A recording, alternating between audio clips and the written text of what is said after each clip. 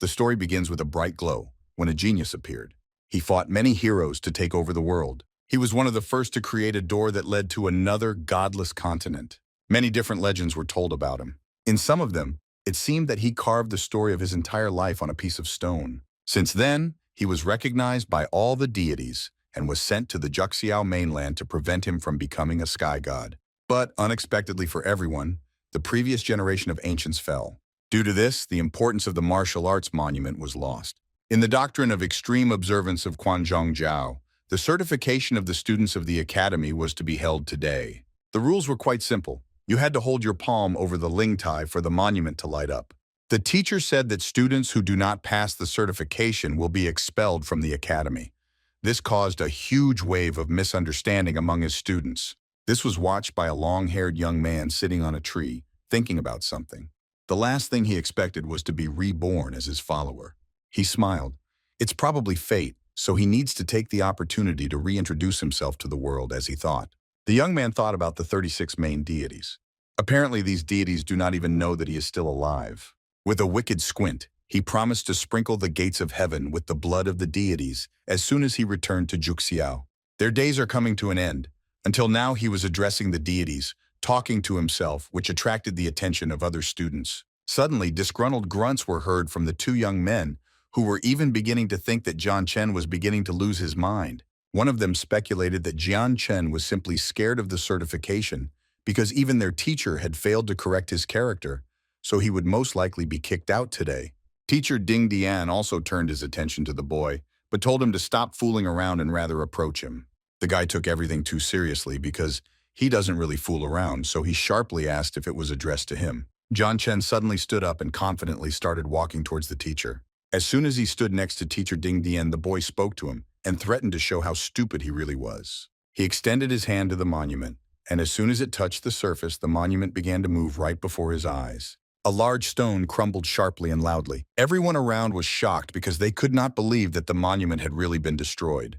Disciples turned to the Lord in confusion, trying to understand what was happening.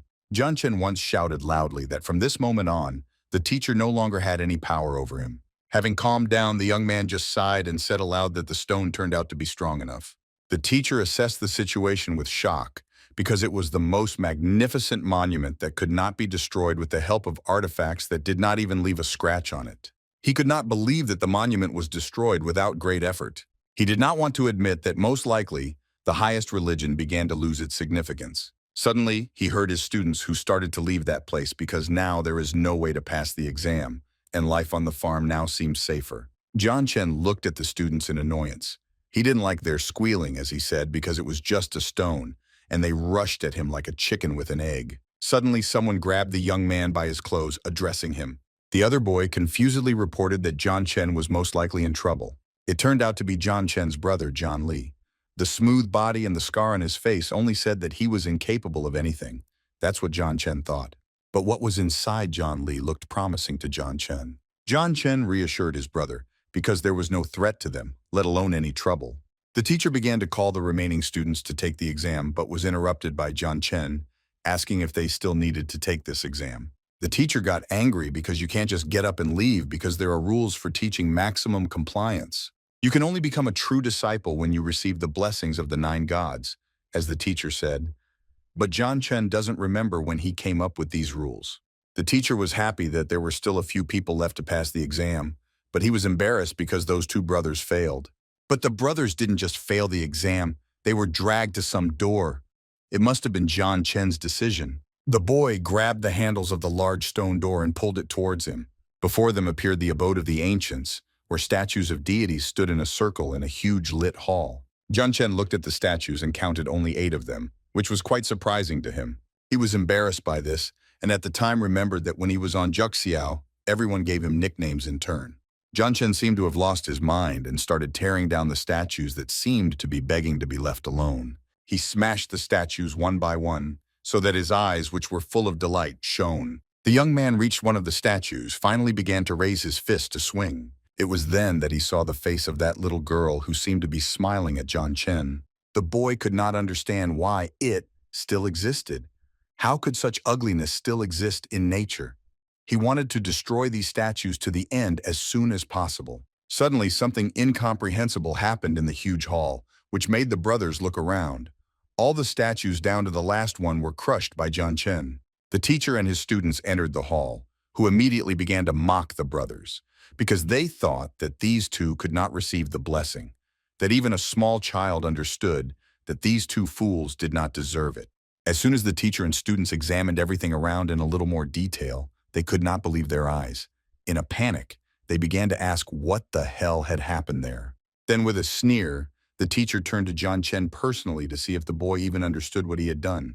The teacher rushed to the young man to give to the boy, and no matter how much the others stopped him, that John Chen was not worth it, that there was no need to even strain for him, it was all in vain. John Chen turned to the 8 ancient souls that he was sure were in the hall to help him deal with this trouble in the form of a teacher. The boy rose into the air surrounded by deities and an incredible golden glow. John Chen thought to himself that no one would even guess that such a small number of people were capable of such incredible and exciting things. The teacher and the others couldn't believe that John Chen would still receive the blessings of the gods, that such a little one would do it despite everything. Even John Lee could not understand how his boss, as he calls him, had become so strong and powerful. Finally, John Chen began to descend to the ground, and his teacher could not understand how the young man had received a blessing if he had no strength and no cultivation talents. The teacher said in shock that the deities seemed to have really gone out of their majestic minds. This all made John Chen very angry because these words seemed to provoke him, which angered the boy more and more. The young man asked what all that he had just shown the teacher could be in his opinion, if not strength and talent for cultivation. The elder replied that at John Chen's age he could only have 9 spiritual veins, and only 3 of these spiritual veins were open. All this angered the boy completely.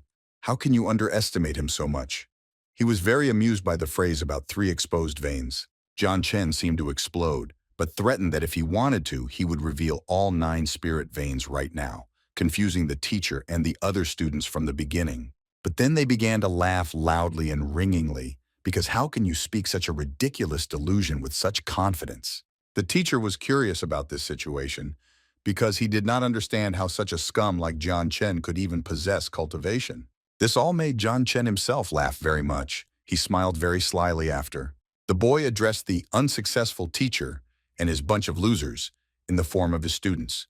He wondered what they would say about John Chen's next move. He flew into the air, surrounded by a green glow, and looked at the teacher with a sneer. Laurel squinted at the bright light, but as soon as he opened his eyes, he couldn't believe what was happening, thinking that John Chen's spiritual veins were blocked. With John Chen hanging in the air, the vital energy of the first spirit vein was piercing through the young man's chest. The teacher couldn't believe it. He thought it was just a coincidence because it couldn't be. The teacher tells that the godless continent of Shuwu is a haven for martial arts, spirit, body, and mind. He continues his story with the fact that all of them were first of all divided into 3 separate parts. John Chen remembers the origins of the academy and how much he hates it, but at the same time, the open spiritual veins fully justified all the torment the boy suffered. Unfortunately, John Chen can only use martial arts with one hand right now, but he is confident that he will definitely deal with this trouble. All the disciples still did not believe that John Chen still had great abilities. One of them said that it must be just a coincidence. Watching John Chen, another disciple noticed that the young man was about to open another spirit vein. The third, being as shocked as possible by the situation, panicked and wondered how much power John Chen had. In a short time, John Chen discovered in himself all 9 spiritual veins, making him a top-level martial arts cultivator. As for Jian Li, he was just as shocked as the others, because it was almost impossible to discover such powers in such a short time. But his brother was able to do it with such ease. The Lord, that is the teacher, stood further as if frozen, with his mouth open in shock, not believing his eyes and ears. Finally, John Chen looked at the teacher as if it was not him who had just done the impossible and shocked everyone around. He shook off the dust from his clothes, asking the teacher how he felt about the sight and whether John Chen had managed to impress his teacher after all. The Lord stood as if petrified about himself, asking how this boy managed to achieve this with great ease. He continued to argue about himself, not taking his eyes off the young man, who until this moment seemed like a boy who was incapable of anything. From that moment on, the Lord appointed John Chen as his successor, meaning he would become the next master of their academy. All the students present could not understand the words of their teacher. What is he talking about? At one point, the students shouted, "Future Master," together, hitting the other palm with their fist, thereby accepting the words of their teacher. Jian Chen was surprised. The words that he will be the next master of the academy caused an interesting reaction in him. The boy said that then Quanzun Academy no longer needed Lord as a master. Jian Chen ordered the teacher to refer to him as his successor and master, showing his superiority to the Lord. To which the master strictly replied that everything has its time and everything goes in its own way. Jian Chen shouldn't be in such a hurry. He further advised me not to turn up my self-righteous nose so that later, in case of failure, I would not have to fall very painfully. Jian Chen only asked if the teacher was speaking in all seriousness and common sense. 3,000 years ago, a respected master alchemist created symbolic seals that were 100% perfect in everything. The boy said that if the Lord claimed to know about it, he had better tell us exactly which seals were lost. Jian Chen folded his arms across his chest, impatiently waiting for his master's answer. As soon as he ran out of patience, he rushed towards the Lord with all his might. Under the leadership of the current master, the Quanzun Academy has sunk to its lowest point. As a master, their teacher was nothing, according to Jian Chen. He stood directly in front of the teacher, looking deep into his eyes. The boy asked how the Lord still had the conscience to call himself the master of the Quanzun Academy. The teacher replied that the boy had no right to judge him, because the fact that Jian Chen had become a cultivator who had discovered the 9 spiritual veins did not mean anything. But the Lord is ready to give the young man the opportunity to become a master. If in a year Jian Chen's cultivation level reaches that of their master, the teacher is willing to relinquish his position as academy master. The guy replied that 3 months would be quite enough for him. He won't be leaving the shelter of the ancients all this time, so he will be grateful if no one disturbs him. The students asked the master, "Isn't the refuge of the ancients a place where only the teacher himself can enter?" At the same time, Jian Chen was already on his way there. The teacher got angry. How dare such a worthless cultivator disturb the ancients' refuge? He is ready to die just to prevent the young man from going there. Zhang Li glanced over at his brother, admiring Jian Chen's strength and asking if he could stay with his brother any longer. At this time, Quanzun Academy had a large gathering of students on the street near the main entrance. A young man stood in the middle of the crowd, glaring at his opponent. He was very tired and beaten. And the red-haired stranger just mocked his opponent, who could not possibly be called the strongest student of the Quanzun Academy. The level that the student showed was too low for strangers. The crippled, tired boy only advised the others to show more respect for their master. Suddenly, the Lord himself came out of the room, inspecting what was happening on the street. An apprentice from another academy began to mock them, not understanding how they could not appreciate their elder's strength. He asked his Lord as soon as they were going to fight with them. Academy Master Quanzun turned to Elder Mu and asked him to calm down his students who were clearly overstepping the bounds of what was allowed. He clenched his hands into fists as he looked at the elder and his disciples while his best pet was dying at this time. Elder Mu turned to the master, asking if the Lord's cultivation level was nothing. A glow suddenly appeared in the elder's hand. He rushed to the master, almost knocking the second one off his feet. He put his hand to the teacher's face, shouting, asking how the master could be such a worthless weakling, capable of small things. The elder pushed the master aside with incredible force. He asked why the Quanzun Academy even existed then. The teacher flew towards his students with great speed, sweeping them off their feet. Later, he flew into the wall, crushing the students with him. All the victims bled from the mouth. Apparently, some will have serious fractures. The elder ordered the disciples to escort him to the main hall of the Quanzun Academy as quickly as possible. He stopped and looked at the master. "It looks like the academy will end today." The master sat down, not believing that the academy could be destroyed right before his eyes. But his disciple addressed him, saying the name Jian Chen. The teacher squinted, not understanding what this sad cultivator could do in this situation. But the disciple interrupted him, because if Jian Chen opened the 9 spiritual veins in a matter of seconds, he might be able to overcome the uninvited guests. The master could not believe it. Will he have to ask or even beg this nobody to help him? He heard the words of the elder's disciples. They threatened to destroy the academy and deal with the losers. The teacher clenched his hand into a fist. He will not let the academy fall. He will not allow strangers to destroy it right in front of his eyes. At the same time, Jian Chen was sitting on the huge throne, fully concentrating and revealing the spirit veins one after another. He had just opened the 13th spiritual vein. His hand was folded and was right next to his forehead, which was wrinkled with the boy's tension. The young man finally straightened up, his hair blowing in the wind that was created by the boy's powers. He was surrounded by an incredibly beautiful and powerful blue glow. He raised his other hand, which already had a source of power in it. 9 heavenly cultivators can reveal 36 spiritual veins after repeated cultivation. Jian Chen could already feel this power of 13 spirit veins. It was so strong that he wondered what incredible power awaited him after opening the 36th vein. The boy remembered that he had been reincarnated in general, but unfortunately, he had not adopted any skills from his former life. He sighed in confusion. But the student begins to remember how to use this method, which is kept in the Tibetan scripture temple. It is surprising that the students of his academy do not practice it. Suddenly he looked in front of him, not expecting anyone at all. Not a single muscle on his face moved. Jian Chen did not look surprised. The master was squinting into his eyes. This look is capable of causing a wave of emotions in other people, but it seems not in Jian Chen. He mockingly asked the teacher, what did he forget here? Did he really want to prevent the young man from reaching his level? The master only replied that Shen Wuzong's disciples had come to them and arranged a war. He was not happy to see this boy either. The student examined the teacher and could not understand why the Lord was so beaten. There was no end to his curiosity. The teacher said doomfully that he had lost his strongest student today, and the existence of Quanzun Academy must have come to an end. Jian Chen was surprised, looked at the teacher and asked contemptuously if it was real that he, the master, had been beaten so easily. How pitiful Lord now looked in the boy's eyes. Beaten, exhausted, completely helpless, he asked for help to save the academy from falling. The teacher looked at the floor and said that Shen Wuzong was somewhere very close by. Jian Chen suddenly jumped up from his seat without even thinking, reacting sharply not only to the sound of the name. He seemed to seethe, quickly walked past the teacher without looking at him, and left him alone. Shen Wuzong's students staged a pogrom on the grounds of the Quanzun Academy. They have already managed to kill and beat dozens of students of the academy. Their ruthlessness knew no bounds. One of Wuzong's students, holding the victim by the collar, said that the Quanzun Academy was worthless and that it still had a little more left because Shen Wuzong would destroy it soon. He told his victim not to be upset for nothing. It was just so clear to everyone that Shen Wuzong was much stronger than their master, and began to laugh loudly afterward.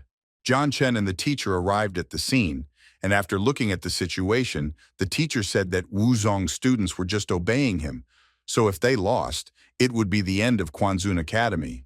To which the boy replied with a sneer that it sounded ridiculous, because hardly anyone still had even a drop of respect left for this unfortunate academy. Jian Chen said in a completely calm tone that he would win the duel and he was not here to joke around.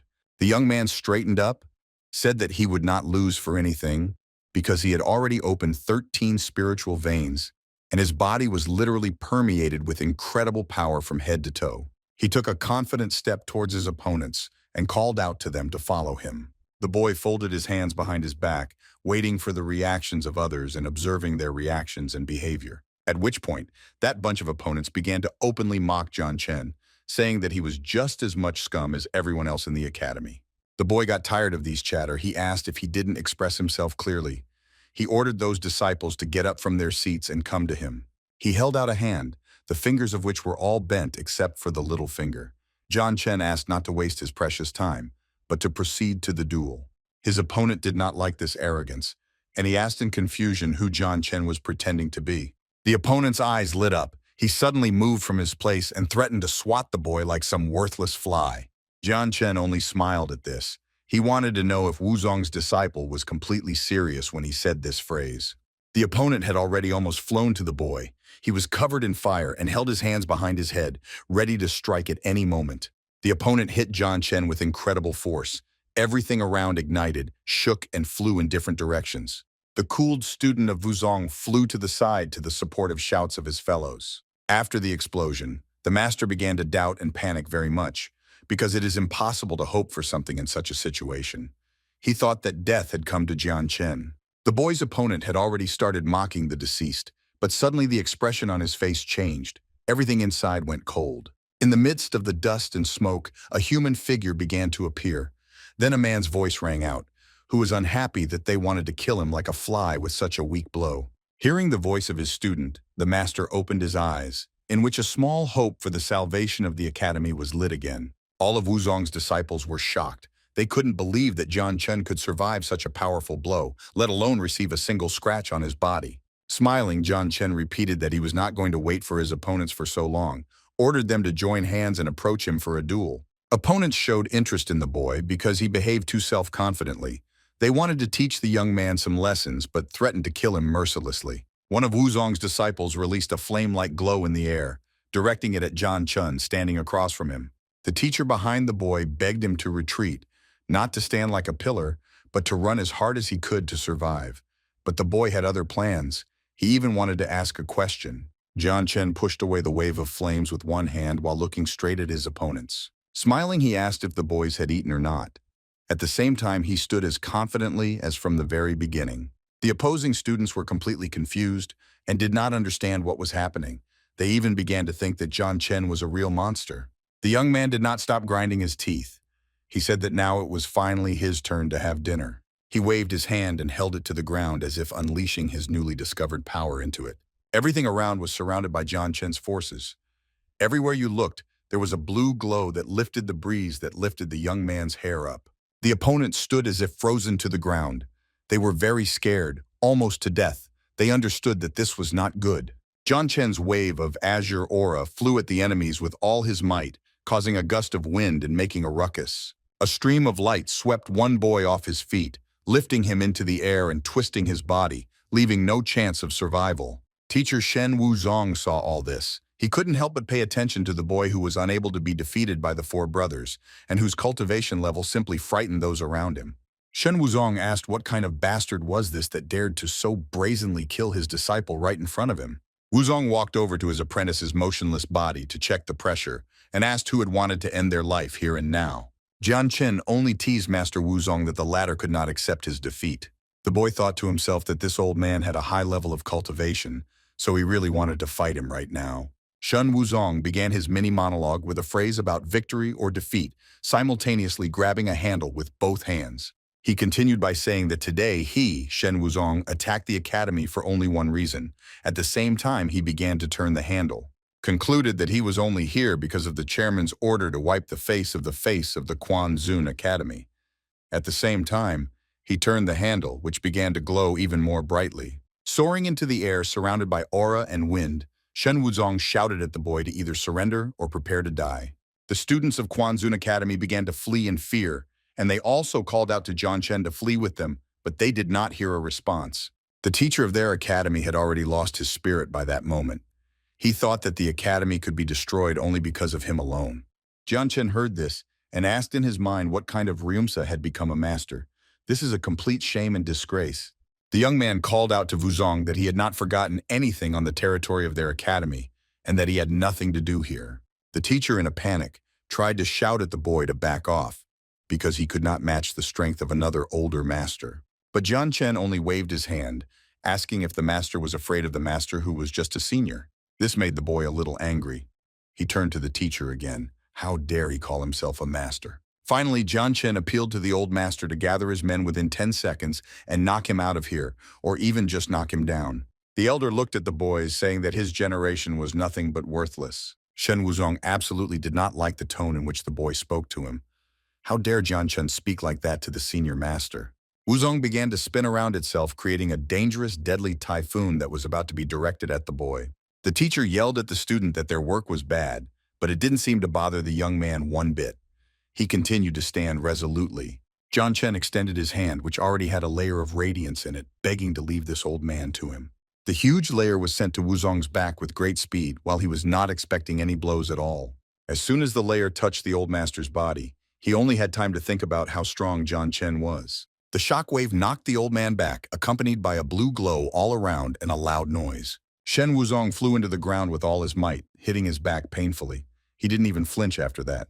Surrounded by blue flames, Jian Chen called out to the attackers if they still wanted to kill him. But Wuzong's students were thinking about something completely different. They were shocked by the motionless dead body of their teacher.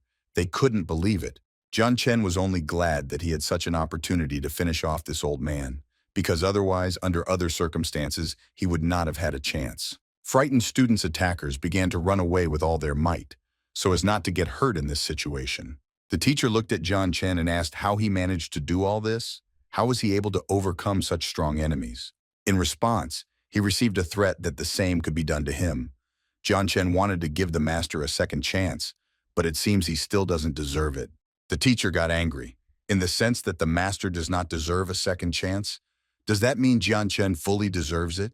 The guy threatened that one more move in his direction, and he would kill the teacher without thinking twice. Master looked at the motionless body of the elder who had been killed by Jian Chen. It seems that he has finally grasped the student's powers and capabilities. Meanwhile, the boy turned to the other students of the academy, giving them greetings from the already former master and ordering them to bring him some spirit stones. But apparently, they did not understand what it was about, so they stood in a stupor. The new master just snorted but decided to go to the treasury alone. One trouble awaited him there. All the rare treasures he left in the treasury disappeared without a trace. He tried to understand where his treasures could go, who could steal them, but then he realized that the treasures were stolen by those idiots. Jian Chen doomedly ordered a horse to be prepared for him so that he could go to the city. The boy hoped that if he left now, he might still catch up with those miserable thieves. After some time, the master was informed that all the horses were gone, but there was one donkey left, which is also not bad in principle. It wasn't that far from the academy to Qinyun City, only 30 miles. Jian Chen had almost arrived in the city, but he joked to himself that he must be the first master to ride a donkey. He felt terrible shame because of his transport and promised himself that as soon as he found the money, he would immediately buy a horse. Suddenly, the watchman approached the boy and called him the one on the donkey. He said that there is no place for the poor here. This confused Jian Chen very much. He asked what this guard was, almost hissing under his breath. The boy looked down at the men, holding the leash of his donkey in his hand, questioning what the men had said. The answer was as rude as possible, as if the entrance to the city was closed to dumb animals, and that no one had ever seen a cultivator even ride a donkey. Jian Chen introduced himself to the men once more, calling himself Academy Master Quan Zun. Then he asked to get out of his way. The man and his partner started talking about this academy. They said they had never heard of it. It was probably another village for worthless people. Jian Chen smiled. He didn't like it very much that some miserable man called him worthless. He lashed out at the two guards, instantly seething, shouting how dare they insult his sect. He hit these men with such force that they were stamped into the walls, which were completely covered with cracks from the impact. The victims began to cough violently. It came to the point of blood. It seems that someone will need to see a doctor as soon as possible. They looked at Jian Chen in fear, asking how a mere cultivator dared to strike them. The guy jumped on his transport, in the form of a donkey. He again asked the beaten men if he could finally enter the city, holding a leash with a donkey that was chewing grass. The men were not jokingly afraid of the boy and already began to think that he was ready to even kill them. They politely moved to either side, giving way to Jian Chen into the city, inviting him to come inside. The boy smiled. Well, it was finally missed, although it could have been done that way from the very beginning. The young man held his hands up, stretching and complaining about his old body, saying that the two had asked for a few bruises on their faces themselves, to which the two remained silent, fearing to say something, watching the cultivator with their eyes. Jian Chen approached the shop with his transport. Apparently, he thought about buying something new. Leaving the donkey behind, he decides to go inside. Opening the door, he called out to the seller, brazenly calling him a friend. At this time, the two guards decided to teach the so-called cultivator, and they later untied Jian Chen's donkey. Once inside, the master looked at the seller and asked if there was even a little bit of red perfume grass anywhere. Red perfume grass is used in medicine. It grows thanks to the absorption of the earth's essence. If Jian Chen can obtain this herb, he will make a medicine to increase his strength. The seller at this time told the boy to watch his tone and turn to someone else, continuing to put something in the drawers further. Suddenly, a man's voice came from behind the master, asking what Jian Chen used red spirit grass was for. If he is poor, does he have an extra pair of spirit stones? The boy decided to examine his outfit. He began to think about changing his image and updating his wardrobe. Jian Chen looked down at his outfit.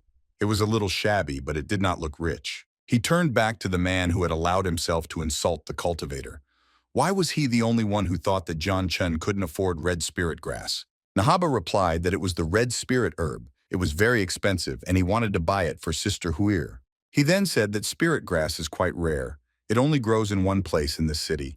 Does Jian Chen want to disturb him? Roughly throwing the spirit stone on the floor, the man told Jian Chen to hurry up and pick up the stone and throw it away. The master was angry. He looked at the man intensely, not understanding how you can be so impudent without manners. Jian Chen asked if the man still wanted him to take the stone by stepping on it. He was ready to bet who would get this red spirit herb. He took a brush and dipped it in ink. This shop sold elixirs, as the boy understood. As soon as the brush touched the paper, John Chen said that then he would have an offer that was quite attractive and impossible to refuse. In a matter of seconds, the boy painted the paper. From the outside, it looked no different than magic. The words were flying, trying to catch up one after another. Finally, John Chen finished painting something on the paper and put the brush down. He looked at the writing and turned to the man, asking if he had just decided to show off in front of him. John Chen confidently slapped the paper on the table, saying that he would like to exchange the bloody pill for the red spirit herb. The impudent man was embarrassed because he did not understand what exactly the boy wanted to exchange. He had never heard of a bloody pill in his life. The seller jumped up as soon as he heard about the exchange for a bloody pill. He grabbed the papers in disbelief. The shocked salesman ran through what was written several times before continuing. But it seems that he was completely speechless, because then he continued to stare silently at the papers, completely bewildered. Suddenly, the salesman started walking away, calling John Chen to wait for him.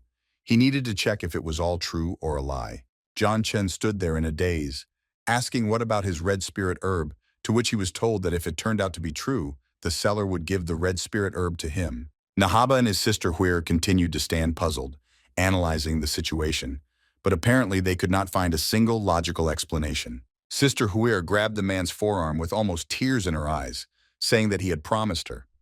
The first time his name was heard was Lin Yun. Brother Lin Yun shouted that it would be better for John Chen to give him this herb in a good way than to continue to stand his ground. John Chen scratched his ear, asking who this brother Lin Yun was. He thought to himself, how many more people want to provoke him? Sister Huir turned to Jian Chen. How dare he speak in such a tone to their young master Shen Wuzong? Hearing the familiar name, the boy wondered how quickly he had met the second Shen Wuzong in such a short period of time. Future Master Shen Wuzong ordered Jian Chen to kneel down and beg for forgiveness, and then perhaps Wuzong would take pity on him. The young man clearly did not want to tolerate such behavior in his direction. His eyes lit up. It was obvious that he was ready to use his powers. But suddenly he looked in front of him.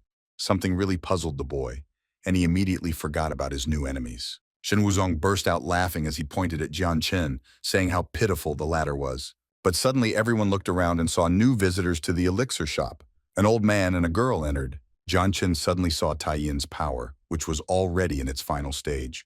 He said that the girl would no doubt die in 10 days. The old man who had just entered with this girl suddenly stopped when he heard the boy's words. He looked at Jian Chen in surprise, asking why he had spoken so suddenly about this power. The old man thought that most likely the boy was able to see Tai Yin's power through his entire body, and perhaps he still had the medicine for his granddaughter. Jian Chen replied that he knew how to transform Yin. He also said that after conversion, Yin becomes a holy Tai Yin. The man immediately relaxed, and his face seemed to improve. He asked if Jian Chen could tell him more about everything, but behind him still remained that arrogance, which the new master of the academy, Quan Zun, did not have time to rub the pike. Shen Wuzong called out to Jian Chen. He was completely enraged and acted as if they had been bitter enemies since childhood. The boy lashed out at Jian Chen, shouting that the other could not get away with being ignored so easily. The cultivator just gave him an annoyed look, wanting to get out of this place as soon as possible. Suddenly, the opponent was thrown back by a strong wave. He cried out in surprise and then only heard a wish to disappear from the face of the earth. The man flew into the wall not far from Sister Queer. It is impossible to even imagine the force with which Shen Wuzong hit the building.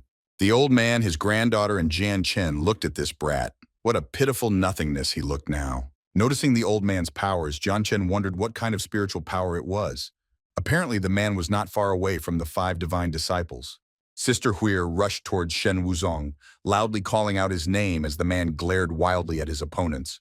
The older man replied that he had some business to do with the young man Jian Chen, and also that outsiders should not interfere in his affairs. Sister Huir and that impudent stared at the old man. Suddenly, Huir saw a wooden sign not far from her hip and pointed it out to her friend.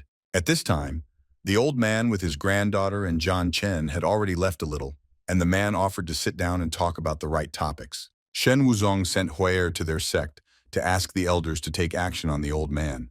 After all, on his plate was written Shuihai Kunshan, which meant snowy mountain. Wuzong turned back but thought to himself about how that old man would beg to spare him. When the trio sat down, the old man pointed to his granddaughter and introduced her. Xiao Yu was her name. The girl was wearing a beautiful white dress and a hat covering her face. It was a straw hat with fabric fluttering in the wind, but the girl's face could not be seen. The grandfather asked his grandson to take off his headdress and let the craftsman look at her. As Xiao Yu began to remove her hat, the grandfather asked how exactly the yin in his granddaughter's body was supposed to transform into Tai Yin. Finally, the girl took off her hat. She tucked her hair behind her ear, smiling lightly. Xiao Yu was very pretty, fragile, and attractive. Jian Chen stared in surprise. Perhaps he did not expect to see such a beauty, or he saw some strength in her again. Master cleared his throat and said that he was very sorry, but he could fix her yin if she agreed to stay with him. He put his hand to his beard and thought, St. Tai Yin is a rarity, and more importantly, the Quanzun Academy needs talented students right now. The girl was confused by such an answer from the master. It was easily read on her face. Would her grandfather agree to this? At this time, the old man asked how he could agree if he did not know how to transform yin. The boy stood up abruptly and replied that if they didn't agree, how could he tell them how to transmute yin? Leaving them, he added that the girl had only 10 days left, and they had the same amount of time to think. If they agree, then let them come to Quanzun Academy. The old man thought seriously without answering anything. Apparently, he did not expect such a conversation from Jian Chen. Grandfather and granddaughter also started going out. Xiao Yu said that she and Jian Chen were the same age, but the master's outfit left much to be desired. On the street, the girl asked if everything the master said earlier was very important, to which the old man said that the girl was in a rather serious condition, which he himself still found difficult to believe, especially since the girl had only 10 days to live, and it seemed that they had no other choice. The man thought, perhaps Master Jian Chen was indeed their last hope to save the girl. Jian Chen was bored, leaning against the huge pillar, looking at the golden furnace that was obviously already cooking something. Suddenly, a guy started running around in the middle of the hall. He was looking for a master who knew the recipe for red perfume herb. Of course, it was Jian Chen. Most likely, it was the same seller from the store. He filled his lungs with air and called out to the master with all his might. When the boy finally found Jian Chen, the master looked at his hands and asked in confusion if the boy was holding the hot pot with his bare hands. Jian Chen was already sweating. The boy's hands were already quite burnt. He couldn't understand how the boy felt nothing. The boy with the jug enthusiastically handed the jug to the master without letting Jian Chen say a word. He said that he had remade the medicine following the master's formula, and that the medicine had been lost many years ago. Finally, the boy asked the master's name. The boy introduced himself as the master of the Quanzun Academy. His name was Jian Chen. He stared intently at the pitcher that was too close to him. He asked if the recipe was correct, if he could get the spirit herb. In his mind, Jian Chen began to flatter himself that he had incredible charm and was popular everywhere he entered. Another one came up to the enraptured boy, happily handing the master the desired red perfume herb. Jian Chen took the herbs in his hands and looked at them thoughtfully. For some reason, he did not look satisfied. The master asked the boys if he could borrow the stove and herbs so that he could practice alchemy a little. Then he wondered why his academy still didn't have a stove. The crowd of boys enthusiastically led Jian Chen to the stove, saying that the recipe the master had given was priceless, so he could take the herbs right from there. The master was already getting ready to start work. There was a glow and a breeze around. Suddenly, someone called out to him, interrupting his work. The older man asked what Jian Chen was doing right now. The man began to quarrel with the boys. They turned out to be alchemists. The man said that they have no conscience or dignity at all, that they squirm and squirm in front of some child, which is sickening to watch. One of the alchemists began to apologize, bowing in parallel with his colleagues before the old man, but he ordered him to fall down. The old man turned to Jian Chen. He asked if the young man had taken all these herbs to make the bloody pill, to which the master replied that it looks like the old man understands a little.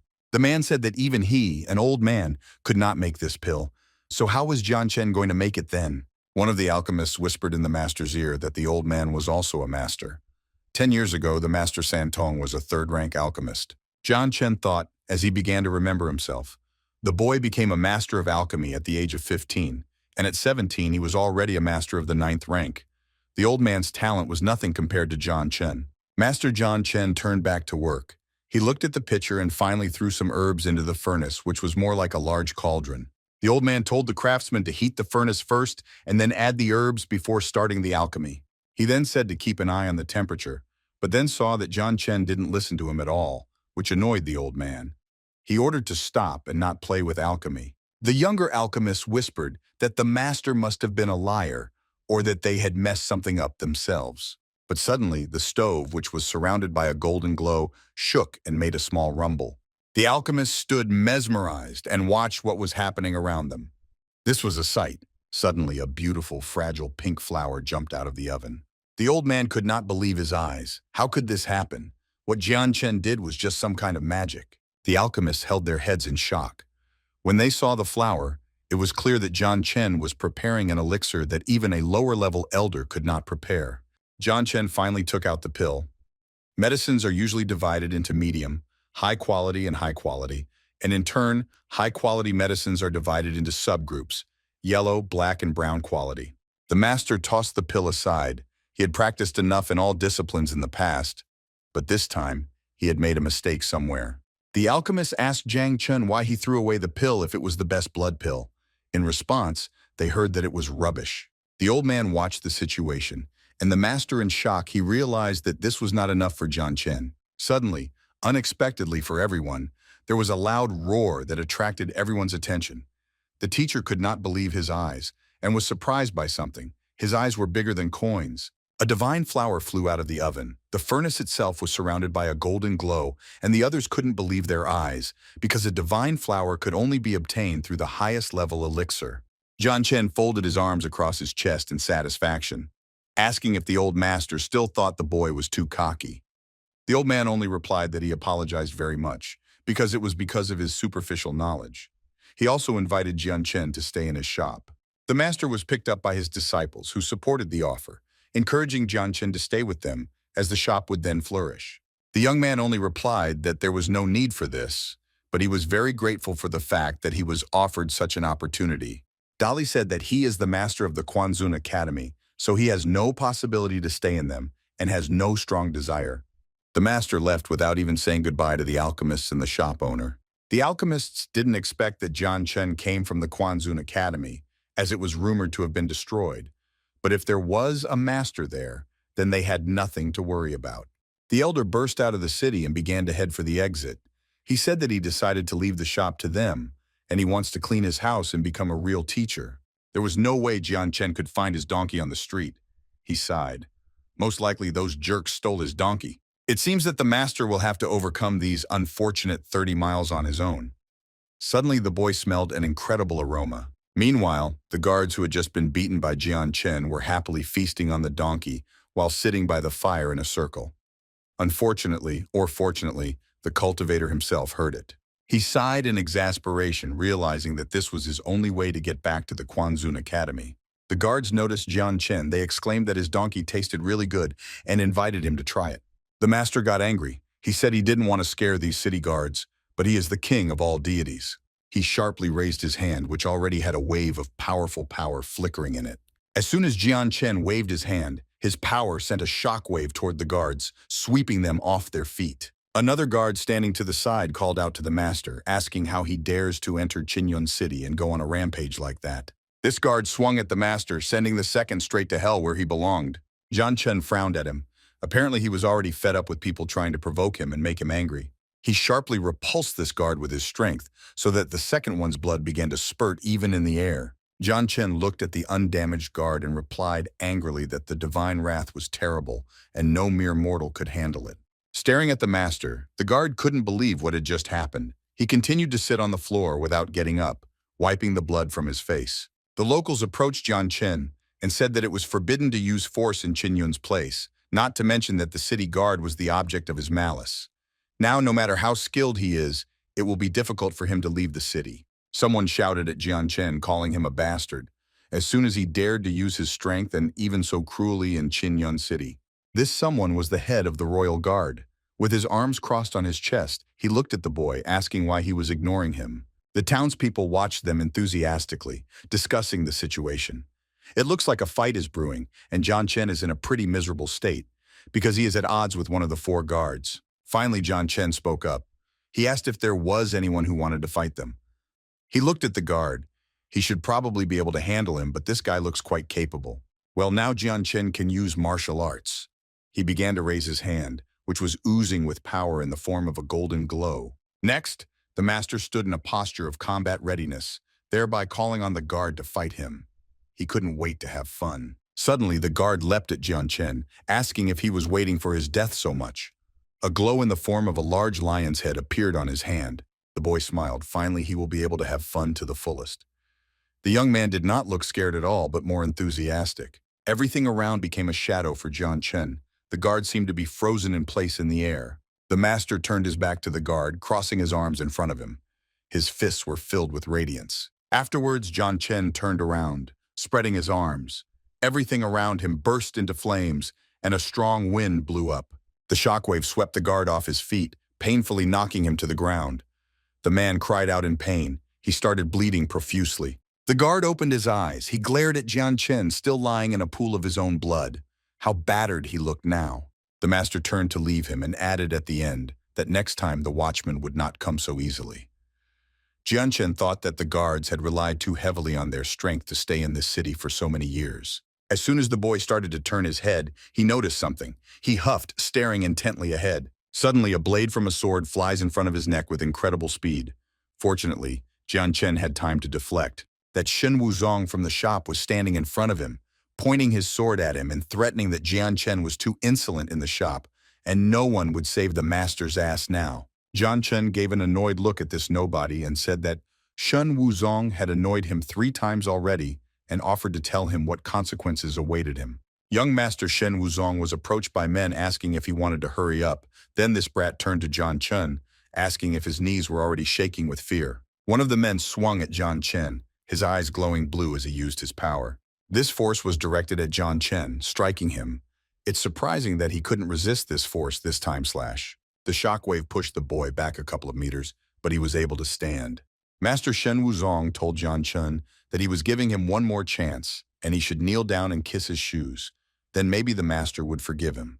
Jian Chen frowned at the trio while wiping the blood from his chin. He thought that these men must be subject to this insolence. 2 middle-aged men stood in front of him, and future Master Shen Wuzong was mocking somewhere behind him. Jian Chen turned to the men. They made him angry for no reason. The master's eyes lit up with anger. The 2 men charged at the master, to which Shen Wuzong shouted that there was no way for Jian Chen Yu to overcome him. Suddenly, someone shouted, "How dare they do that?" The men immediately seemed to freeze in the air with their eyes staring. The owner of the shop where the boy used to be had interceded for Jian Chen.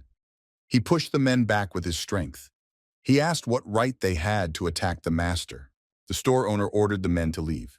At this time, Jian Chen thought about it. It seems that all the dirty work will be done for him today. Future Master Shen Wuzong was very surprised at the situation, saying that the owner of the shop, that is, Master Tong, was simply fooled by Jian Chen.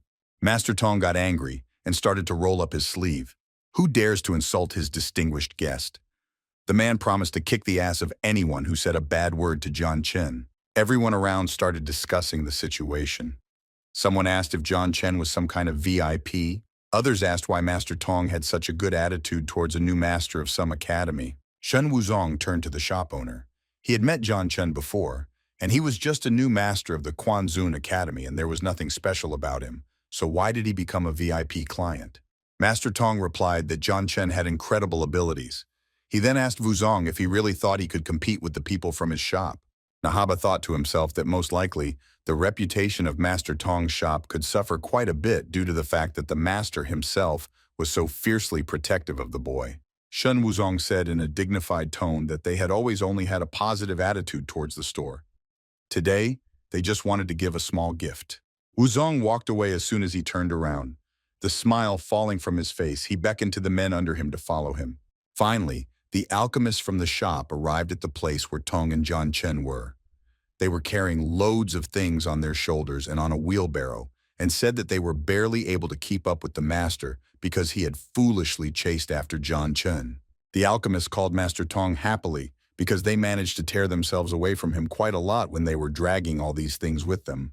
Master Tong only rudely replied that the shop no longer needed alchemists. Why did they decide to run after him with all the stuff? The shop owner told Jian Chen that he saw the boy's wounds and that Shen Wuzong would not leave him alone, and that they could send him back to Quanzun, and finally asked for his help in creating a healing elixir. Jian Chen scratched his nose in confusion and asked if Master Tong wanted to move the shop to his Quanzun Academy. The master replied that he was going to Quanzun to teach and enjoy the scenery, He was picked up by the alchemists, who were also eager to see the scenery of Quanzun. John Chen sighed, after all. San Tong should be given credit for what happened today. Otherwise, he already had time to think that he was stuck in this city for a long time. John Chen agreed to the alchemist's suggestions and ordered to take a few more horses, some herbs, and most importantly, a stove. The locals couldn't believe that the first alchemist in Qinyun City, Master Tong, was literally licking some jerk's ass. Quanzun must be getting off his knees if Master Tong himself respects the new master of the academy so much. At this time, the girl and her grandfather, who were leaving the store, discussed John Chen. The granddaughter asked, "Where did this master come from?" Then the granddaughter told her grandfather that it seems that those alchemists respect him very much. Grandpa replied that he wasn't very sure, but if he said he could heal the girl, then it seemed like he really could. The girl sighed and asked if they would still have to go to the Quanzun Academy now. Grandfather thought about it. He gave a positive answer, but later added that they would not be going to the academy right now. It is worth waiting a little. An hour later, John Chen and his guests arrived at the academy. As soon as the former master saw this, he loudly called out John Chen's name, calling out to him. He looked at the boy, then pointed at the people, and asked if all these people were going to live in the academy temporarily.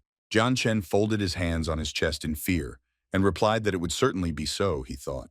The former master was happy to have so many new alchemists in the academy. He was confident that he could make their talent soar to the very sky. Master Tong asked John Chen where they would live, to which he was directed to someone who would show and explain everything to them, while John Chen himself was going to prepare the elixir and practice a little. Tong excitedly asked about the elixir, or rather what level of elixir John Chen was going to make, to which he was told that it was supposed to be a black level elixir, but that John Chen was going to eat it himself afterwards. The former master of the academy turned to Tong, offering to take him where he needed to go. After a while, John Chen was already practicing opening spiritual veins. He was very tense. It seems that everything was not so smooth. Of course, the black level of the blood pill is not very effective and will only open up 20 spirit veins.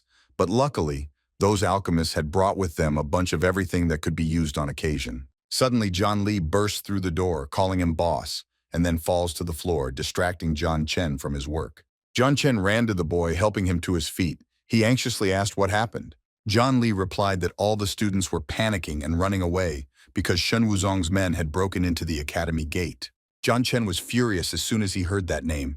It seems that a little more, and his eye will start to twitch from this man. The master rose from his seat and walked away aggressively, saying that this time he would finally not hold back and would go after it with all his insolence. At this time in the courtyard, former master Lu Qin-chun was standing against Shen Wuzong and his subordinates. Shen Wuzong tried to manipulate Qin-chun in every way, asking if he wanted to resolve this situation quietly and peacefully. Shen Wuzong said that if the former master surrendered John Chen and his followers to him, he might not even die today. Wuzong's subordinates enthusiastically supported their master, confirming his words and saying that with Shen Wuzong, the master would be able to live a truly luxurious life. Lu Qin-chun stood his ground and replied that on the day he bowed before the Holy Church, he had taught the entire Quanzun Academy and was willing to die for its honor. He would be lying if he said he liked John Chen, but now he is an academy master. Qin-chun then shouted that if he was in danger of death, he would still not betray John Chen. This was heard by John Chen himself, who had already gone outside. He thought that Lu Qin-chen was indeed very important to the Quanzun Academy. The new master approached Qin-chun and Shen Wuzong and stood in front of the former master. Shen Wuzong just sighed in exasperation. It seems that he was tired of waiting for John Chen and said that the master finally stood before him, and today he would pay for everything. He glared at John Chen, adding that today his miserable existence would end. They were approached by Master Tong, the owner of the shop, who asked how Shen Wuzong could speak in such a tone to John Chen. Shen Wuzong replied to Tong that John Chen had killed a person, which was unforgivable, and asked if his shop thought the same. John Chen intervened, telling Master Tong that Shen Wuzong was only his problem, and he didn't need to interfere. Shen Wuzong looked at the men madly, but said that he had heard that the Lingtai monument of Quanzun Academy had been destroyed, causing the defense part to lose contact. John Chen looked back at Wuzong, smiled slyly, and replied that he seemed to be right. He straightened his hands with his palms facing the sky, bending some of his fingers, and thanked Wuzong for reminding him of what he had to prepare. John Chen raised a hand that was already charged with power, ready to attack his opponents. Everyone was shocked when they saw John Chen's power, Shen Wuzong asked in fear what it was, because it was not like the power of a great guardian. Jian Chen's eyes were glowing gold. He was seriously looking at his opponent, but he was already ready to give an answer. Swinging at Wuzong, Jian Chen charged towards him, shouting that this power was God's might. As soon as Jian Chen flew to his opponent, he put his hand in and made a swipe at his chest. Wuzong's mouth immediately began to bleed.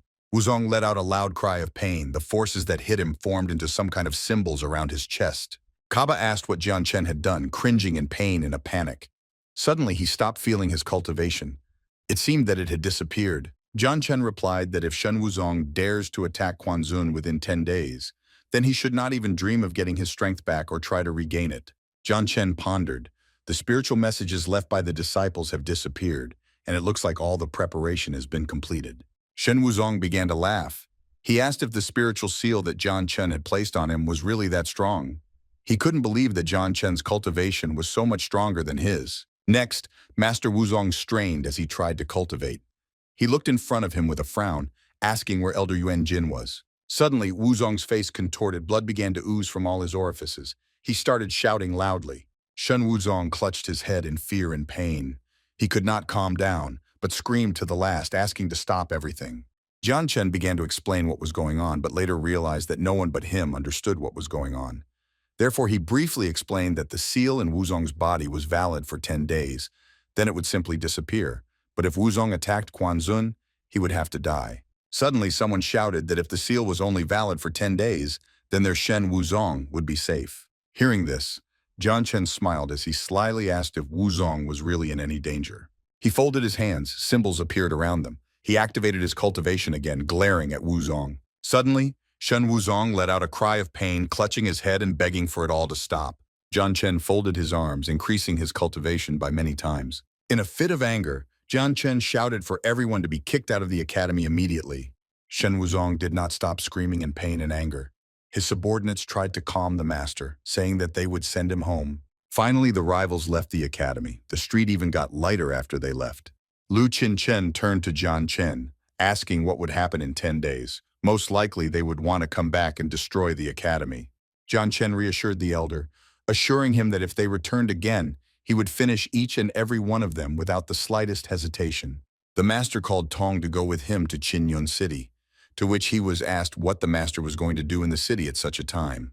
Jian Chen pondered and replied that in general, he should prepare properly for the role of a master. Finally, Jian Chen and Master Tong arrived at Qinyun City, and they headed to Zhen's shop. Master Tong asked Jian Chen why they had come to Zhen's shop, to which he replied that they were to purchase the necessary materials. Jian Chen replied that Tong was living in his academy and he had to pay for it. Master Tong agreed with him but said that if Jian Chen needed anything, he should just ask for it. Zhen, the owner of the store, came to meet them. He recognized Master Tong. The owner asked his guests what brought them to his shop, especially Master Tong. Lu Shan, that is, the owner of the shop, looked around the guests with a smile. The man looked appraisingly at Jian Chen. Did such a ragtag person also want to visit his shop? Lo Shang said that he is always happy to see a master in his shop, but can he afford the materials? Because they are much more expensive than the elixirs in Tonga's shop. Master Tong glanced at Jian Chen. He should change his clothes as soon as possible to new and better ones. Master Tong interceded for Jian Chen and said that he would cover all of Jian Chen's expenses. Tong whispered in Jian Chen's ear that maybe they should look into some new clothes for him. Jian Chen replied that he didn't mind, but first he had to write a list of materials to buy. While Jian Chen was concentrating on writing the list of materials, the shop owners began to quarrel very much because they believed that their shop was the best. Jian Chen only laughed at those two because they had completely identical shops, but in their opinion, they were still somehow different. Master Tong threatened Lu Shan not to cross his path, because in the future, all the masters of Qinyun City would come to him to buy all his elixirs at double the price. At the same time, Jian Chen's list was ready. Tong finally handed the list to Lo Shan, again saying that he would cover all of Jian Chen's expenses. It seems that they were not going to stop fighting at all. Lu Shan quickly ran through the list. It seemed too big for him, so Lu Shan asked what Jian Chen was going to do with it all. Master Tong angrily replied that it didn't matter to him if Jian Chen wanted to purchase it. He ordered not to waste his master's precious time. Shop owner Zhen turned to his student, handing him a list and ordering him to gather all the necessary materials. Jian Chen asked Tong if he had enough money, at which time Tong assured him that if he didn't, he would sell some pills. It wasn't until half an hour later that all the materials on Jian Chen's list were collected. When Master Tong saw the cost of all the materials, he let out an excited cry, not expecting to see the price of 30,000 spirit stones. Master Tong turned to Lo Shan because he couldn't believe that the cost of these materials was so expensive, because even his shop only earns 30,000 spirit stones in a year. Lu Shan replied that those are the prices he already has in his shop. If Tong can't afford it, then let him return everything. Tong looked at Jian Chen and told him that he was very sorry, but unfortunately he didn't have that many spirit stones with him. Jian Chen replied that he didn't even have a penny with him. Lu Shan didn't like this answer, because what were they going to buy in his shop if they didn't have a penny with them? According to the rules, if the buyer returns more than 10 items, he must pay for the return. The owner then added that if they did not pay, they would no longer be able to leave the store. Jian Chen placed his hand on Master Tong's shoulder and turned to Lo Shan, offering him a trade, to which he only heard a scornful reply that Jian Chen could offer something of value. Jian Chen waved his hand, telling Lu Shan to watch his actions closely, as he would not do it twice. The master raised his finger up. It was completely oozing with power in the form of a golden glow. Jian Chen created a seal. The entire floor beneath him was littered with symbols, and he himself was surrounded by a variety of radiance. Lu Shan said that the heaviness of this seal exceeded the level of a heavenly seal, which was simply incredible. Vera asked if Jian Chen could draw it again. Master Tong was very proud of Jian Chen's skills. He looked haughtily at Lu Shan. He must be in an unbelievable shock right now. Jian Chen told the owner that, as he said, he would only show it once, and if the master didn't remember, it was solely his problem. If Lu Shan wanted to see it again, they should probably come to an agreement after all. Lu Shan tensed. He asked what kind of seal it was, because if it was an ordinary card, then it had been hanging in the office for a long time. Jian Chen slyly looked at the owner. He replied that it was the seal of Xuanzhu, but it was unlikely that Lu Shan had heard of it. Jian Chen continued the story by saying that this seal was created by the deity king Tian Chen. It was the so-called long-lost Nine Xuan. It was almost the strongest seal in the world. Of course, Lu Shan did not believe that Jian Chen could reproduce this seal, as it had been lost during the time of the deity king Tian Chen. He didn't understand how Jian Chen wanted to convince him that he would make an original seal and not a fake one. Jian Chen smiled and walked away towards the exit of the store and added that Lu Shan may or may not believe him. Jian Chen said that he was here to exchange the seal for materials, and if Lu Shan didn't believe him, then let him follow him to make sure. The shop owner was already beginning to doubt, what if Jian Chen wasn't lying? Suddenly, Lu Shan still made his choice. He said that he would follow the master, but if he cheated him, then he would regret contacting his shop in the first place. As soon as the men stepped outside, all the while they were having a dialogue, most likely Jian Chen had already introduced himself as the new master of the Quanzun Academy, because Lu Shan had questioned the name of the academy. Lu Shan then asked if the new master was one of the academy's students. He thought that if Jian Chen was a student of this lousy academy, then it was a disgrace. Lu Shan turned to Jian Chen in displeasure, asking if he was going to do anything since it had been a long time. Jian Chen replied that he was at first and stopped. The boy pointed to a pile of garbage in the yard, ordering Lu Shan and the disciples to clean it up. This caused a violent reaction of dissatisfaction from the owner and subordinates, because how dare he ask them to clean? Jian Chen let out a bored yawn while scratching his ear. He said that it was as dirty as a pigsty, and he could clean it himself. But there were 7 peaks in his Quanzun Academy, and not counting the main one, all the other 6 peaks had to be cleaned. He looked at the men and mockingly asked if they were even capable of such a thing. The man glared at Jian Chen. He didn't even try to hide the fact that he didn't like the boy at all. Lu Shan seethed. He ordered everything to stop in an angry tone because his patience had already snapped as soon as Jian Chen dared to deceive him. The owner swore right now to show what happens to those who cross the road to the inhabitants of the godless lands. Suddenly, Jian Chen threw the man's writings and added that the man has the materials. After cleaning, let him try to remember what Jian Chen showed. The man confusedly unfolded the paper, reading the symbols as Jian Chen confidently walked towards the exit. Lu Shan said that this seal was stronger than any he had ever seen. Was this seal really stronger than the heaven-level seals? 3 days had passed since then. Jian Chen had been practicing his powers in the master's chambers. Jian Chen said in a voice that was endless until they were extinguished. Suddenly, everything around lit up with a blue glow. He went on to say that since time immemorial, many people have missed this stage, and he wouldn't even dare to do it again, even with all caution. But luckily, he wouldn't have to. What a pity that he did not reach that form. He continued by saying that Tien Shinjuku is the strongest form of spiritual relic, and also the strongest form of cultivation. If his memory serves him well, there must still be a Dark Lord's infinity recipe. Before, when he spoke with Dao, he could not imagine that he would use his powers. Although then, Jian Chen was the most powerful cultivator, so now he must be the best in all the cultivation types he has ever used. His face became serious. The conditions he sets before himself are quite difficult, so his body must be hardened. As soon as Jian Chen went outside, he immediately paid attention to the weather. Lightning flashed almost immediately. The boy lifted his head up, as if he saw something important there, and then smiled. His thoughts were interrupted by Lao Shan, boasting that he got the seal. He would really like to Jian Chen saw the mark left by the seal. The man then exclaimed that it was a heaven rank and it was actually a very powerful seal. Maybe, replied Jian Chen. He mentally remembered that the seal would only work until 3 or more sufficiently skilled cultivators joined forces to destroy it. Shin never left him Vuzanga. He had a bad feeling about the situation. Lao Shan turned to Jian Chen, saying that he thinks the academy still needs people, so maybe he could be on that list. He then added that he had a dream since childhood to work for the glory of the great Quan Academy Zun. He looked like a small child from the side. Jian Chen replied that if Master wanted to stay in the academy, he should say so rather than make such loud statements. But the academy really needs people. But if he wants to stay so much, Lao Shan happily exclaimed that of course he wanted to stay, not believing that he was so lucky. Jian Chen said that he was giving the seal to the master, and if he wanted to contribute to the academy, he was interrupted again by Lao Shan. He said that he definitely wants to enter the academy, and they all only want the well-being of the academy. Jian Chen replied that in that case he would bestow the second seal on Lao Shan Yu, waving his hands. He then added that if he helped him finish the marking during the day, he would give this seal as a gift. Lao Shan just replied in a daze that he would do whatever Jian said Chen, and he was incredibly lucky to have met Master Jian Chenya. Jian Li replied that to stay here, Lu Shanya will have to pay for accommodation. Materials to create a seal will be enough to cover accommodation at the academy. Lao Shan looked at the master in shock. How dare he even?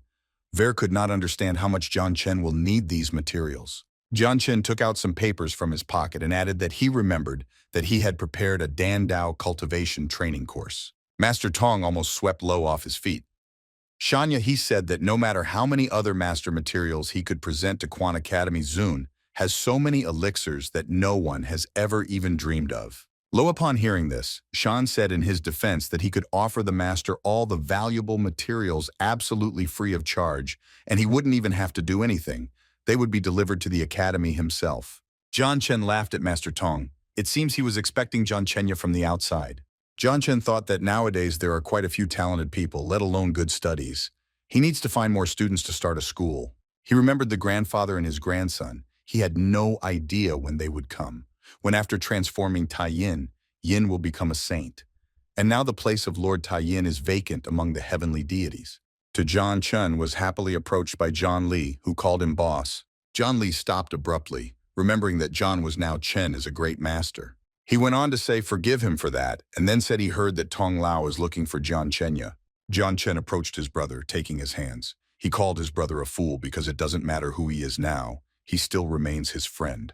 He added that he was still the same Jian Chen, who was expelled with him from the Qin family Chuan Chen, holding John Li's shoulder. Jian Chen thought that this body was from the Chen family, and it seemed that he must be his brother. John Li disappointedly replied that he had the same feelings as John. Something has changed for Chenny, even though he should be the same as he is. Jian Chen agreed with him, but added that in the past, the two of them had been nothing but trash to their family. Even after entering the Quan Academy, Zun and them were considered trash. Then he looked sternly in front of him, but firmly said that now everything has changed.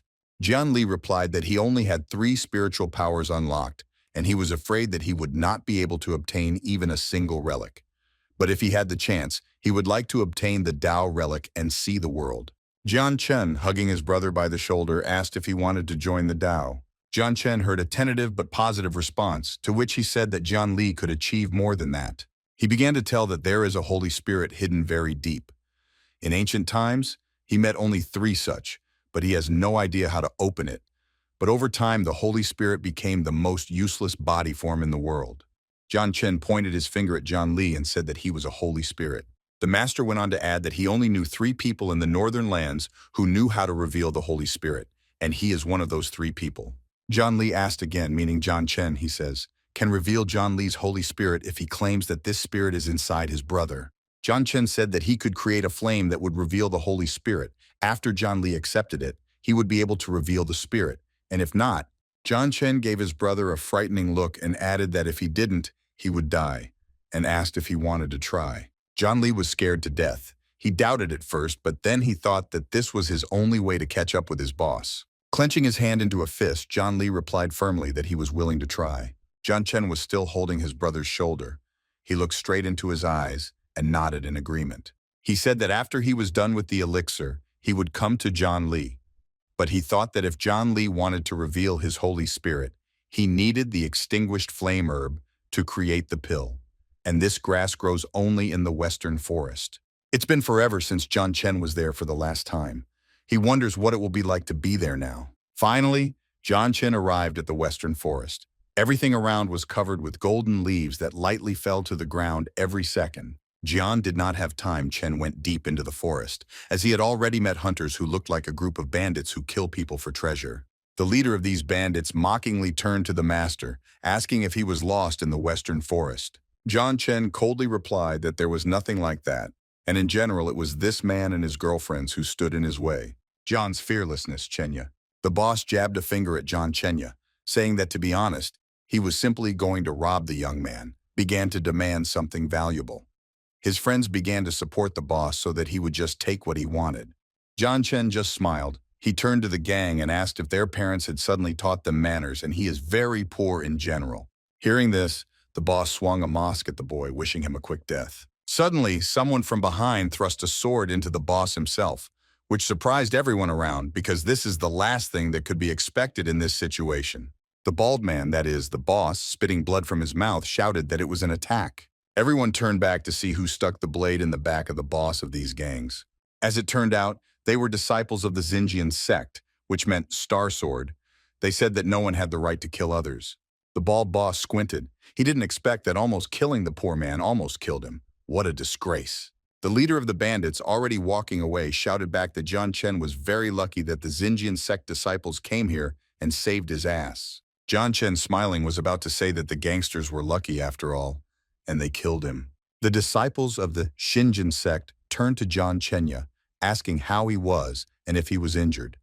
John Chen replied that he was fine, but thought to himself that the Xinjiang sect was 300 miles away from the western forest. So what had these 3 forgotten here? One of them turned to John Chen, asking why he forgot here alone, because if the demon hunters don't finish him off, then the monsters themselves will definitely do it.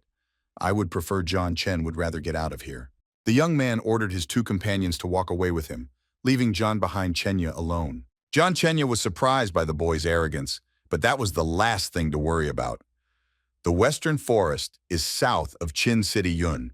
This forest is teeming with various monsters and animals, and there is even a local demon king here. Suddenly John Chen heard a strange sound. He looked in front of him and was very surprised. Those 3 disciples of the Xinjiang sect gathered to fight the demonic bull, which surprised the master quite a bit. One of the students, the one who was too arrogant, started running at the bull swinging his machetes. He jumped up doing a kind of somersault over the bull swinging his cold weapon. As soon as he landed, he shouted that this was the demonic beast territory. So what the hell was he supposed to be stopping at? John Chenya was surprised by the naivety of this trio, because if there is one green flame demonic bull here, there may be others nearby. He looked at these disciples, realizing that other bulls would soon appear, and then it was sure to finish off these 3. Suddenly this bull fell to the ground. It seems that the students still had to overcome it. But everything happened as John thought Chen. Almost immediately, a whole herd of demonic bulls charged at them, which confused the disciples quite a bit. John Chen quickly looked around the herd. Was the leader of the demonic bulls in there? The master decided not to leave these 3 in trouble and went out to help them because they saved him from bandits a little earlier. And good is always answered with good. As soon as John Chen approached them, he asked what the hell they were doing, to which I received an answer that it would be better for him to get out of here now.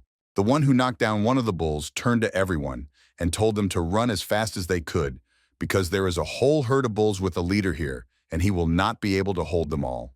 Jian Chen approached this boy, saying that he has a good heart, but his mouth is dirty, and good people will always give in, which confused the boy because he didn't know John's abilities. Chenya. Suddenly, one of the green flame demonic bulls jumped out at them. It seemed to be a leader. This warlord was already about to use his demonic beast magical abilities on his poor victims. Jian Chen folded his hands in front of him. Gathering his strength in them, he asked the beasts if they still wanted to fight him. The students were shocked by John's abilities. Chenya. The master began to gather true qi into the sphere, and the disciples did not even know that such a thing was actually possible. They were very fascinated by the incredible and even at times frightening powers of the Jian Chenya. Jian Chen, going about his business, said that it is a pity that there is only one cultivation here. He already wanted to increase his strength, but they tried to stop him. The boy simultaneously called out to Jian Chenyu to stop immediately. The young men jumped out in front of the master, saying that this is not something that can be applied here, so Jian Chenyu better start running away. Jian Chen smiled. He looked at the boys and asked why they were panicking so much. The master faced the bull as if it were his best friend, not a creature that could easily kill him. John, is Chen afraid of anything at all? He folded his hands again, gathering the sphere of power from them. It seems that he began to create some kind of seal, because some symbols began to appear near his hands. Suddenly, the bull that John was standing in front of Chen fell down paralyzed, as if a charge of lightning was running through him.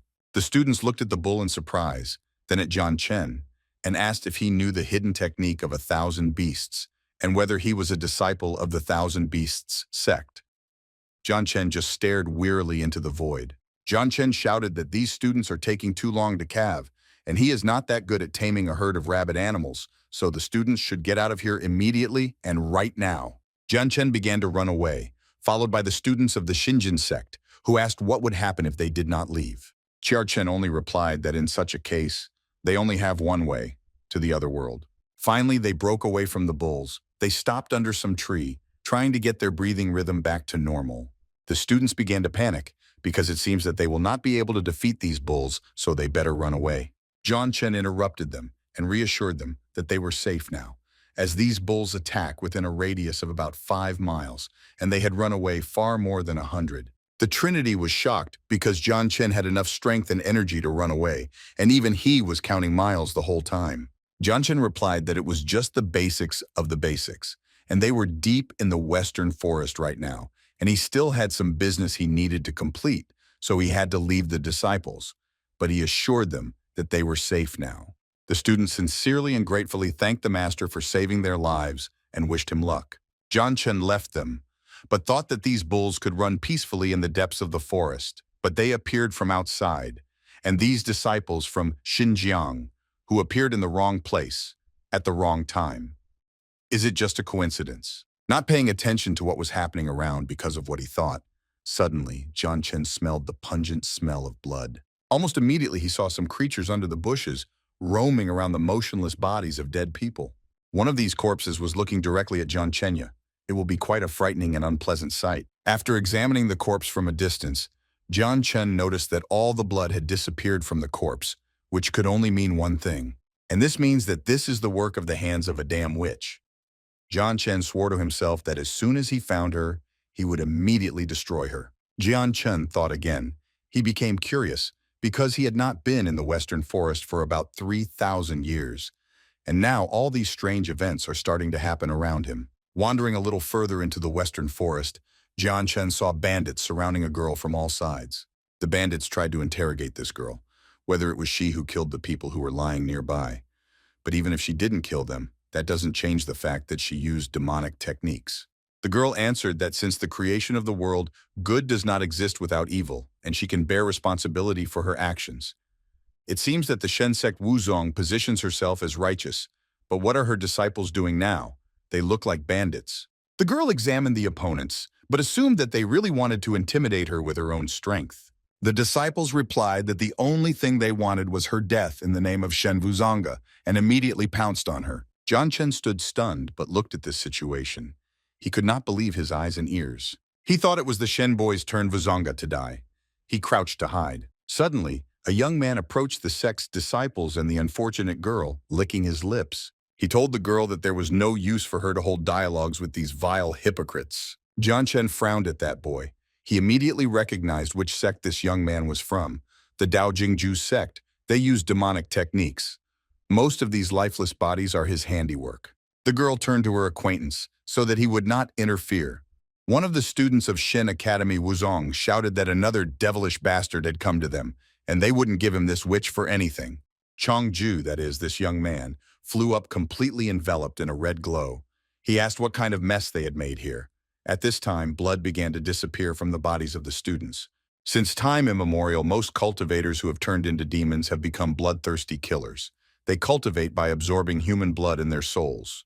The witch interceded for the men, despite the fact that they themselves wanted her dead. She could stand up to Zhongju, directing his forces at him. The girl turned to Chongju, saying that demonic techniques have a very fine line between good and evil, but that does not give him the right to kill innocent people, just because he uses demonic techniques. All of a sudden, Chongju flew to the girl. Her strength failed. The boy looked slyly into her eyes. Chongju turned to the girl, asking if she dared to contradict her brother. This whole situation really confused the girl. She did not know what to answer her at all. All of a sudden, Chongju threw the unfortunate girl into the nearest tree with force. Chongju once again rose into the air, surrounded by a red glow, and with the help of his demonic technique, he began to draw the blood of the sect's disciples. He turned to the girl, asking if she was like Mo's student. Sunga believes that she is as innocent as a white lotus. The smile fell from the boy's face as he continued to tell the girl that from the moment her foot crossed the threshold of the demon sect, he went down to the ground completely fed up with blood, and continued by saying that the girl's innocence and kindness from that moment waved her hand in farewell. The girl stubbornly replied that she was not like Zhongju, and as soon as she gets the relic of the setting sun, she will kill all the demons whenever she feels like it. The boy was amused by the girl's naivety, because demonic powers are not something she can handle, and she will not be able to kick the ass of demons. In response, he heard that it was none of his business, and it did not require his intervention. The guy laughed loudly and resoundingly. He looked at the back of the girl who was walking away and said that he really hoped for it. John Chen thought, after hearing about the relic that turned a person into the setting sun, well, it's no wonder that the Xinjiang sect is so far away in the western forest. Besides, the second sect is probably located somewhere here. Next is John Chen wondered that if the demon was following him and he was able to suppress it, would he be able to use it later as cannon fodder to practice his boundless techniques? John Chen went on happily laughing, because it looks like a fun mess is brewing. Continued my route, John Chen finally reached the place, and it seems that it was the same destination. Being from afar, he had a beautiful view of the square where the people from the Xinjiang, Shen sects had gathered. Wuzong, Bafanmen, Wuj. There was a whole bunch of people there. Shen sect elder Wuzong said that the remains of demons and deities were in this place. Their legacy was also here. He added that the demons should not get it under any circumstances, because the consequences would be very sad. The elder of the Xinjiang sect agreed with him. Jian. Watching the people, Chen wondered what they were talking about. Everyone in the square didn't look like a gang of demons, but if they revealed the relics, they would be no better than demons. Suddenly, a completely unexpected and not very welcome guest joined the people. This guest was Chongju, is the best disciple of the Mozong sect, who asked in the beginning whether to prevent the demons from taking away the legacy of the deities and demons. This is their only plan. One of the disciples of some other sect exclaimed that he had been waiting for Chong to appear for a long time, so he should finally accept his death. Suddenly, from nearby, an old man's voice was heard, asking if these people really wanted to take the life of his best pet. Suddenly, a huge wave of powerful blue-violet-colored power covered everyone present. The old man, in a red cloak with a hood, told everyone that they were just miserable insects without a drop of any strength. This man turned out to be the elder of the Mozong sect. Mo Xintian is the 9th most powerful in the Dao kingdom. And as soon as Mo Xintian got here, the elders of the other sects hadn't even arrived yet. Had this Mo?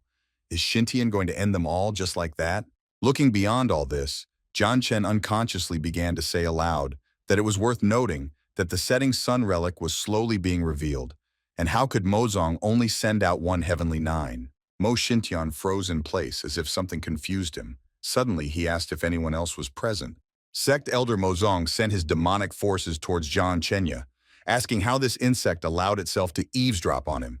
John Chen did not expect such a result of the events. He only had time to wow. John Chen immediately folded his hands, gathering his strength into them to counter Mo's strength, Xintianya.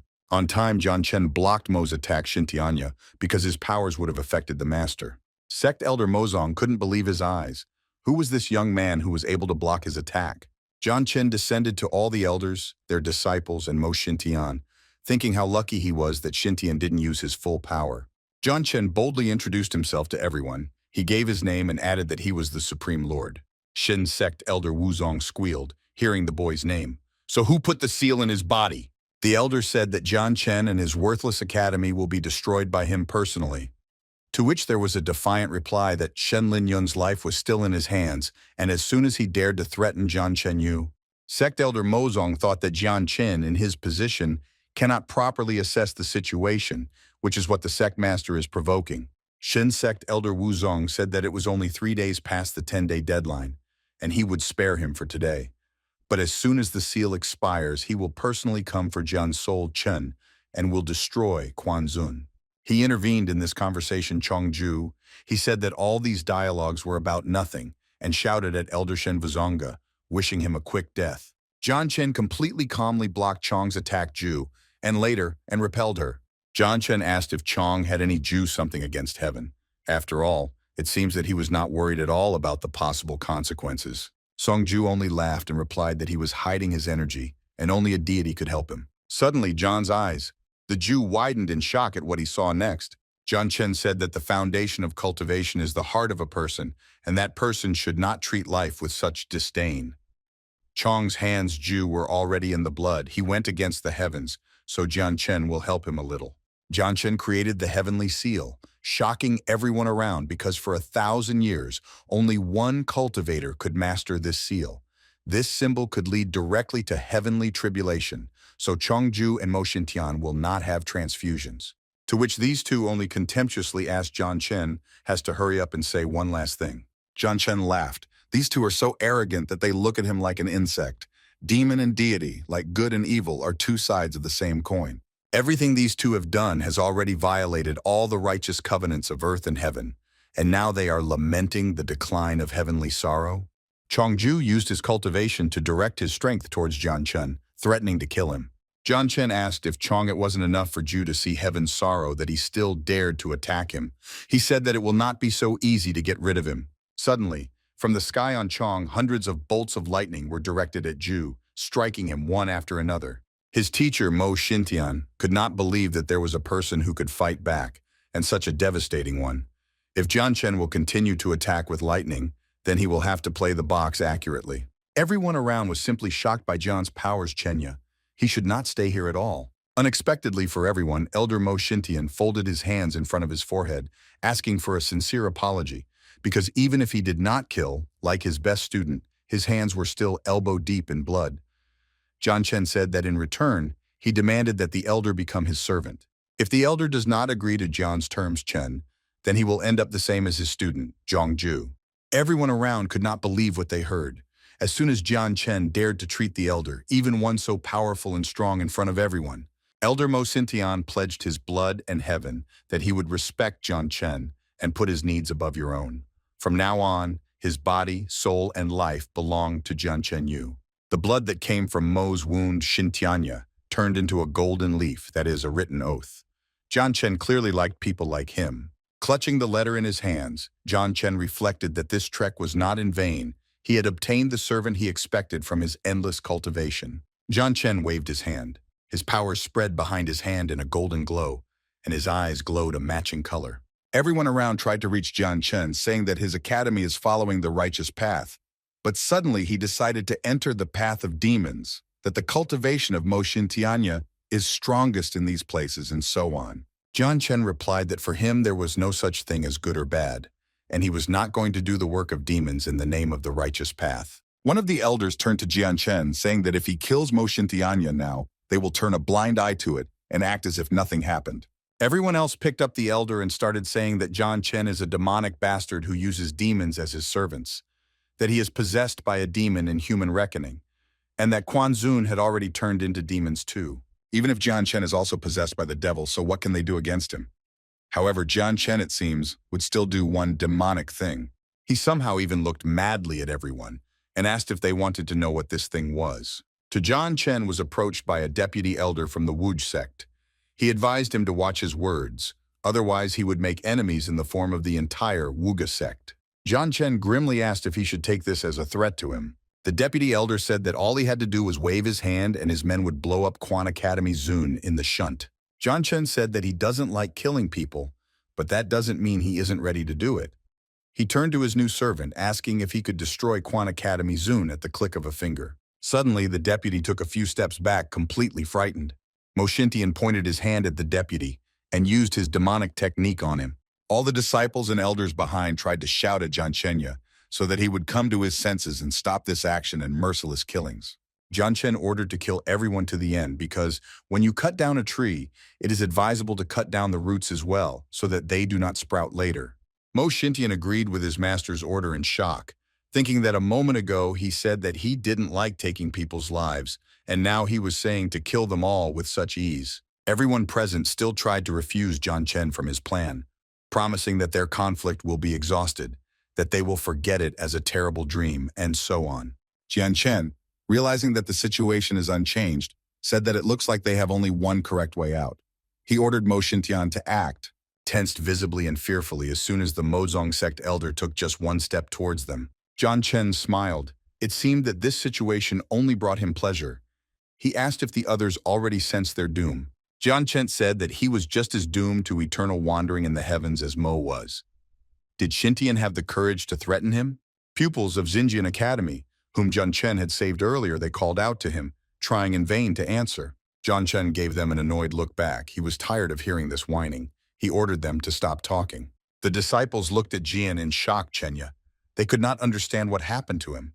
He was somehow different, unlike himself. Jian Chen waved his hand, gesturing to the students to get out of here, and if only they dared to tell about what happened, they would be on the hook. Jian Chen thought that if he killed the people who saved him from death today, although a little earlier, then he would not get any benefit from it. The disciples hurried to leave the place in fear, not believing that Jian Chen lets them go. No one could understand what was wrong with him. The new servant turned to Jian Chen, asking why he let them go, if he was afraid that they might tell someone about this situation. To which I received in response that John, it doesn't matter to Chen whether they tell someone about it or not. Mo Xintian frowned. He tried to understand what was going through the master's mind at that moment. He turned to his master, saying that the setting sun relic would appear very soon. Those people were just an army, but here are the strongest elders from the Xinjiang, Shen sects Wuzong, Bafanmen, and Wuj were about to arrive. Jian Chen replied that all Xintian needs to do is help him collect the dead flame herb and then hide it, and he will deal with everything else himself. Then the master jumped up and flew to a tree on a branch. Jian Chen, standing on a branch, looked into the distance and said in a voice that soon the relic of the setting sun would show itself. Half an hour later, people began to approach that square. They did not expect to see anything, but what happened definitely shocked them. The Xinjiang, Wug, and Waffenmen sects, the former master of the Shen sect, arrived Wuzong and the head of the association sect. Confused, they began to wonder who had killed their students. Former Shen sect master Wuzong suggested that there is really a person possessed by the demon Qi in this place. Suddenly a voice was heard from behind. It was 3 students from Xinjiang Academy. They answered that it was a person on the path of a demon. One of the disciples continued to say that it was Jian Chen, master of Quan Academy Zun. He forced sect elder Mozong to do all the dirty work. If these disciples had not saved John before long, they too would have been dead among the other lifeless bodies. All the masters stood in shock. They couldn't believe that John had done this. Chen is the new master of the worthless Quan Academy Zun. Xinjiang Academy entered the conversation. He said that his students could be trusted because they would not lie about such things under any circumstances. Shen Academy Master Wuzong couldn't believe all of this. Quan Zun is one of the weakest, if not the weakest academy, and as soon as old Mo Xintian could swear an oath to this Jian Chen Yu, even on blood. Suddenly, a young man's voice was heard from afar. He replied that it was him, the same Jian Chen. The master jumped from top to bottom. When he landed, he questioned whether he had landed in the right place after all. Looking at the Xinjiang Academy students, he said that it looks like he really shouldn't have let her go. The students reacted with displeasure to these words. How dare a demon-possessed person even talk to them like that? All the masters pointed their swords at Jian Chen, saying that now he will pay with his blood for what he has done, that as soon as they finish Jian Chen, they will go to Quan Academy Zun. Unexpected for everyone, Jian Chen began to use his cultivation. Suddenly, a large blue sphere at the very top of the structure burst into flames, and everything around shook violently. All the masters looked at everything that was happening in fear, as if they were frozen. They could not do anything. Jian Chen just stood confidently in front of this building. It seems that he was not worried about anything, and he did not need to with his strength. The sphere on top of the building began to expand. She formed 4 more around her. All this glow was an incredibly beautiful shade of blue. The masters anxiously took up one's chest, one's hand, one's clothes, not understanding where their energy and cultivation had gone. Jian Chen replied that the sunset relic was activated. The shrine appeared and the seal activated. Everyone within 10 miles of here had all their spiritual power sealed away. No one could believe what they heard, and they began to call on each other to kill Jian Chenya and end it. Cultivating Jian Chen turned to the masters, saying that as far as they could see, he was still alive. He composed himself and added that he was alive, but the masters would soon never be able to say that again. Everyone looked at Jian Cultivation and shocked Chenya. It was impossible. No one could have such strong spiritual energy. In the hands of Jian Chen's power in the form of radiance turned into swords that looked like lightning. He asked if they were ready to finally die. Jian Chen sprang from his place. He flew among the masters with lightning until they could not catch him even with a glance. Jian Chen began to strike the master's chest with his swords, counting his victims one by one. The first one left. He approached the other and hit him. Now the second one has already left. The master flew between the others until he struck the last of them. Jian Chen stood behind all the masters as they coughed up blood in fright, falling to the floor. Former Shensek Master Wuzong stared into the void in fear. He couldn't understand how such a miracle was even possible. Jian Chen was approached by the master of the Xinjiang sect, who said that if he was killed, the entire area near the city of Beigu would begin to tremble. Jian Chen looked at the master, answering that he had not done this for a long time, so he wanted to warm up first. Jian Chen took off. He looked like a ghost. His whole body was golden in color, painted with symbols.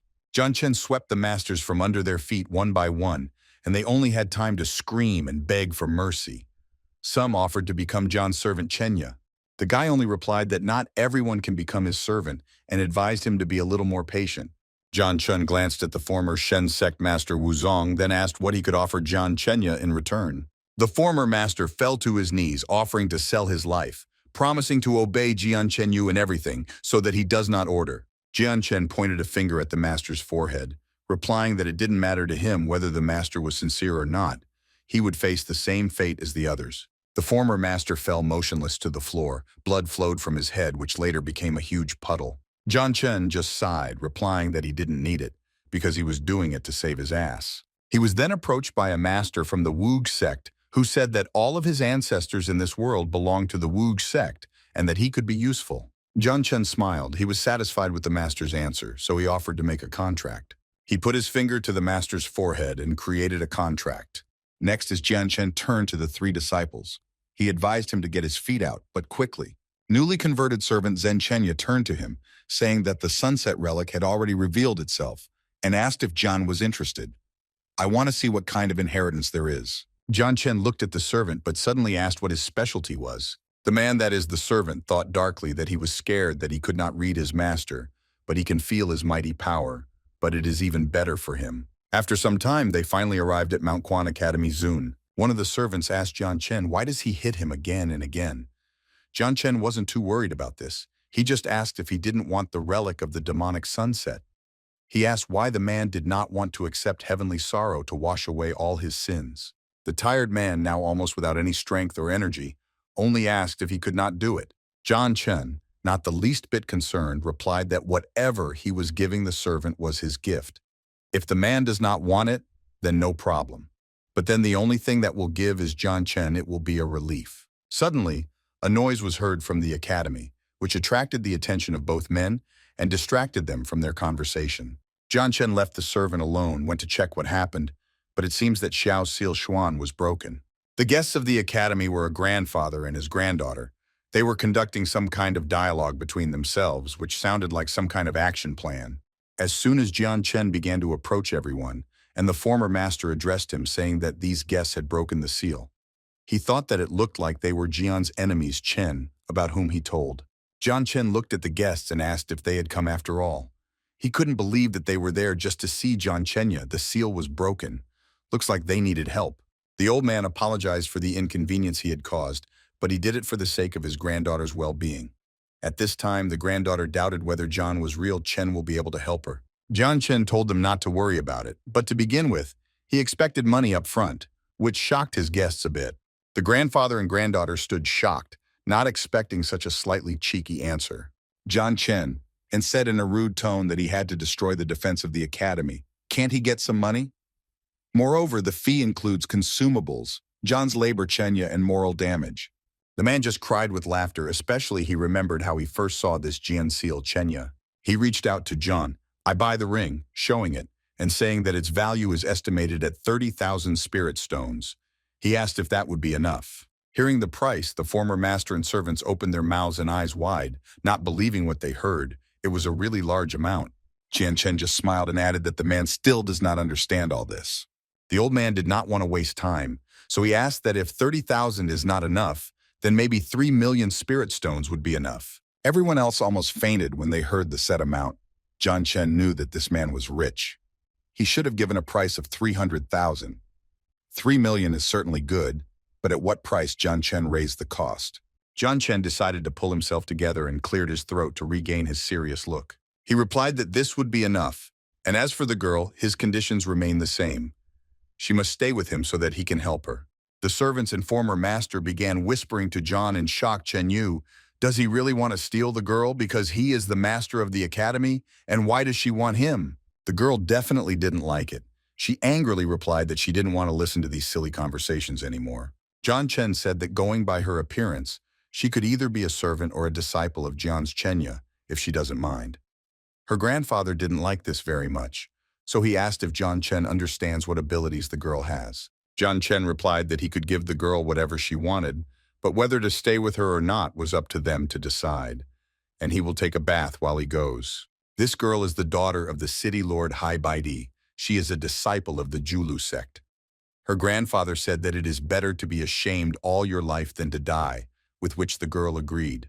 But if her father finds out that the girl has become a student at this academy, then the entire Quan Academy Zun will be destroyed in the shunt. After some time, grandfather and granddaughter came to John Chen, went to the delivery room, where he had just finished taking a bath. Throwing a shirt over his bare torso, John Chen asked if the two had finally made up their mind. Seeing the partially naked body of the master, the girl's eyes already sparkled. The girl realized that she had never met men more beautiful than this master. They agreed to Zhang's terms. Chenya. Reaching out, John Chen said that then they should make a contract so that the girl could not run away from him later. The master's palm was folded so that only the index finger was straightened. John Chen touched the girl's forehead to seal the contract. Then John Chen looked somewhere, thinking about something. John Chen said that the contract was made and he wanted to help the girl dispel her yin, so he asked the man to leave the premises. The man stood in shock until the master let him out, pointing to the door. After seeing off her husband, John Chen hastily closed the door behind him. Then the master turned around and came close to the girl, looking straight into her eyes with a serious look. To say that the girl was scared is an understatement. Finally, John Chen said that they could start something that would help the girl cope with the illness. The girl stood still in shock, fearfully asking if it was going to happen right now. John Chen, as if nothing had happened, ordered the girl to undress and lie down on the bed. John's words and actions, Chenya completely confused the girl. She asked if the man was really going to heal her. John Chen just looked blankly at the girl, thinking of his next answer. He only tiredly replied that to dispel yin, he needed to find where he was first, and if he did it through his clothes, it would be a little problematic. Suddenly, they were disturbed from outside, because people from the Shen sect came to the Academy Wuzong, because the period of 10 days has already passed. Bo Jian Chen was approached by an old man who told him not to worry about these people. The main thing is that he should help his granddaughter. John Chen agreed to the old man's suggestion, returning to his granddaughter to finally help her. The girl decided to listen to the master, but she needed 1 extra minute to adjust. She tried to convince herself that it was all for the sake of her health and life, and that nothing terrible would happen to her. Finally, she replied that she was ready, but only if it was John. If Chen dares to do something dirty with her, she will personally kick his ass. John Chen only replied that women are actually very problematic. The girl looked scared at Jian Chenya, later began to undress. Undressing took the girl a little time, but still, she quickly coped with it. John Chen ran his eyes over the girl's body. He should admit that her parents tried their best. The girl stood in front of Jian in confusion. Chen Yam, stripped down to her underwear. The girl, noticing that Jian Chen looked at her body, She called out to him to finally get down to business. Jian Chen cleared his throat, trying to regain a serious look and agreeing with the girl.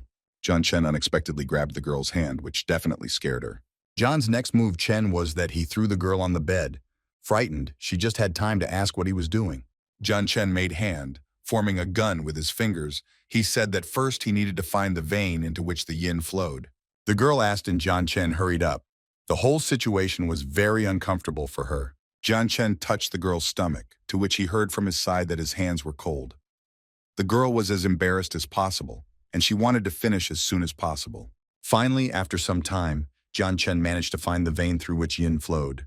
The vein was located at the bottom of the girl's stomach. Jian Chen used his power to disperse yin.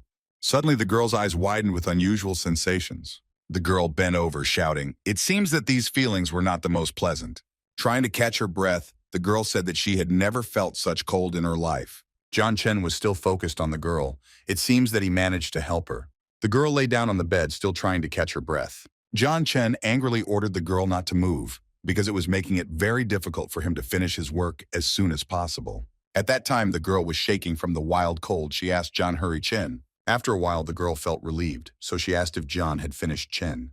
The master only replied that fortunately, the hardest part was over. After some time, the girl began to shout at the master, asking what he was still doing here, if he had already finished his work. Finally, Jian Chen walked to the exit, opening the door to the outside, where his grandson's grandfather was patiently waiting for him. The grandfather worriedly asked how his granddaughter was and how everything went, because the girl named Fen Yu Shui is Beatty City's only heir, so if something went wrong, they would be in huge trouble. Jian Chen walked up to the old man, folding his hands behind his back. He answered that everything was ready, to which he heard the elder's relieved breath. The man then said that people from Shen Wuzong came from the mountain gate to destroy Quanzun. He was very afraid that it would interfere. Jian Chen Yu cured his grandson, but everything went smoothly. Jian Chen only replied that they were just a group of clowns who had fallen for another trap. A girl came out to the men, and her grandfather immediately asked how she felt. She replied that now she feels that the cold has almost left her body. Of course, there is some chill, but it no longer causes her as much pain as before.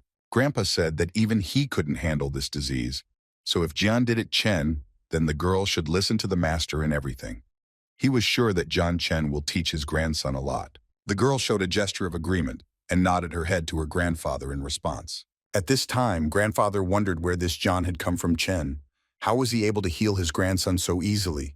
But he decided to let Xue follow him because maybe something good would come out of it. The old man said that since he and his granddaughter had been absent from the city for a long time due to her illness, but since the girl was better, he should go back to the city. At this point, he was about to leave the academy. Jian Chen only replied that before leaving, the old man needs to pay for his tuition and accommodation in advance. He was sorry that he would not be able to get such a good master in his academy. Grandfather and granddaughter stood shocked. They have never heard that such a thing even exists.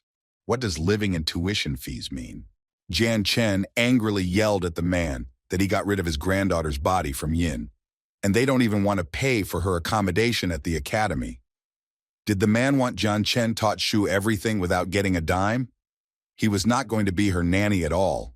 The master then added that the daily tuition fee was 10,000 spirit stones, but he was giving them a 20% discount. He simply asked to be given 1,000,000 spirit stones in advance. The man replied that Jian Chen would receive his spirit stones, but within a few days. He took off into the sky, leaving the academy. Jian Chen got angry because this old man left the academy without even paying. Meanwhile, 3 disciples of the Xinjiang sect arrived at the Wug sect in the city of Qinyun, whom Jian Chen then saved from the demonic bulls. Everyone in the Wug sect could not believe what the disciples had told them. Wujia people asked if the disciples themselves, such as Jian, did not find this situation strange. Chen first saved, then almost killed, but let go of the rest later. The students seemed to go crazy. They tried to tell others that it was all true. After all, they saw with their own eyes like Jian Chen used Mo Xintianya to kill everyone, even the elders. One of the students added that even if he saved them, that does not excuse him, because a demon has no right to live. And who knows, maybe all of them will die at the hands of Jian Chenya. Their conversation was interrupted by a man behind who ordered everyone to stop talking. He added that if the Wug sect didn't care about it, the Xinjiang sect would take care of it themselves. The man then said that he had sent a pigeon to inform all of Bafanman's allies in the alliance. All of them are already on their way to Quansunya. He added that Jian Chen will pay in blood for what he did. He wanted the 3 progenitors and the 9 strongest masters to be sure of this. One of the students said, as soon as this Jian Chen dares to look down on everyone, he will definitely pay with his life. Meanwhile, on Mount Quanzun, lightnings flew to the same place again and again. Mo Xintian, Jian's new servant Chen, asked his master to stop training because Jian Chen killed him 3 or 4 times a day, which was too much for Mo Xintianya. Jian Chen only hastily ordered the servant to listen to him, otherwise he would not receive his reward. Then lightning struck Mo sharply Xintian, who just managed to cry out in pain. They were watched by the masters of the academy and the new student Quanzun. The master, having a weak body, still trained Mo Xintianya, although even the strongest cultivators do not take such measures. Seeing the lightning, everyone continued to stand in their places in confusion, fearfully reacting to Xintian's screams. Instead of helping the servant, everyone ran to Jian Chen to save him from his wounds, while Mo Xintian literally lay half alive. He looked insultingly at everyone, but asked for help, because he was the one who looked as if he had almost been struck by lightning. Everyone approached Xintian to find out about his condition and well-being. They sincerely did not understand how he agreed to such a thing, because it is tantamount to slavery. John. After everything, Chen just said that he would take a short break to recover a little. Suddenly, the girl noticed a sharp glow. She just had time to shout, asking what it was. Lightning struck Jian himself unexpectedly for everyone, Chen Yu, which quite scared the others. Everyone couldn't believe that the strongest man in the world had thrown away his hooves so easily. Suddenly, in the raised dust, it became clear a moving figure. It caught everyone's attention. The girl looked there in shock, a drop of hope that Jian Chen was alive in her eyes. When everything finally became clear, everyone watched as Jian Chen calmly sat in the lotus position in the same place with no wounds at all. Suddenly, Jian Chen began to form a sphere in his hands, that is, to use cultivation. Everyone around him watched in shock, not understanding how he had achieved such results in 2 days, that there was not a single scratch left on his body after being struck by lightning. The girl confusedly turned to the master, saying that all actions should be performed gradually and not to crave instant results. Jian Chen replied that he's just doing everything gradually. It's just that by the time the girl dares to take a step, he is already 7 steps ahead of her. Suddenly, a young man ran to everyone. Everyone was worried because it seems that they have serious problems. This young man was John Li. He said that at the foot of Mount Quanzun gathered people from the Xinjiang and Bafanmen sects, as well as 9 masters from the Alliance. Everyone looked at Jian and concerned Chenya, asking what is happening. Jian Chen sprang to his feet, striding confidently. He had a group of stronger cultivators knock directly on their door. These people will not be so easy to overcome. Jian Chen just smiled. It seems that he has already come up with another magical answer. He replied that everything said before was true, completely confusing the masters. Jian Chen added that 9 of the kingdom's strongest cultivators had come to Mount Quanzun to say a few gentle words to him. It seems they really hate him. Are these 9 those 3 students? Everyone could not understand how Jian Chen was able to provoke a group of strongest cultivators. He did it as easily as hitting 2 fingers on the asphalt. Is the master immortal? Former master of Quan Academy Zun started yelling at Jian Chenya. Is this a good time for jokes? Their seal was still broken. The girl wondered if it was the same seal that her grandfather had broken. Jian Chen turned to the student and asked if she was afraid. He asked her to help him chase away those uninvited guests. The girl pointed a finger at herself in shock, questioning. This was the last thing she expected to hear from the master at this moment. The masters turned to Jian Chenya. Does he really want this girl to go there? Jian Chen replied that if they were all so interested, it would be worth seeing what would come of it. He was curious about the power of the body in which the holy Tai Yin flowed. Meanwhile, uninvited guests gathered under the gate. They ordered Quan's disciple Zun to give them Jian Chenya in a good way. Otherwise, this will be the last day of the academy's existence. All the masters of Quan Academy, the Zun, aligned themselves, preparing for a possible battle. One of the rival men called out to Jian Chenyu that he is in cahoots with demons. He is the one who kills the good people. So it is time for the opponents to destroy the people of Jian Chenya. Jian Chen turned to the girl. He said that he needed clean hands. The girl understood this but replied that she would handle him herself. People from other sects did not expect to see a fragile girl in front of them. They froze for a second in great shock. These same people suddenly started laughing to the point of tears. Is it Jian? Chen couldn't find a better option than to send the girl to negotiate with them? Surely the girl approached those men who looked at her contemptuously and laughed at her. The girl looked sternly at the men. She ordered them to close their mouths. The men continued to laugh. How could such a cute girl kick their ass? This situation angered the girl for no reason. She called them loudly. While cultivating, the girl loudly called out to the men, ordering them to bow their heads down before her. On the battlefield, where the girl was already standing in front of the men, they shouted at her not to interfere under their feet. Using her cultivation, the girl sternly ordered them not to speak to her in such a tone and to keep their mouths shut. The men also used cultivation in response, asking if she even knew who she was going to fight. The forces of the girl and the men clashed.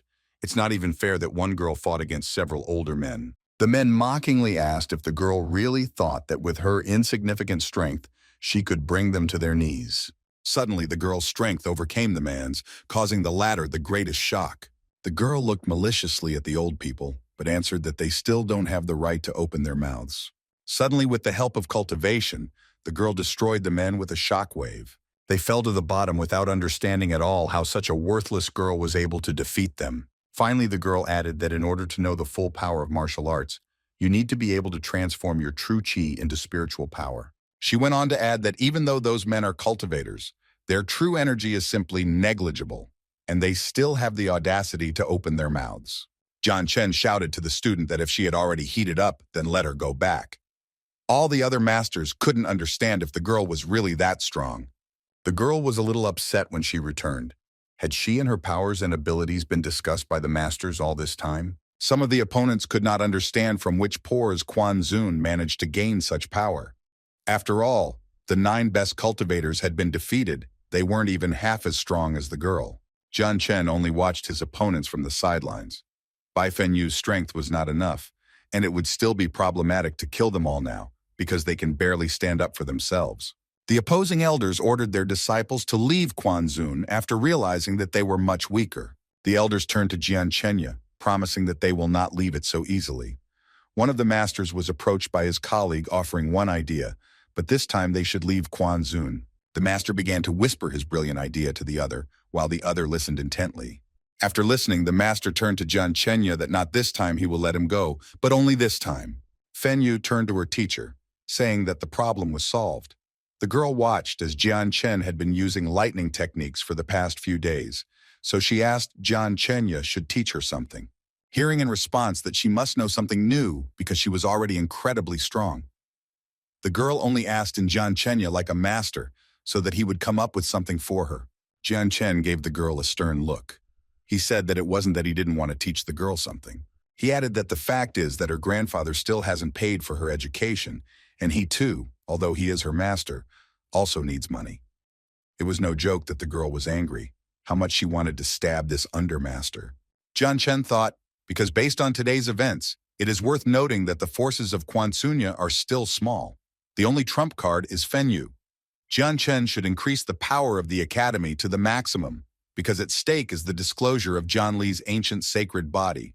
In 10 days, Jian Chen sat by himself and tried to concentrate his blood. If you concentrate 9 drops of blood, the body will become stronger, but infinite power requires up to 36 drops of blood. Jian Chen only had to concentrate 1 drop, and if he created 1 more, he would be able to reach the limit of physical strength and cultivate at a powerful level. But unfortunately, for today with Mo Xintian had enough trials. Suddenly, Tajian, former master of the academy, came to Chenya. He announced that an invitation had arrived from the Wuj sect. Qin Banquet Yun begins tomorrow, and only influential sects are invited. For the first time in the history of Quan Zunya, they received an invitation to this banquet. Jian Chen asked the former master to go in his place because he wanted to practice a little more, to which he heard a negative answer. Sect Master Wu Ge said that attending the banquet would raise the Quan sect's status zone from Jiu Liu to Ba Liu, and you still need to prepare a gift. Jian Chen still agreed, ordering the master to inform Jian Li and Feng Yu that they would go with him. It will be useful for Jian Li to go out into the world because his cultivation has grown quite a lot in recent days. Jian Chen agreed with the master but told him to hurry because he should learn everything that could raise the reputation of Quan Academy, Zun. The next day, Zhen Chen, along with Feng Yu and Jian Li, had almost reached Qin City Yun. Fen Yu asked the master why he had such a sad face when such a beautiful girl was walking beside him. Jian Chen only replied that the girl should not screw herself up. After all, Jian Chen took her with him for company, not because of his strength and handsome face, which offended the girl. When they reached the gate, they met men who were not in a very positive mood. One of the men demanded an explanation because Jian Chen killed one of the masters of the Xinjiang sect. Jian Chen just looked disinterestedly into the man's eyes in response. Jian Chen asked if the group of insects he defeated was also here. He told Fen Yu to go on, because her girlish ears could wither from the talk of grown men. This phrase only confused Fen Yu. She said that in general, she is a real lady. Jian Chen hatched at the girl with huge eyes. He ordered her not to insult the word lady. The master went ahead, leaving Fen Yu alone with the men, instructing her to deal with them herself. Jian Chen caught up with his brother and hurried forward. Forsaken Fen Yu was very angry. She cursed Jian Chen in all possible words. Suddenly she turned back. Her look was like an animal. She was very angry and tense. Monstrous force around her that she had never seen before. Fen Yu flew into the sky. It's no wonder that she blew this bunch into the shunt last time, and they dared to appear again. It seems that she should finally make it clear that they are not happy. Finally, the girl had dealt with them. She didn't look tired at all, but rather just tense. Jian Chen suddenly grabbed Zhang Li's clothes, pulling him behind him. Together with his brother, the master rose into the air, heading somewhere. Jian Chen greeted the man with great joy. He said that people like him will not go unnoticed. The enraged man cultivated as he swung at Jian Chen and wishing for death. Jian Chen folded his hands at his forehead as he began his cultivation. The master sat in the lotus position, forming a shield thanks to his cultivation that should repel the opponent's forces. Suddenly, something went wrong. Cultivating Jian Chen was not enough, and she began to push through the forces of that man. Lightning pierced Jian's shield Chenya, quickly spreading further. Jian Chen, not expecting this at all, barely had time to react to the lightning that came critically close to him. But the lightning still hit Jian Chenya, hitting him hard. Zhang Li only had time to call out to him in concern. Confused, Jian Chen could not understand what had happened. He tried to bring his breathing back to normal. The attacker shouted Jian Chenya, saying that therefore there was no escape from death. Seeing another attack in his direction, Jian Chen hastened to call out his student's name, because she would be quite capable of defeating this man. The enemy, hearing the girl's name, could not believe that some girl would come here. Fen Yu arrived on the scene in time and was able to repulse the attack without much effort. Next, she stood in front of John, covering him with her chin. She asked how he felt. The man, seeing the strength of the girl, decided that he should retreat and kill Jian Chen, put it off for a while. He rose into the air, leaving Jian Chenya with his brother and a student. Fen Yu wanted to follow the man, but Jian Chen grabbed her hand, saying that it was unnecessary, and that's not what he was here for either.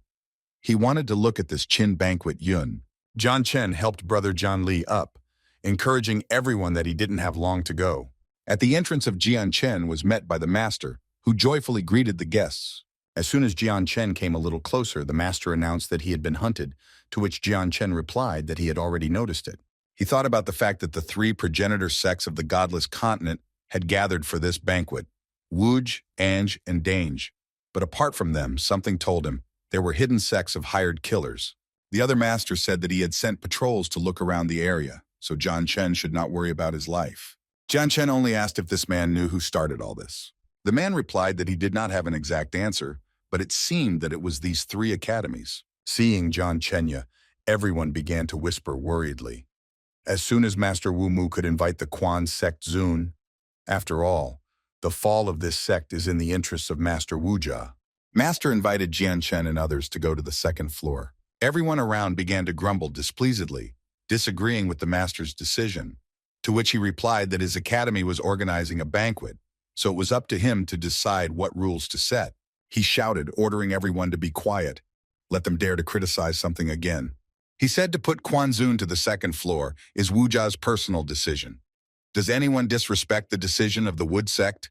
Everyone looked back at the master in confusion. Did Wu Mu become an ally of Quan Sunya?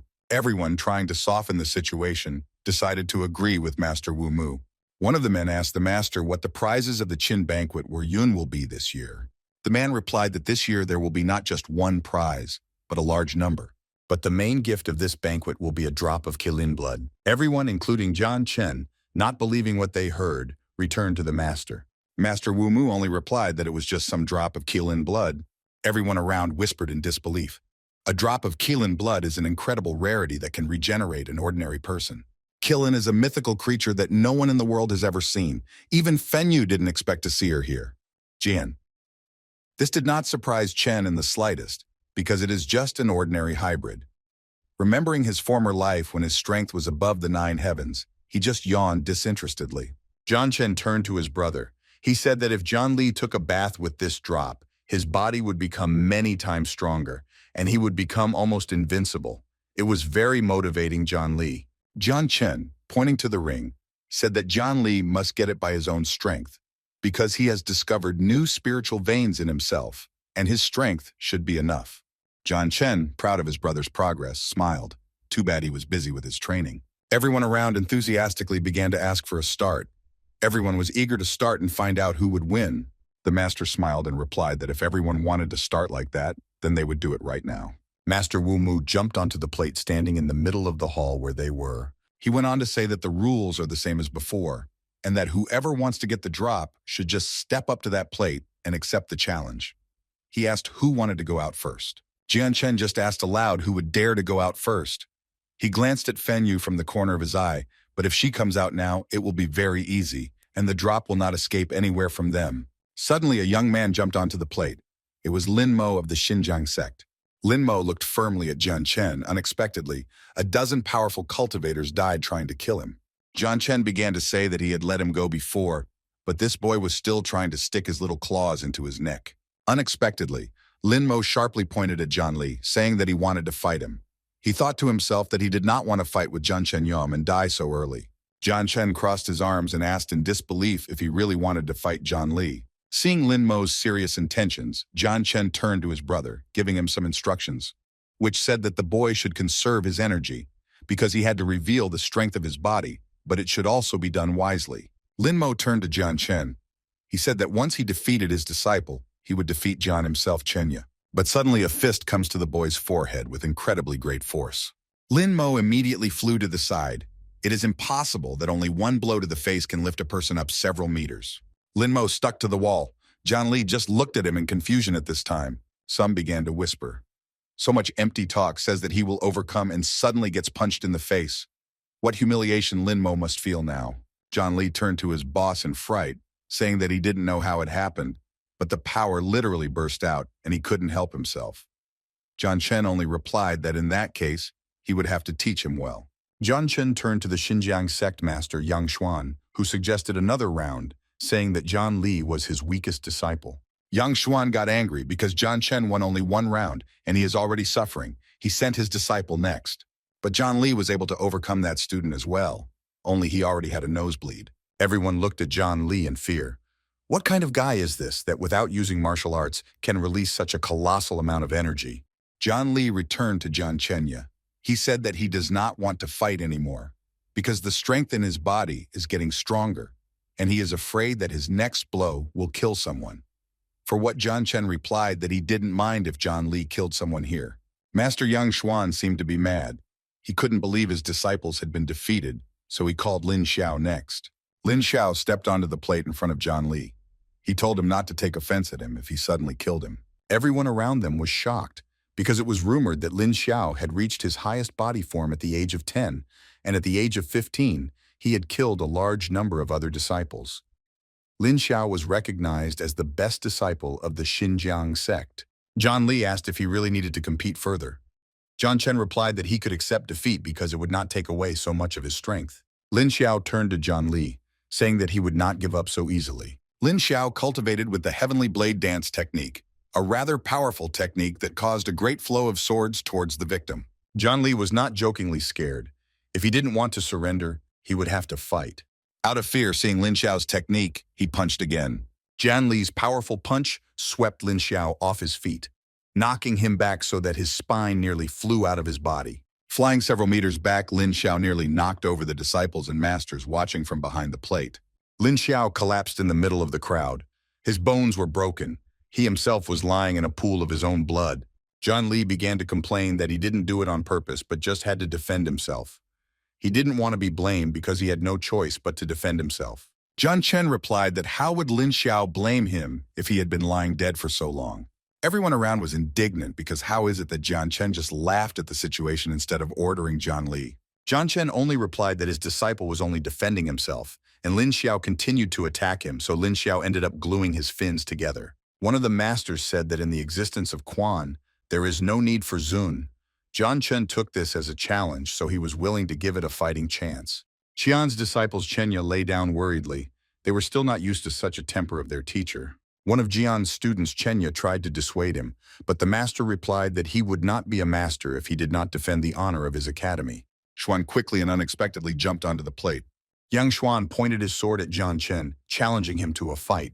Accepting this challenge, Jian Chen immediately leapt to the plate towards his opponent. Jian Chen smiled. He asked if Yang Xuan really wanted to die.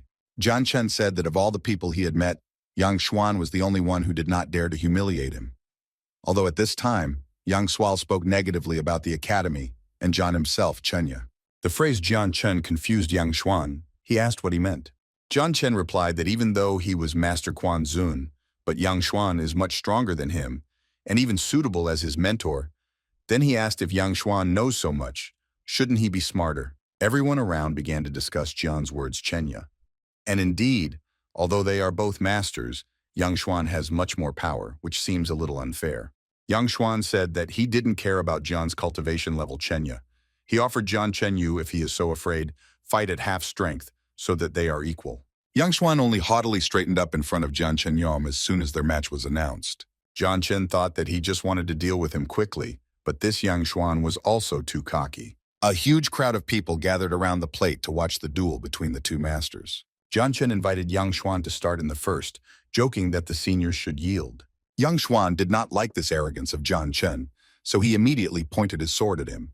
Everyone around was shocked by the master's sword, because it was a lotus sword that was born from a 9-leafed lotus. Jian Chen only stood firmly in front of his opponent.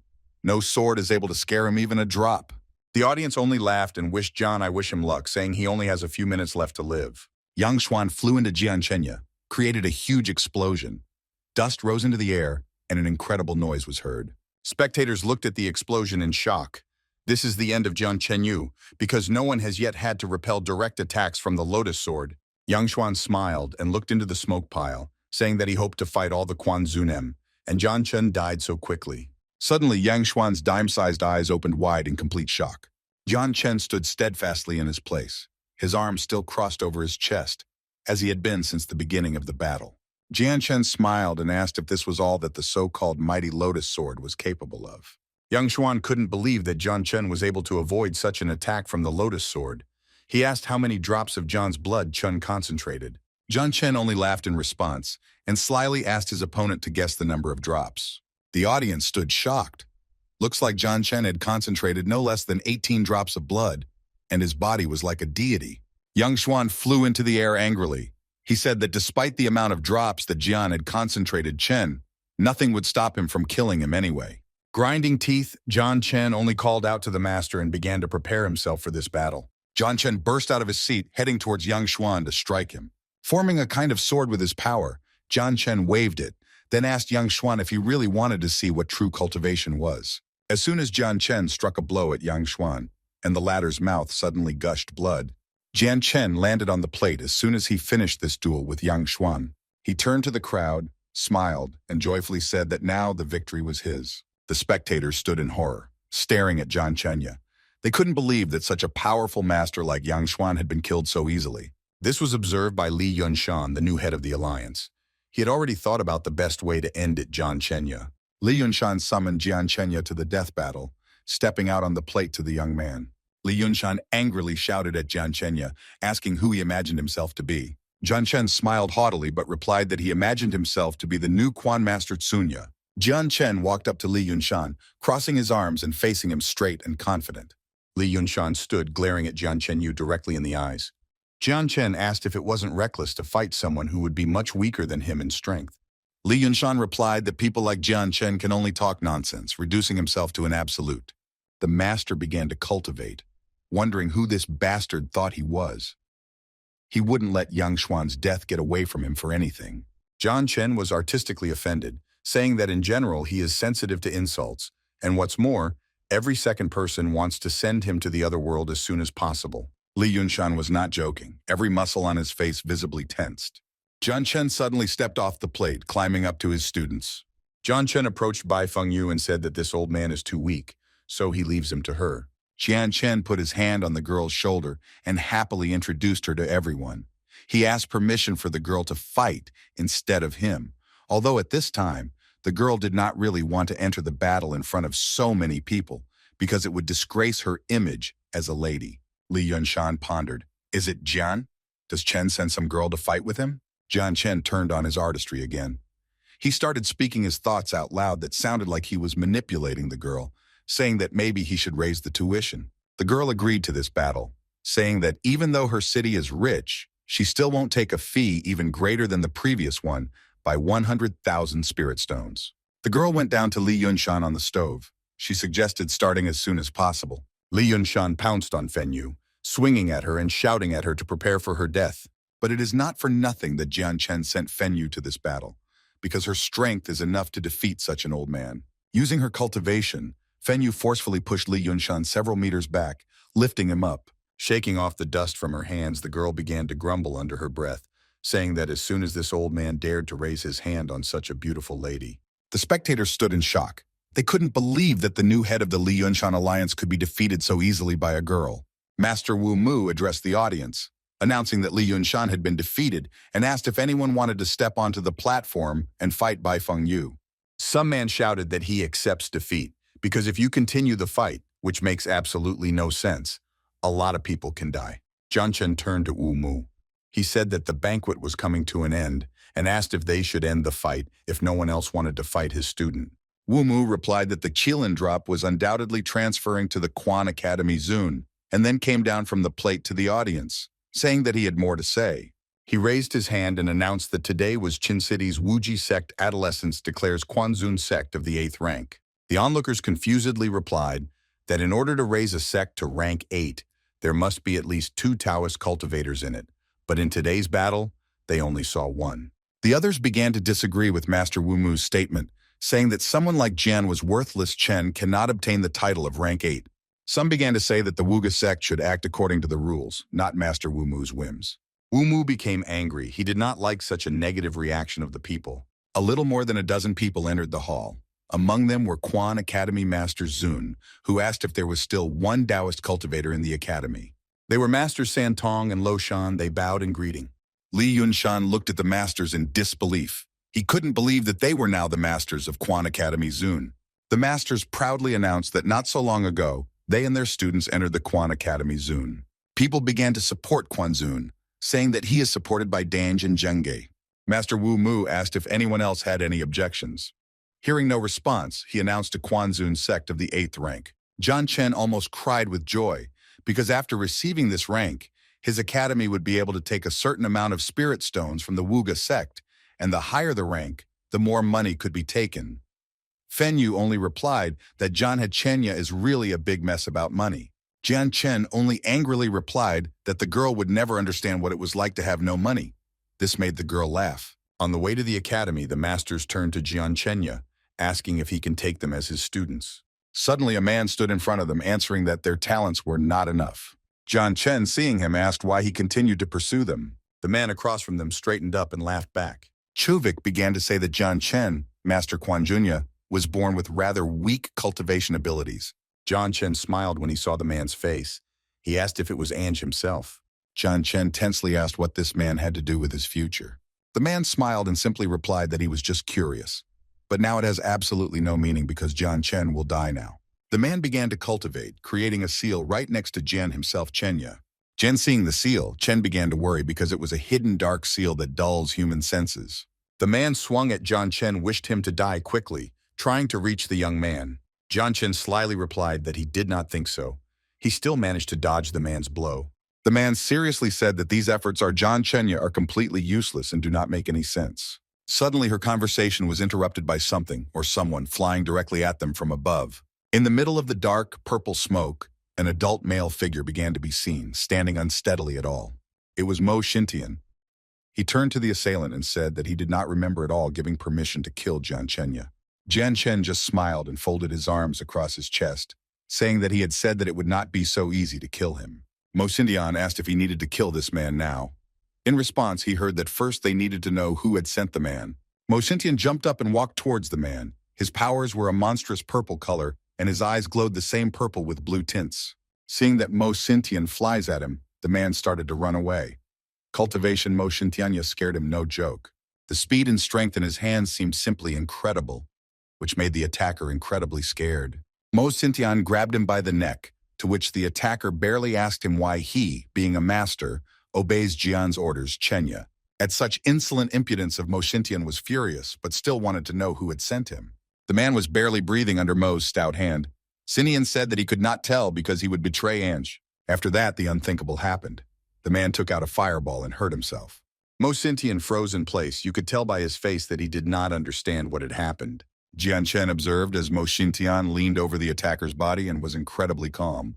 He answered that there is nothing wrong with this, and it is Ange's trick.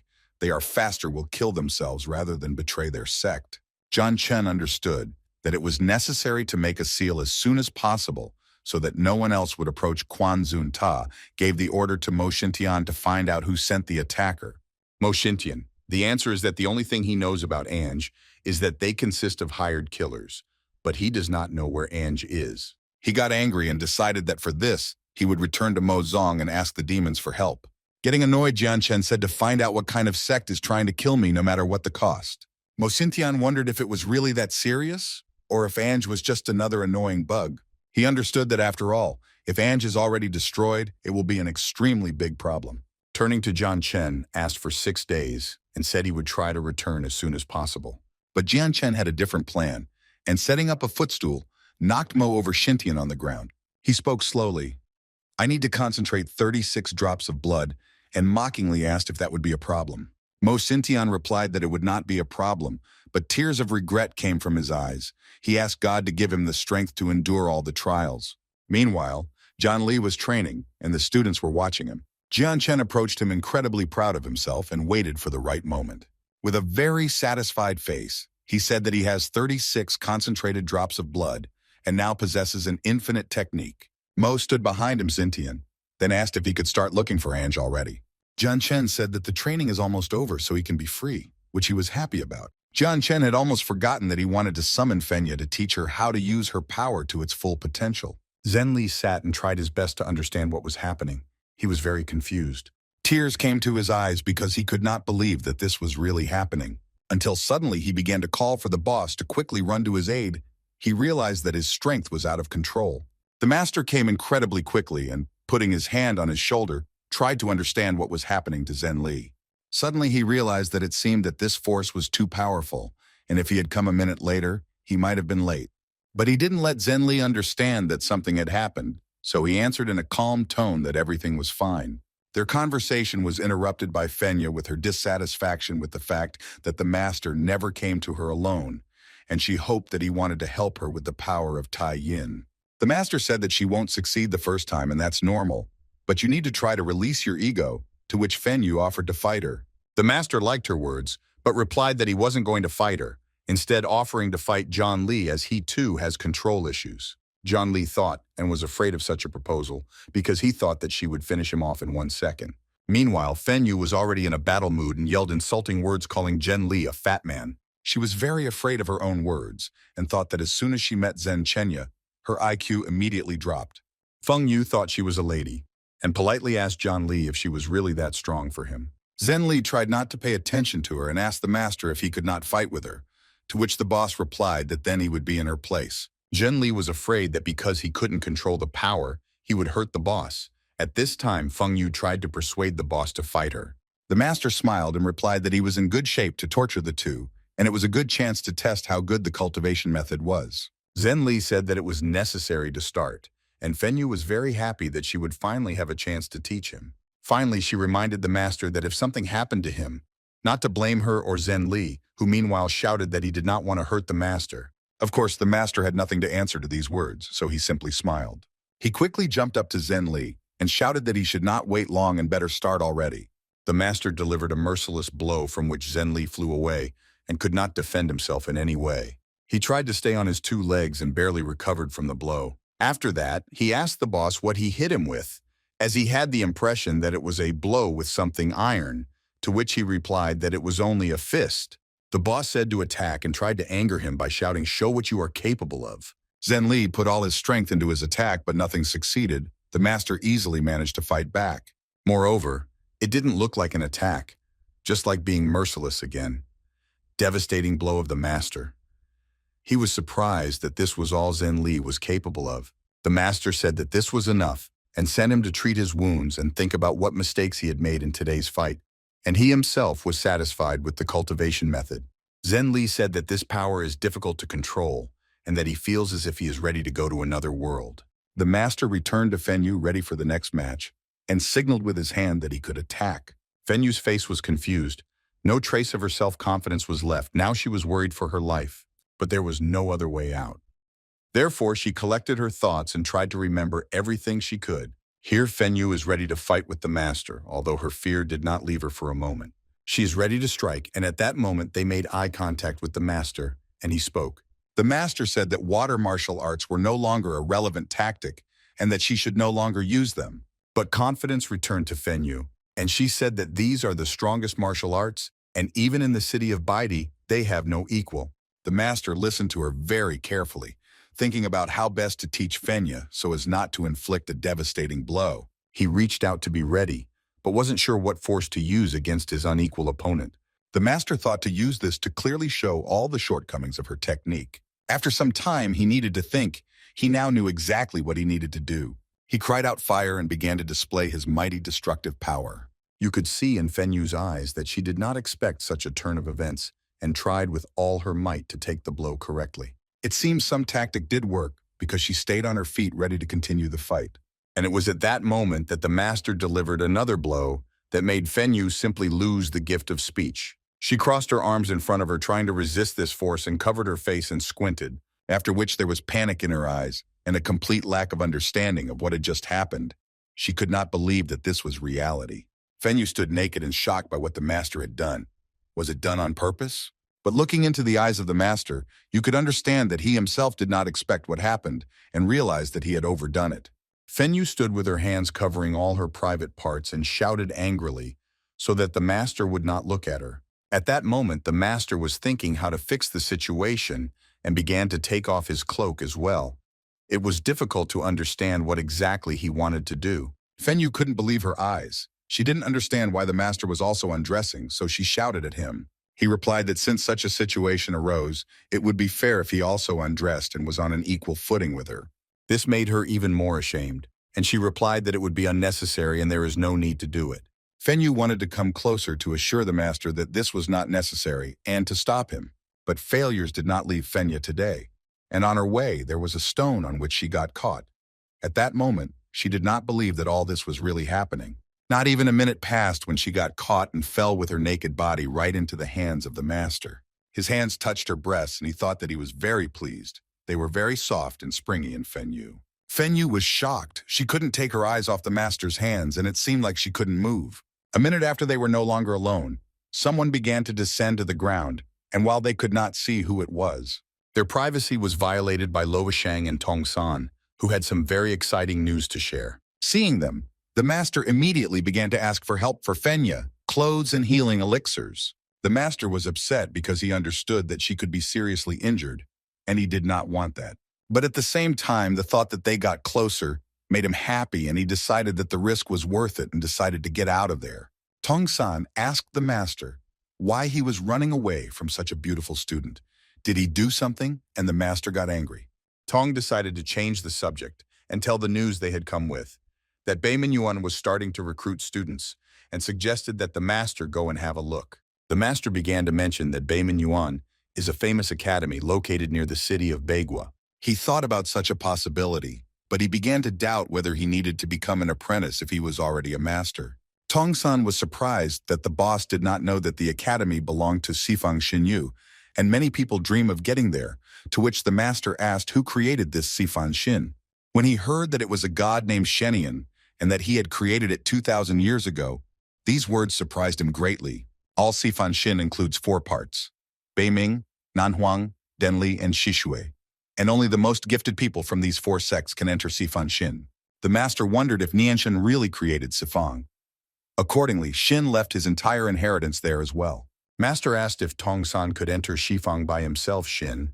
He replied that no, because those are the rules. Master said that if these are the rules, then we will follow them, and asked where Beiman Yuen is. Tongsan replied that it was 600 miles from Qin City Yun, but 100 miles from the city of Beiguchen. which is in the Xinyun Mountains. He asked if he could go with him, to which the master replied that there was no need if the Ange intended to kill him after all.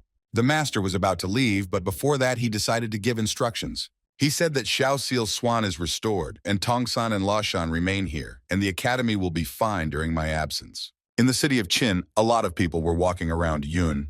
This surprised the master. He didn't even think that the only path from Qinyun to Beiminyuan would be so busy. Passing by the strangers, he heard that Beiminyuan had started registration, and the criteria were very strict.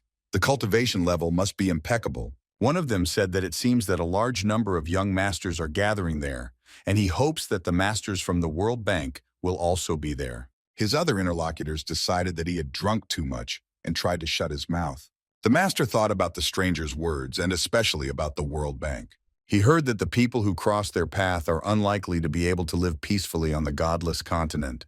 The master could not even think that their scheme would become so perfect today. He continued to stand there until the strangers started talking about attacking Quanzun, and that no one came back from there without even knowing about Shen Wuzonga. Master was surprised to hear his name because it is really strange. Shen Wuzong is stronger than Quanzunya. How could this happen, he thought.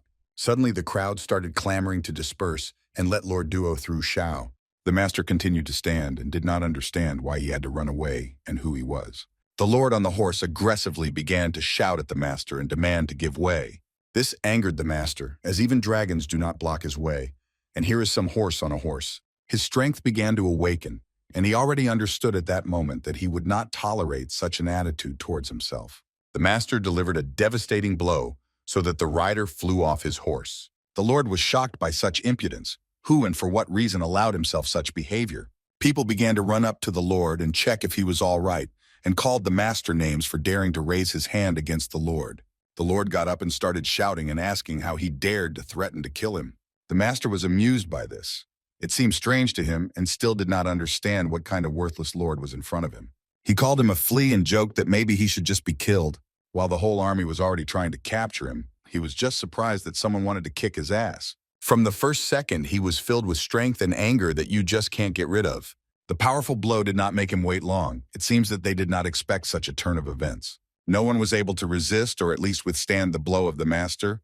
He did not have to make great efforts. The master turned to the lord and asked what he could do to him with his insignificant power. The lord started shouting that his surname is Luo, and the master does not know who he is talking to. He was very angry. The master stepped on his cloak and said that he was not at all interested in his origin and surname.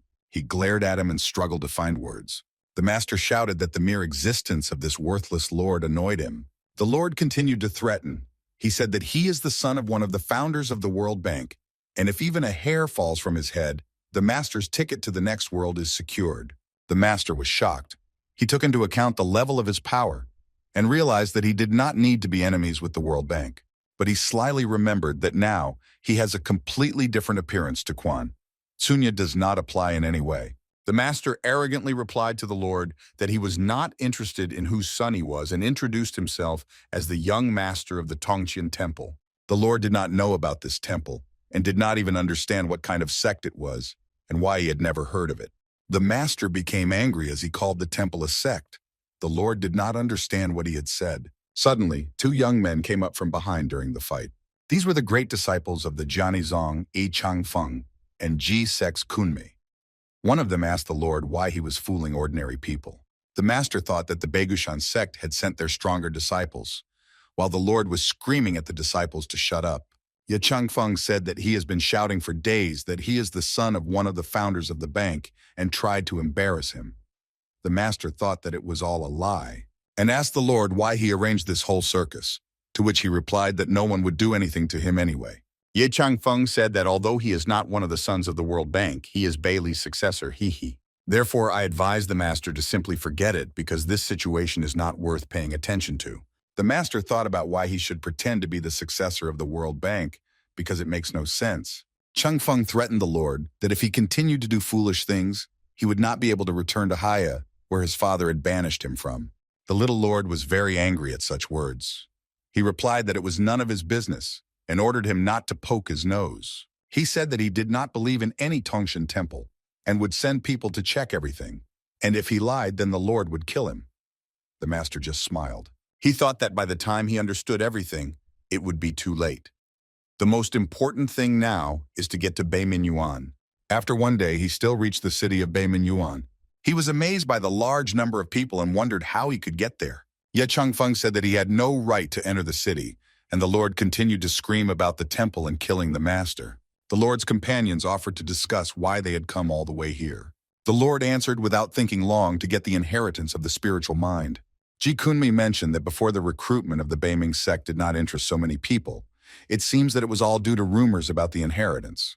The master thought about the heritage of the spiritual mind and realized how much he still did not know. Ji Kunmei said that he did not think that there would be so many people here, to which Ye Changfeng replied that the best of the best had gathered here. The Lord said that they traveled such a long way because they were sure of their victory. Suddenly, everyone fell silent. Elder Lu appeared and began his conversation. He said that those who passed the gate were admitted to the first test, and those who were not 18 years old asked to leave immediately. The master thought that he was only one white crow here because technically his body was less than 18 years old. The whole crowd began to advance through the gates one by one. The master thought about the fact that they had not even started the test and it was already so severe. He decided that after all, if he is here, he must try and took a step towards it. The master began to use all his abilities and was sure that everything would work out. He delivered his powerful blow, but everyone just sneered. The Lord said that he was knocked back. He landed realizing that this was not enough, and everyone started commenting on him. The elder said that he is not strong enough, and how dare he come, and that this circle determines the age level. The master was surprised. He thought that the level of cultivation depends on the spiritual level. Elder Lu replied that the rules are the rules and there can be no exceptions. The Lord scoffed at the fact that he was not the master of the Duntian temple, but an idiot, and he screwed up. The master was angered by such words. He called the Lord an annoying rat. He was once again told to get down from there because he cannot pass the Beiman gate. The master was upset. He decided that in his position it was very shameful. Without thinking for a long time, he decided to ignore the words and orders and went to the gate. Lord Luo was shocked by the power and might that emanated from the master. He walked confidently, radiating calmness and inner strength. The master looked down on them and asked if they liked the taste of sage. Ji Kunmei was shocked and couldn't believe that he saw it with his own eyes. And the master, surrounded by his strength and power, answered that he had made an instant breakthrough. The witnesses still stood shocked. They knew that this would never have happened to them, and at least they saw it with their own eyes. The master, with a sly smile, asked the elder if he could finally enter, to which he replied that according to the rules he can enter, but warned him not to be happy because this is only the first stage. Ji Kunmei praised the master for making such a breakthrough in just a short moment. The Lord did not like this. He told Ji to shut up, threatening the master to deal with him later. The master just looked down at the Lord and pretended not to understand his threats. Just then, Elder Lu began to talk about the next step, but someone interrupted his speech. Suddenly, Fenyu and Zhen Li appeared and said that they also wanted to participate. The master was shocked. Everyone around began to admire Fenyu's beauty. The men shouted that they wanted to marry her, and the master turned away. He did not like what was happening. Fenyu asked Zhen Li if it was really Zhen Chen is also here. He replied that he should be watched carefully. He should definitely be here. Master overheard this conversation and wondered if the two of them had stopped here just to find me. Elder Lu said that they had arrived at the right place. He looked up and said that the next challenge would be to get to the bottom of the stairs. One by one, everyone wanted to go first and did not understand why the task was so difficult. There are only a few steps. With the first step, they realized that there is very high pressure and how it's possible to walk all 99 steps. Fenyu watched all this and decided that this event was boring because even a 5-year-old could handle it. She instantly flew over everyone who put so much effort for each step. They were shocked. Fenyu was on the mountain in a fraction of a second and listened to the excited shouts behind. Elder Lu thought that at such an early age, Fenyu used her cultivation so skillfully that she would surely take the treasure this time. Zhen Li grabbed his head and asked Elder Lu if it was difficult. He said, "Of course." In a fraction of a second, someone flew up near the master, and he was thrown a little to the side. It was Zhen Li. Now he was upstairs with Fenyu, although it didn't seem so easy to him. Lord Luo thought that there are still many interesting personalities in Beimingyuan, to which Ye Changfeng answered that now it will be a shame if the Lord stumbles on the first step. And he and his brother also went upstairs. The Lord stayed behind. After some time, when the majority were already on the mountain, they looked down and thought that the Lord would not be able to pass. But they could no longer walk, could not even move their fingers, and their legs simply did not move. Elder Lu said that those who cannot climb the 99 steps in 10 breaths will be destroyed immediately. Jikume was saddened by these words. He felt sorry for those who remained below. The master calmly began to climb the stairs, as if it did not bother him at all. Upstairs, everyone was shocked because they did not see the aura around him. They decided that after a few seconds, he would turn into minced meat. The master listened to this and continued walking calmly. He was not worried by these words. He thought what a scumbag the seal was, because the pressure on him had no effect at all. He was told to first overcome at least 11 steps and then he would sing another one. The master just smiled and said that they were right, but took these words as a challenge to himself. The aura around him was spinning. He firmly planted his feet and decided that in this case, he needed to show himself. In a fraction of a second, he flew past those who insulted and did not believe in him. Probably they had no doubts left. Elder Lu was also quite surprised by this turn of events. He no longer believed that someone else would rise from below. And the master stepped on the mountain very easily. He was already very pleased with himself. He was surrounded by shocked faces of other participants. They understood at that moment who their competitor was. The master stood contentedly and watched the incredible view from the top of the mountain. Lord Luo and his companions were extremely unhappy. They could not believe their eyes. To which the master only yawned as if he had just gotten out of bed and had not completed such a difficult task. He asked why everyone was staring at him. He already wanted to know what the next test was, or maybe he had time to rest. Elder Lu just smiled at this. Of course there could be no rest. He told everyone that this was the end of the second trial and asked everyone who reached the end of the stairs to follow him. The master was not satisfied with this mockery and thought that he would not cause problems if they did not get on his nerves. Elder Lu led them to a new place where the next trial would take place. Zhenli was walking and thought to himself that the person in front of him seemed very familiar. The place they came to is the courtyard of Beimingyuan. Elder Lu said that everyone has already reached a certain level of cultivation, so there will be no more trials. You just need to pass the inner gate. Fenyu shouted that she will not do anything as she's only here to find someone, and she is not going to enter Beimingyuan. She was upset that she didn't see Jian Chenya. It turns out Tunson lied to her and he never came here. Elder Lu was outraged by such words and said either they pass or get out. This is no place for entertainment. But Fenyu replied that if she wanted to have fun, no one in any city could blame her for it. Elder Lu's face became indignant. He could not believe that he was hearing such words. At this time, Zhenli took Fenyu by the edge of his cloak as if trying to stop him and said that the boss did not like such arrogance. What Fenyu didn't care about because he wasn't here at all. Zhenli noticed him a long time ago and knew that the master was here all along. Jian Chen was already standing behind and was surprised that Pulash had already noticed him. Fenyu looked and had a bad feeling. She hoped that this blonde was not a master. But there was no hope. She understood who was in front of her. She stood up in front of everyone and loudly shouted that she was by Fenyu and that the conflict should be over. She turned to the elder that if he wanted, he could send her inside. He thought carefully about the fact that she was the heiress of the Chanshan first-class sect. He decided that she will enter the inner gate first, and the remaining 16 people will fight to form the top 10. Everyone was shocked by such a decision, because even last year hundreds of students were recruited. The elder replied that this was an order from Dean himself and told him to choose an opponent and start. In his head, he thought that who would be able to match Luo, Ye Changfeng, and the others. The rest in their background were just children. On the letter was written a list of the rising generation on the Wushan continent under the age of 20. Luo chose his partner the fastest and was already ready for battle. He shouted to everyone to choose pairs. Enough yawning, it's time to go fight. On a special platform, everyone was divided into pairs and already started their battle. Jun Li had already been chosen, and Chong wanted to fight him. Ju shouted to him to come closer. Judy was unhappy with Chong's choice. He decided that it was all just a show. Therefore, he chose the master as his partner and impudently addressed him. Jun Li was surprised by such impudence, and Luo called him a narrow-eyed fat man. Luo bragged about Juti's strength. He said that he was strong enough for the blonde bastard to die by his hand. So Master and Judy faced each other and prepared to fight. Jun Li was sure that the boss didn't even need to put in much effort to defeat this brat. Luo and his friends placed bets on how many blows Juta would need to kill the master. Meanwhile, Jian Li was ready to start his own fight. Chong Ju was just exploding with anger and desire to crush his fat opponent. And Sudi prepared to deliver his first blow to the master. The master was watching him. He was very interested in what he would start his fight with. At that time, Jian Li was already inflicting his merciless blows on the opponent. He looked simply incredible.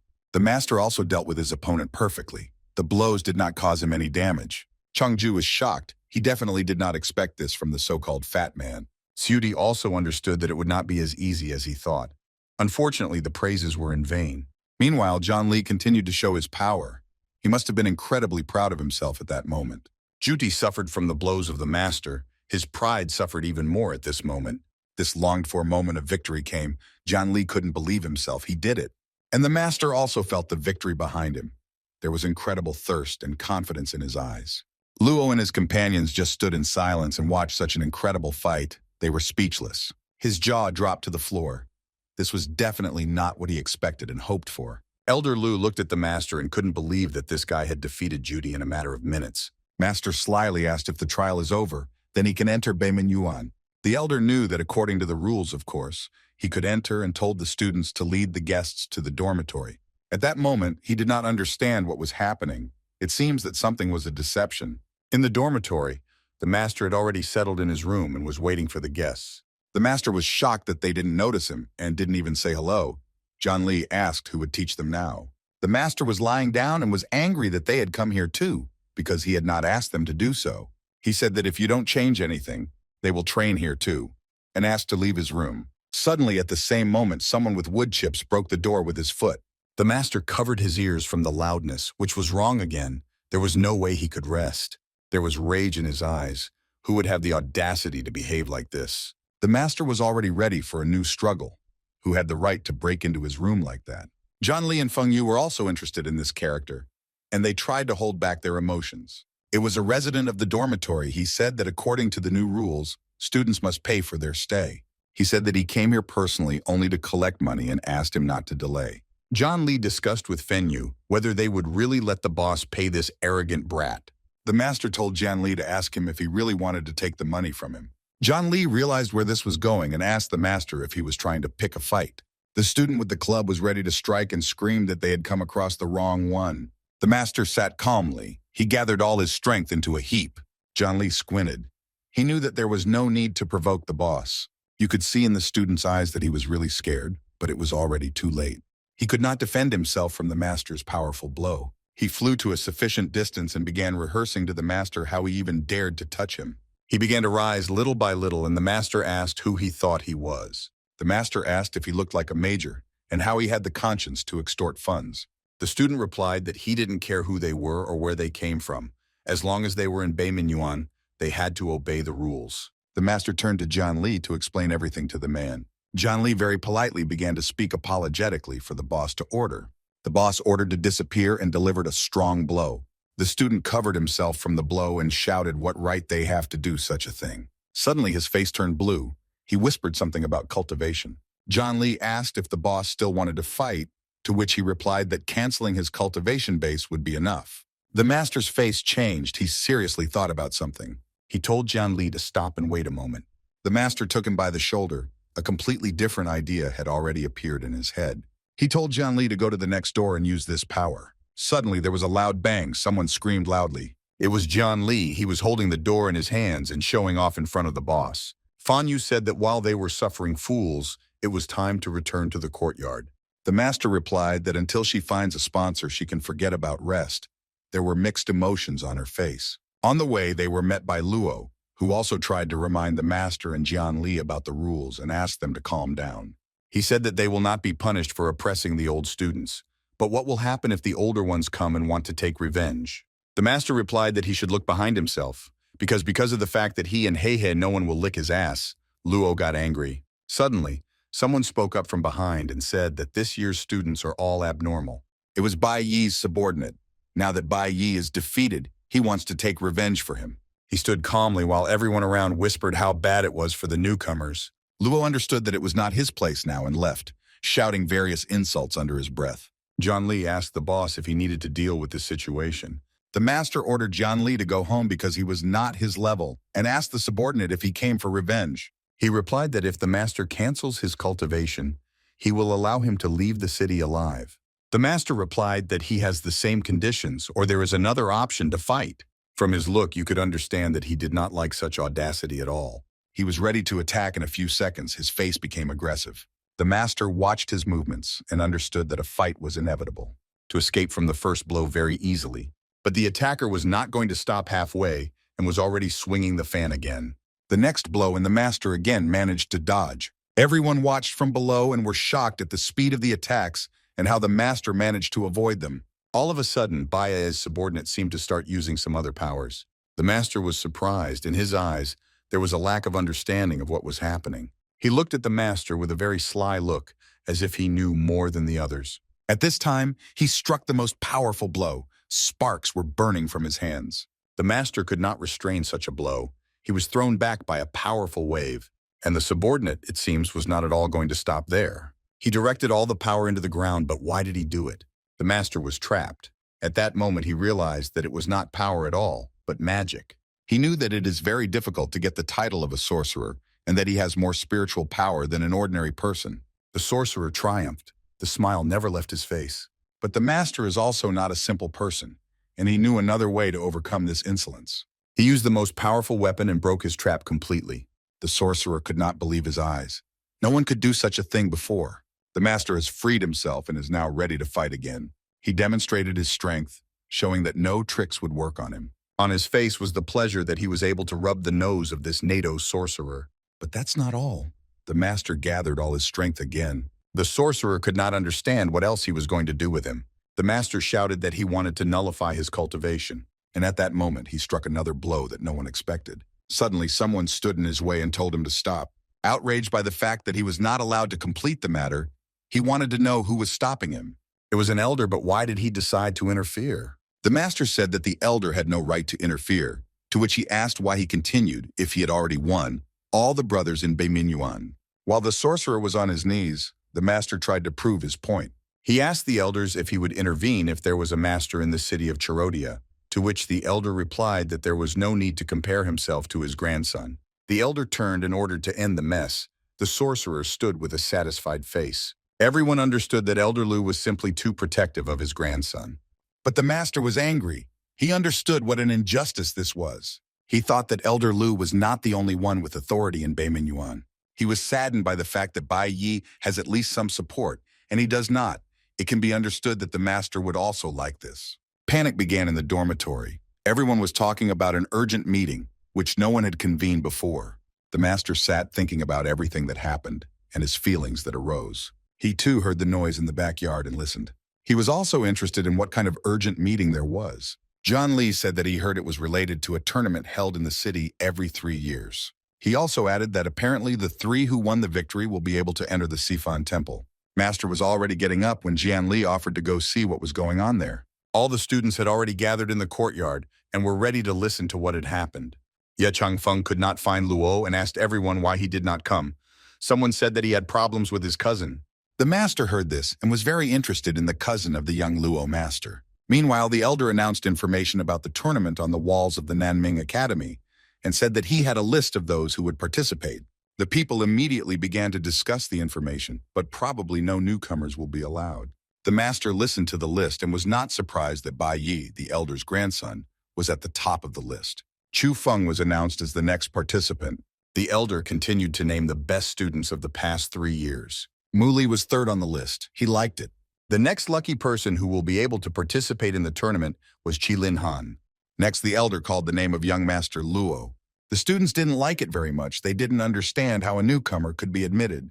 The elder listened and said that if someone defeats Luo, they can take his place. Luo, accompanied by Chen Xiaozhu, exclaimed, "If someone is so confident in their abilities, then they can impress him."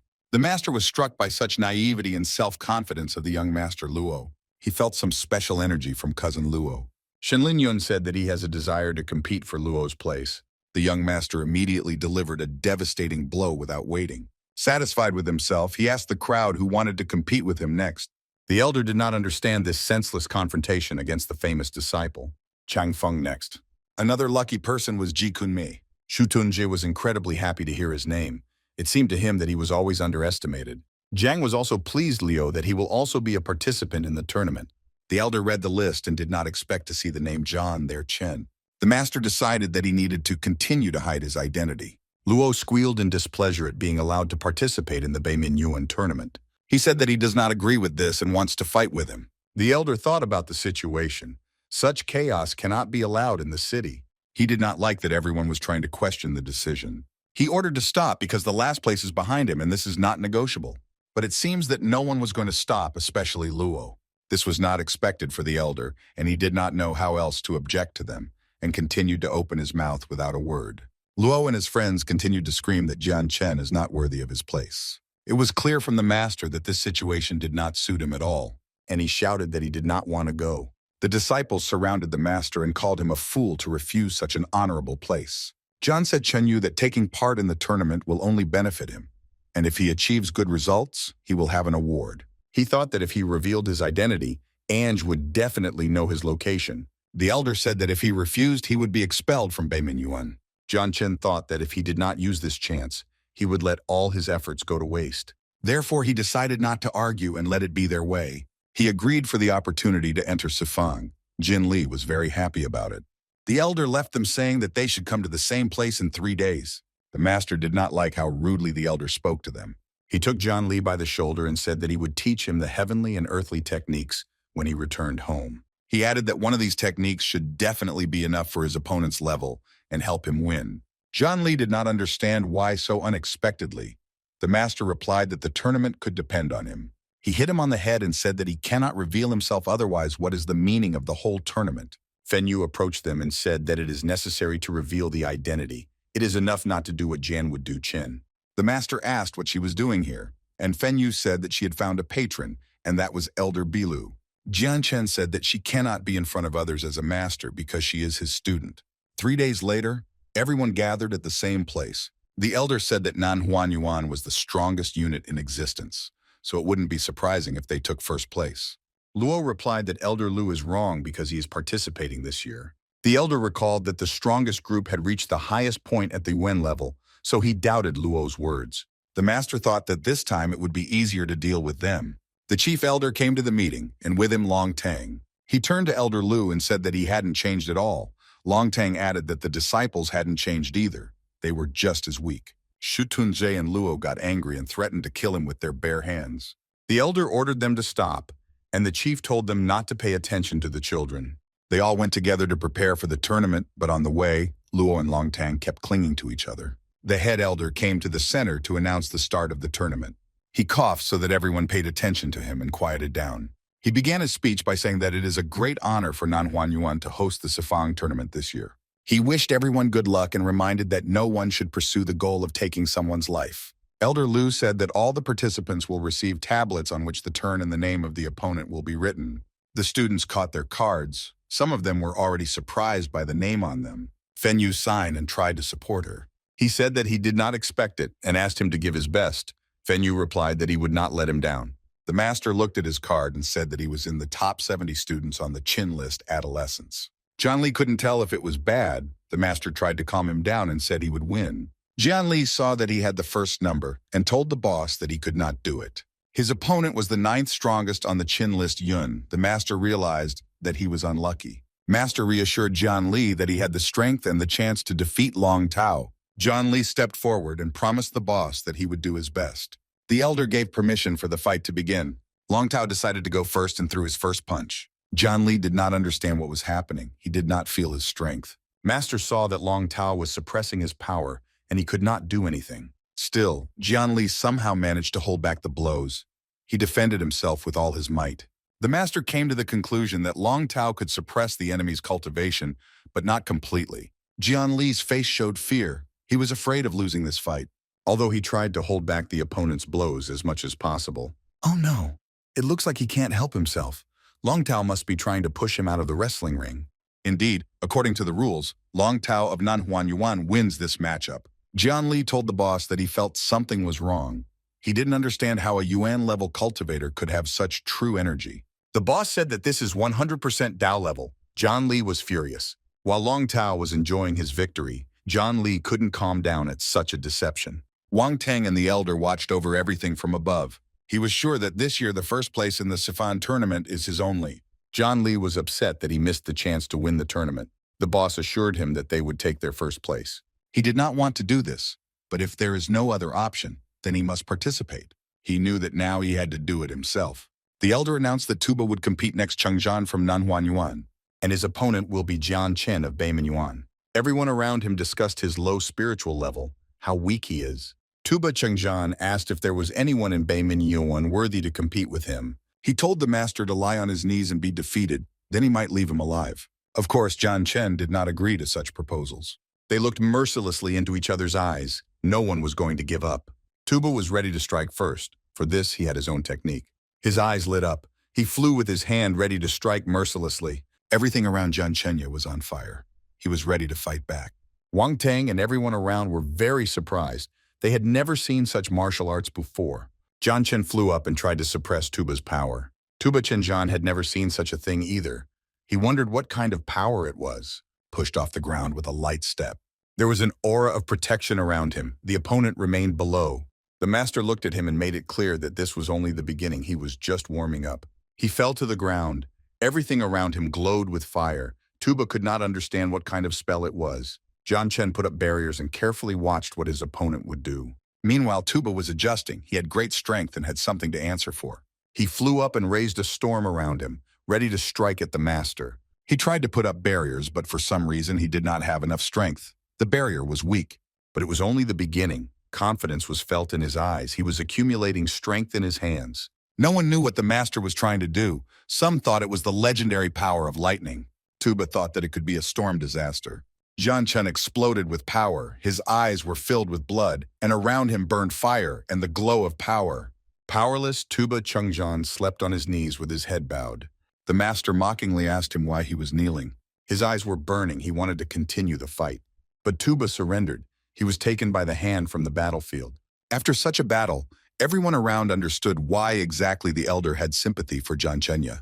Wang Teng said that the master's cultivation power was limping, but while his power was simply terrifying, the master overheard this conversation and heard that his martial arts were to be taken away. He was outraged by the fact that they first discuss him, and then they want to take away martial arts. He was angry, turned around and showed the middle finger, saying that no one will get anything from him. Wang Teng was angry at this behavior, but the elder on the side calmed him down. He thought about what reward awaits the winner and decided not to pay attention. After that, he promised the elder to get the first place. And it was at this moment that the elder's attendant recognized Jian Chenya. Jian Li saw that they were being looked at. The master replied that he clarified something. Jian Li turned around and asked what the master had learned. He replied that Manhua are just shameless dogs, and in Tuba's eyes, he saw a death wish. Jian Li understood that the master had been exposed, to which he replied that if they notice the quality of suspicious activity, then they will start to act. He stopped Li's objections and said that it should be discussed later. They stood leaning on the railing until the guests came to them. Ye Changfeng asked where he came from as the only one who made it to the tournament with Bei Minyuan. Tongtian Temple, to which Luo shouted that such a place did not exist at all. The master looked at him and said that not all information in the world is under his control. He told him not to rush, and that Bailey Haya is not strong enough to compete with Tongshan Temple. Master took Jian Li's shoulder and decided to leave. He offered to restore his energy and proceed to the next round. Jian Li asked for the temple, which made the master angry and replied that it was obviously a lie. The master understood that the elder had counted him out, and they had to leave before he found them. He remained alone and thought about the plan that needed to be made, understanding that after tomorrow's fight there will be no other chance. Until someone knocked on the door, the master allowed to enter. It was the elder's attendant. He had a very satisfied face. He looked around and said that this shabby shack was not so bad, and that he knew that the master had changed his appearance. The master was not at all surprised. He knew that they would not be able to overcome him. The attendant said that even now he wants to play and asked where the master is covering. The master asked with a satisfied face what he could do to him with his pitiful strength. The attendant's fist turned into something very powerful. He tried to hit the master. He replied, smiling, that many people tried to kill him, but he is still here. He stopped the attack with just one finger, and everything around shone with power. Contact him had already died. The attendant did not expect that the master had a seal. He did not know that he could create them. To which the master replied that he knew he would have guests, so he left a small gift. The attendant begged not to kill him. He promised to tell the news about Angie, but it was too late. The master had already used the ring. He killed the attendant and was surprised that Ange had weakened so much recently. Jian Li came back and asked what happened. The master replied that if it weren't for him and Fenyu, no one would have revealed it.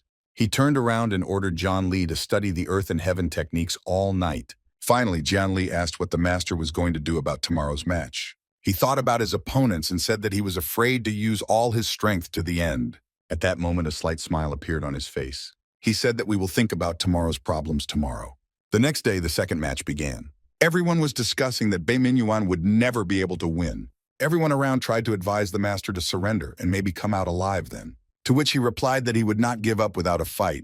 Other students who were of the same opinion joined the conversation. The master just stood there. He heard many insults addressed to him. Wang Teng repeated again that if he surrendered, he would be able to leave safe and sound. All the same, anger came to the master. He replied that only pitiful people can scatter empty threats. Wang Teng said that if he does not want for good, then it will be for bad. Suddenly, his face changed dramatically. The mustache disappeared from his face. Master looked at Wang Teng, his eyes sparkling with anger. Jian Chen rose up. Everything around him lit up with the glow of his heavenly powers. Wang Teng stood on the ground but was very surprised. He did not expect this. He knew that people with a low level could not float in the air. There was a misunderstanding in his eyes. How could he know heavenly martial arts with his level? Baiminyuan, in their opinion.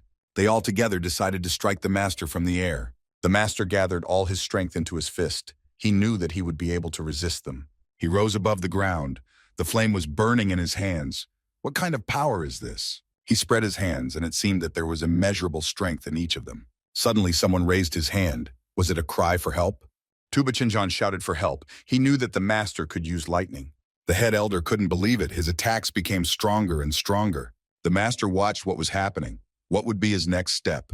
He crossed his arms as if making a sign. He rose above the ground. The sparks around him increased. From below, it seemed as if he was rising from the flames.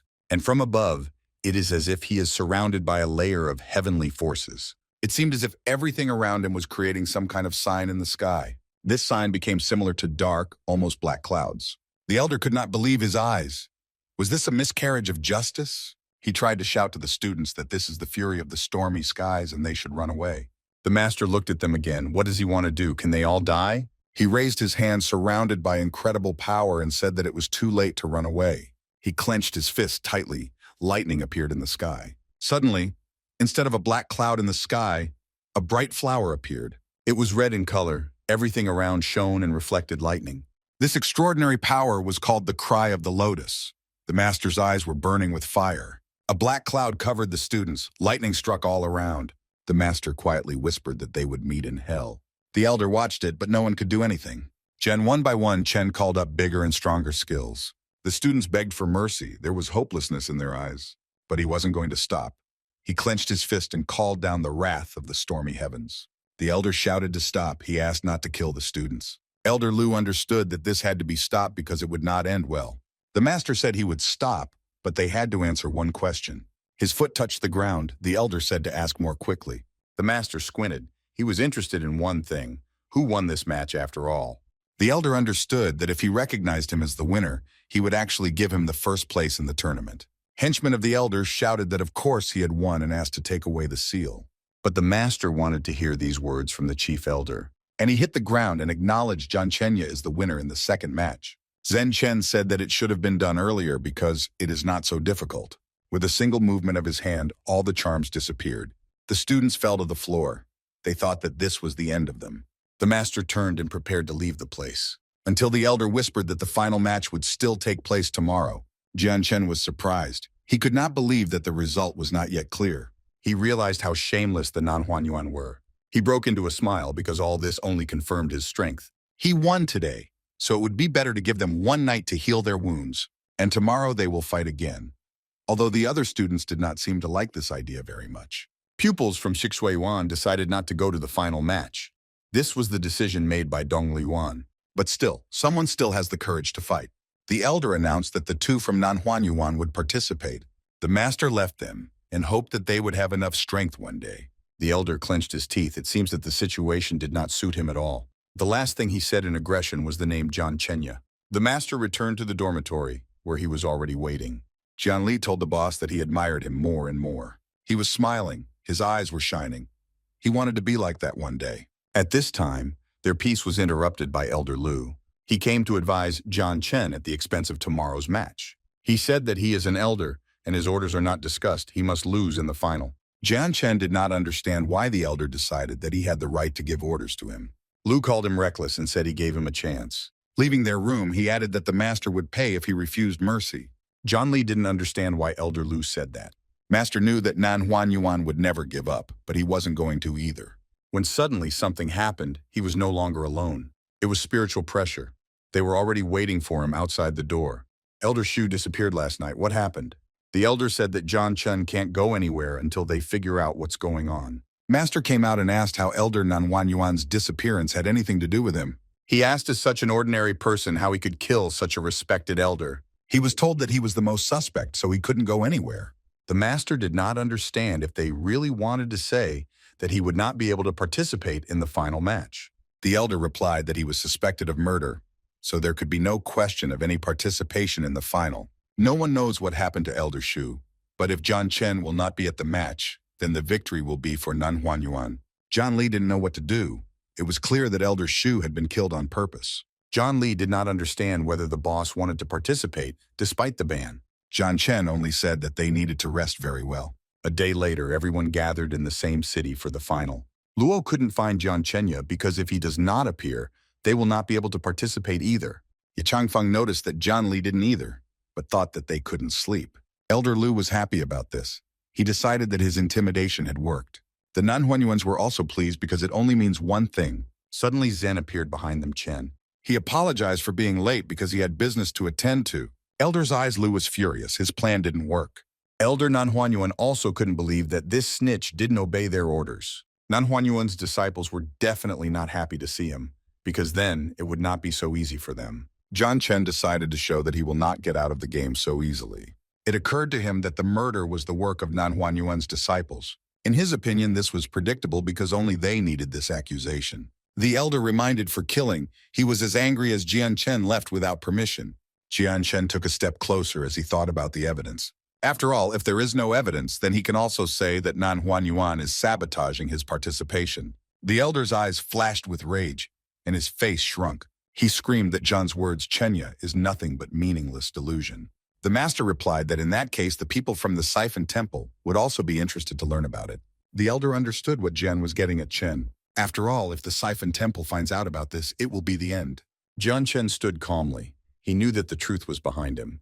The elder said that the fact that he appeared does not mean at all that he will not be suspended. Jian Chen listened to everything in silence and walked past. He told the elder that the final had already begun, and perhaps he would still admit that he could not overcome it. He answered that the final will start with Banjushin, so it is better to wait in line. The Nanhuanyuan could be... Luo shouted at Zen Li. He still didn't see Zen Chen. Elder Lu was listening to Zen Li about the situation that happened with Elder Shu, but he told Luo that this circus is enough, and if he has any questions, let him return to Beimenyuan. Luo replied that he now despised Elder Lu more than Jian Chenya. Jian Chen was already standing ready. He did not yet know who his opponent was. The elder said that in the final match you can choose your own opponent. The master thought that Nanhuanyuan would really be the heathens who would once again expose two people with an average level of cultivation. He beckoned two of them to him with a gesture of his hand. Wang Teng reminded him not to be so cocky, because karma is still a bitch. Someone with him was already trying to get his sword against John Chenya. This time everything can become very complicated, because he already has two opponents. John Chen got up. He surrounded himself with heavenly forces. This time he himself did not know what he was capable of. He raised his strength. It was probably even higher than the heavenly level.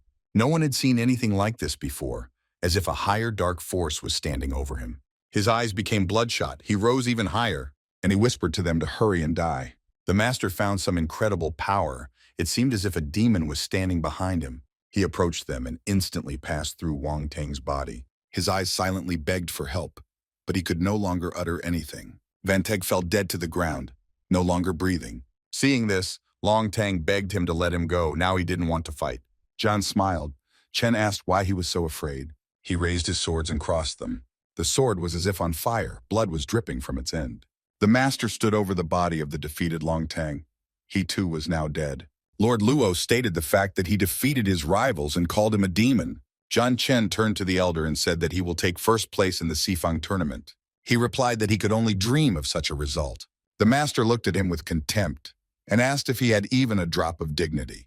The elder began to shout that he was a spy of the demonic sect, and therefore he could not take the first place. He pointed at the master and ordered the other disciples to kill the demon bastard. Jian Chen was really surprised that after everything they had seen, they still thought they could defeat him.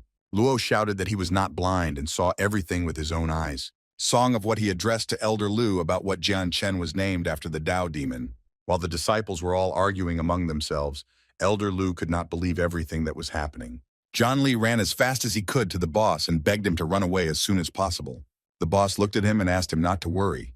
He was sure that Manhwa Yuan would not be able to defeat him. He took Jian Li by the shoulder and said that he would now put on a real show. The elder shouted that he was going to kill him, and the other elders obeyed his orders and drove away the evil spirits. Suddenly, someone from above asked who had the courage to say such a thing. The elder shouted to the unknown about how he had the audacity to meddle in Manhwa Yuan's affairs. The man went down and found himself between Jian Chen and the elder. He called himself Zhu Jian, the man of Changshan Shuihai from the city of Baida. The elder did not understand, as a man from Changshan Shuihai may be on Bei Minyuan's side. Zhu Jian asked for even more advice from Jian Chenya. He replied that he agrees to teach him. After that, the man asked for a discount. The master said that, of course, it is possible.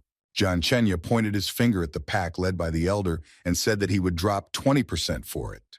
The elder raised his hands up as if in surrender and said that he was just joking. But it was already too late. He said too many stupid things that should not be forgotten. Zhu Jian struck him hard in the stomach and he flew away. The elder could not believe that none of his powers helped him to avoid this. The students discussed how he had the right to try to kill Elder Manhwa Yuan because they could take revenge at the tournament. Suddenly a silhouette appeared in the middle of the sky. He was asking maybe not too much. It was Mudongbei, master of Manhwa Yuan. His disciples were very happy to see him. Zhu Jian said that they want to kill the granddaughter of the master, and this is too much. Muzhongbei reminded that they are in the territory of Nanhuan, a subdivision of Sifang Temple.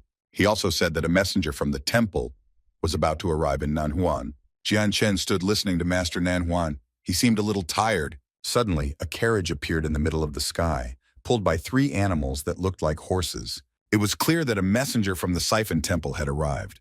These animals descended to the earth. They were not like any other animals. The messenger took his hand out of his dark cloak as if trying to feel something. He looked very kind and sincere.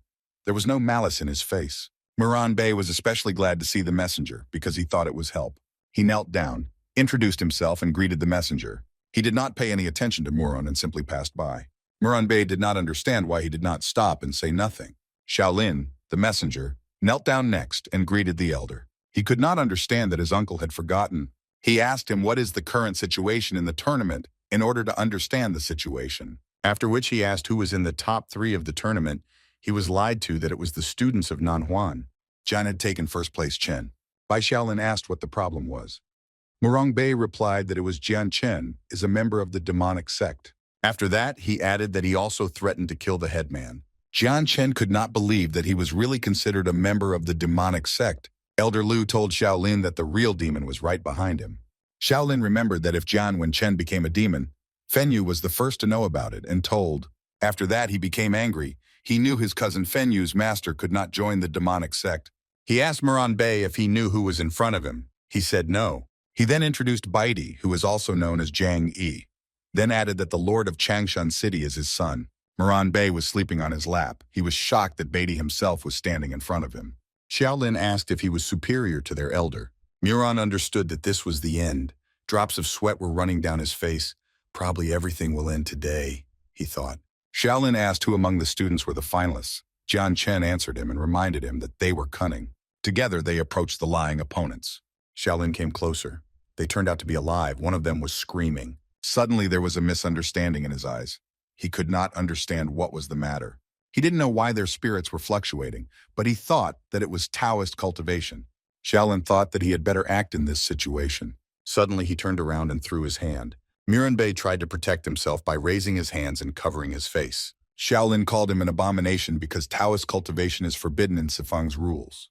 Muran Bey then shouted that it was not he who had been ordered by Zhu Moshan. Fights Shaolin now turned back to Zhen Chenya. He knelt down and showed his great respect. After that, he declared him the winner of the tournament and gave him a small present. It was not a present at all, but a true legacy of Nian Sheng.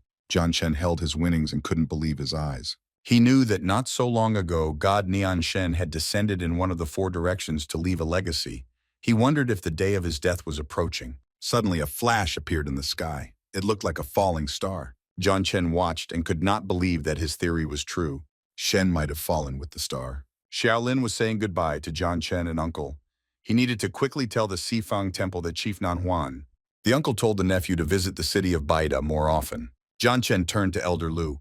He wanted to remind him what he had done. Behind Miranbei begged the master for forgiveness. Jian Chen said not to forget to tell the elder about everything in Beiminyuan, and not to forget what he did for him. A tear appeared in Lu's shock. He did not know what to answer the master. It was cloudy outside. The weather was getting worse over the hostel. Suddenly there was a heavy downpour that resembled sparks. Jian Chen felt something magical about his victory gift. He tried to touch until the magic power completely surrounded him. The weather became worse and worse. Lightning began to appear in the sky. The students could not understand what was happening. Obviously, it was not an ordinary thunderstorm. Suddenly, they began to feel bad, and magical powers penetrated more and more. The sky played with different colors. It seems that something was emerging from the light. Jian Chen could not believe his eyes. Nianshen appeared before him. He said he knew he couldn't die just like that, and if he waited for Jian Chenya, will be able to die without regretting anything. Jian Chen asked him how he left. He replied that the 36 gods who turned against him after his departure declared the 9th war of heaven, so most of the people either died or fled. Jian Chen continued to ask why he didn't run away too, if maybe he wanted to kill. Nianshen replied that he had tried the 10 heavens and the position of God, but he could not hold on. Master looked at him with despair. Nianshen was leaving him. He closed his eyes. Sadness settled in his soul. He shouted that he only wanted to protect Nianshen. After that, he said that he only wanted him to wait for his return to the 9 heavens. He really wanted them to be together again, and knew that he would see him again. Nianshen said at the end that there are still people in this world who are waiting for his return. He was ready to let him go and left his successors to help fight for peace. The last thing Zen heard Chen is a message that his brothers still think about him. He tried to talk to him, but he had already left the place. He grasped the air with his hand as if trying to catch Nianshen's spirit. Inside, he knew that now he had gained strength. He would be able to conquer the 9 heavens. Now he will not pay attention to others. He will tear the fields, mountains, and the world. Still, tears flowed from his eyes. He wanted to spend more time with his brother. He looked at his winnings. The sheet of paper seemed to be imbued with magical powers. It was burning with fire, and the inscriptions on it began to fly off the sheet. Finally, with tears in his eyes, he said to wait for him, because he would definitely take revenge for him. In 10 days, Zen Chen sat in the same city he practiced. His mission was to master a great power. It was called higher mind control. Then suddenly appeared Mo Sinti and told him that he had found the hall of the Dark Pavilion. John's eyes, Chenya was filled with rage. Finally, he reached the Dark Pavilion. Jian Chen kept thinking about the fact that the Dark Pavilion was right under his nose all the time. He remembered that he passed that hotel several times. And if it weren't for Mo's investigation, Xintian, he would never have guessed that this is a branch of the Dark Pavilion. He thought how strong the best fighter there was. Mo Xintian tried to explain that if Yi attacks and destroys the branch, then Jian Chen will immediately become an enemy of the Dark Pavilion. The master said not to worry about him and advised him to return to the demonic sect. He himself understood that he also needed to return to the incomparable sect, since he had received an inheritance. While he was thinking about what to do, Lord Luo and Man came up to him. Jian Chen didn't really like such visitors. He was too tired. Lord Luo, as usual, was not satisfied with something and tried to catch the master again. Jian Chen decided to leave and said to get out of the way. Luo didn't seem to like it very much. He shouted that he wasn't allowed to go anywhere. He decided that it was time to settle accounts, because he thought that the master had disgraced him all the time. Luo said that he simply became a coward after meeting his cousin. Jian Chen got angry and thought, who was he to poke a finger at him? Many Chen said that he is the young master of the World Bank, and he should apologize to his cousin. He also wanted to see the inheritance. The master replied that he was not worthy of the legacy of the converter. He added that this is his brother's legacy, so don't let these wretched bastards even think about it. Many Chen slapped him and said that in his eyes he was not even worthy of showing such pride. The master said that what he was capable of was far beyond his wildest imagination. But if he wants a battle, the master will show him a show. He concentrated the power in his hands. The fire was burning between them. Man's face Chenya changed. He suspected that this was a prohibited technique. The master asked him to come forward if he wanted to start a battle. His eyes were already shining with sparks. This look can always be recognized. He was ready. Many Chen asked if he had forcibly ascended to the Tao realm using a forbidden technique. The room was filled with the heavenly powers of the master. Man Chen flew away. He began to use his powers too. Fiery lions seemed to burst out of his hands. Zen Chen thought that if he wasn't scared of the forbidden technique, then he also had some tricks up his sleeve. And he was not mistaken. It is obvious that Man Chen also possessed celestial techniques. This time, the master's attack turned out to be stronger. His blow forced Manchanya to fly away. But he quickly landed on his feet and was ready for the next fight. He rose up, a huge fiery lion behind him. Many Chan understood that his opponent had many tricks up his sleeve. The master expected that he had his avatar. He knew that cultivators who possessed avatars were much stronger than their peers without them. Many Chan threw his punch and said that if it wasn't for the forbidden technique, he wouldn't have used the avatar in this battle. An unreal battle began. Everything around was on fire. The master said that he does not care about the avatar because he still has forbidden techniques. These words puzzled Manchanya. Fear appeared in his eyes. He wondered how he managed to get so many forbidden techniques if each sect had their own. Many Chan was flying above the master with his avatar. Eyes master burned, he was finished fight back. His gaze focused on the accepted attacks. At this moment, he applied your earthly technique for reflection avatar. Jun Chenyu successfully managed to find strength against Manchan. Lord Luo ran over to his cousin who was lying on the ground after unsuccessful attack. Luo very much was surprised what the master managed to knock down his cousin. He was confident in his abilities. Luo was worried about his cousin's condition and tried him help. Master understood that after so many battles, he was still very weak and could suffer from their own technician. He got angry because understood that through their ambition, he could lose strength and more worse to perish. But he has turned around and said to Manchan that he lost the battle. He added that since he could not defeat him, he is not worthy heritage. Chan's condition wished better. Luo was near and tried help. Manchan. He squinted, tried to give some answer. But suddenly he saw someone behind Master. He tried warn Zhenchanya about it, shouting what someone is behind him. Master tried quickly turn around and react. Luo and Manchan were shocked by what they saw. The master's eyes showed incomprehensibility and disappointment. Unknown in a mask clicked with a knife master behind in the chest. Zhenchanya turned around with a knife in his chest and took the attacker's hand. Zhenli and Feng Yu saw this event and ran as fast as they could to the master. Feng Yu raised the gunpowder. She jumped up with all her might. She shouted at the attacker to give her the master and called him a little shit. He turned around. It felt as if he knew exactly who was addressing him. The attacker turned back to the master. It seemed that he no longer had the strength. He looked like he was dying. Bai Fenyu Podlativsht gave the attacker a strong kick in the stomach. He landed on the floor and said that the master had come to an end. John Chen continued to lie with a knife in his chest, while his assailant ran away with all his might. The master took out a knife. He said that this dark pavilion laid an eye on his life. Fenyu and Zhenli asked the master how he was feeling, to which he replied that he needed to join the sect. He said that the weapon was poisoned, and if he did not receive a countermeasure, he would have to say goodbye to his life. Zhenli and Feng Yu said that they would take him away without question. Feng Yu took the master in her arms, and Luo and Manchan watched this. Feng Yu told them that if something happens to the master, the city of white rulers will declare war on the World Bank. Many Chen understood that it was Bai Feng Yu and John Chen as her master.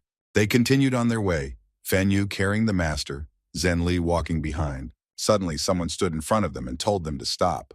It was Elder Lu with the students. He said that this is Min Academy, and it is a place where you can enter and leave whenever you want. He understood that John Chen is on the verge of death, and all that is needed is to leave him here. Bai Fenyu, very angry, she shouted for the elder to get out of her way, to which he replied that she was a student at his academy and could not leave without his permission. They stood opposite each other. Something had to be decided.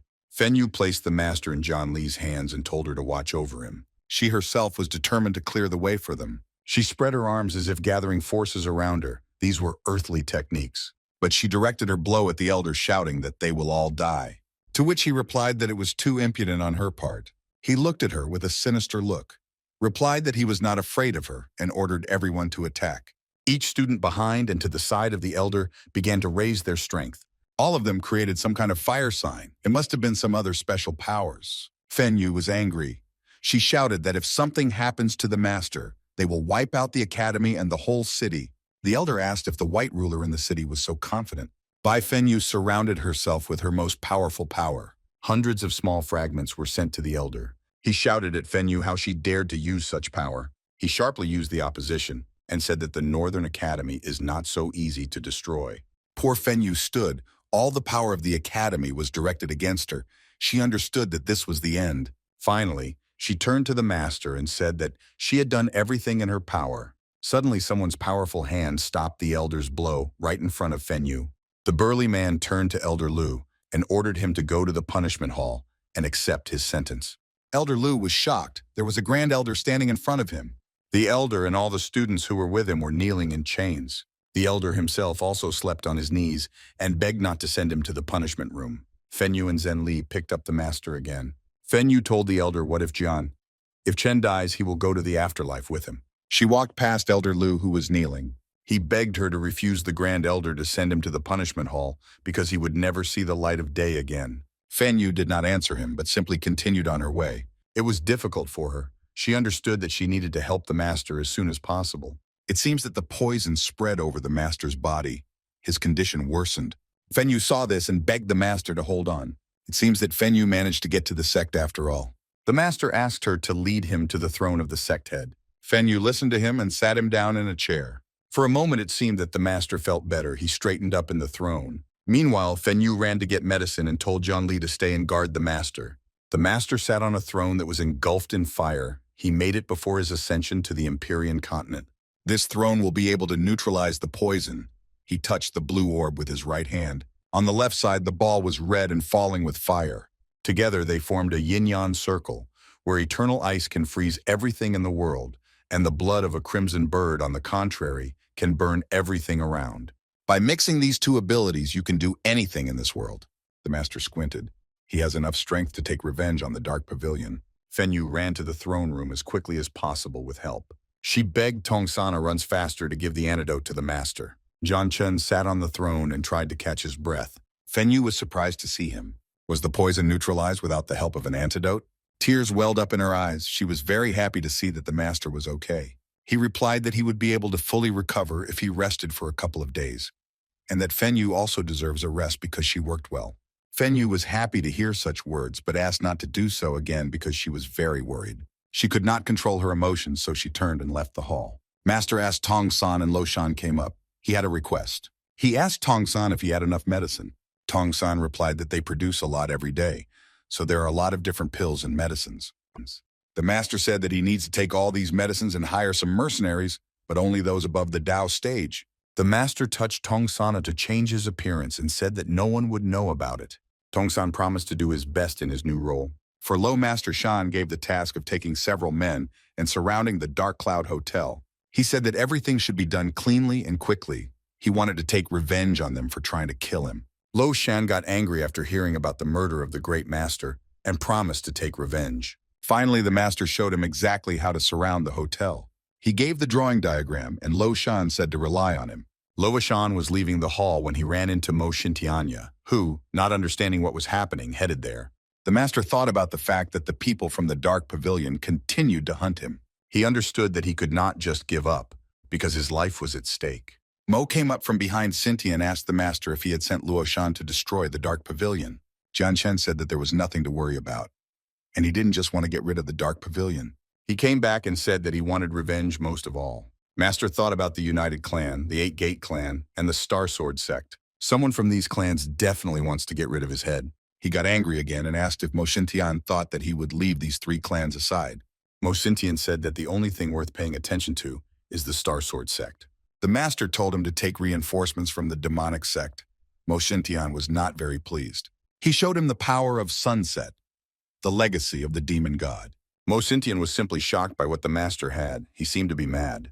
Taking the force into his hands, he assured the master to rely on him in this matter. The master ordered him to go and collect more people, and said that it would be better if they were strong. Zhen Chen remained in the sect to strengthen his cultivation and shell technique. 3 days later, the master heard a voice asking for help from the Star Sword sect. This made the master very angry, because his connection was interrupted. Now there was no way out. He would have to get up and see what was happening there. He opened the door and angrily said that if someone is looking for death, then he will provide it. Fenyu and Zhenli arrived at the sect to visit the master, but they did not find him, and could not understand where he could go when the Dark Pavilion is hunting him. Standing next to Lo Shan said that he saw the master heading to the Star Sword sect.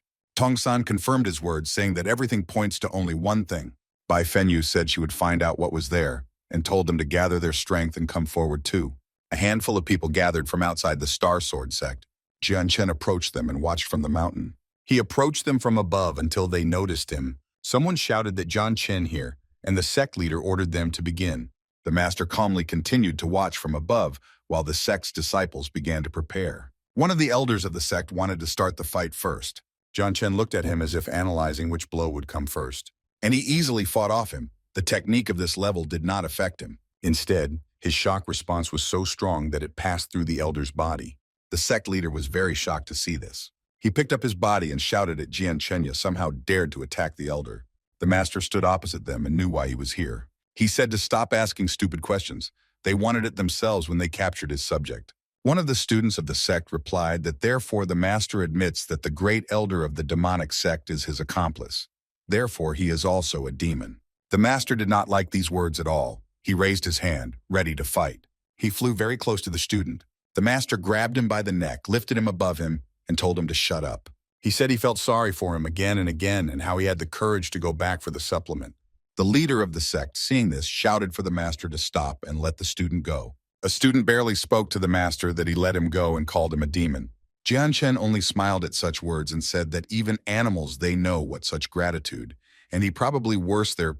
He compressed next student with all his might. He barely whispered, let him go. Scientist grabbed the master's hand, begging him to stop. But the master was not going to stop. He more tightened his neck, student. He threw away dead body on the ground and said that the ungrateful do not deserve the gift of life. Leader Sex compressed firmly teeth and whispered what he will kill Jian Chen. He got his sword for what the master said he had only two choices. The first choice is to let Mo Xintian and the master go will give him life. Or will destroy the entire sect and release him alone without help. Such words too got angry leader. He said that master can't do anything them do.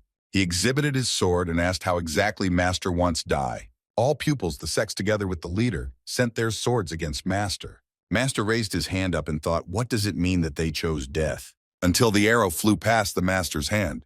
The leader said that he would not allow him to win against his tricks. The master looked at him and answered what, even if he will not use amulets, they will not be saved. He rose above them, created his field and said that today they are all die right here. All pupil sects were shocked by what force demonstrated by Jian Chen.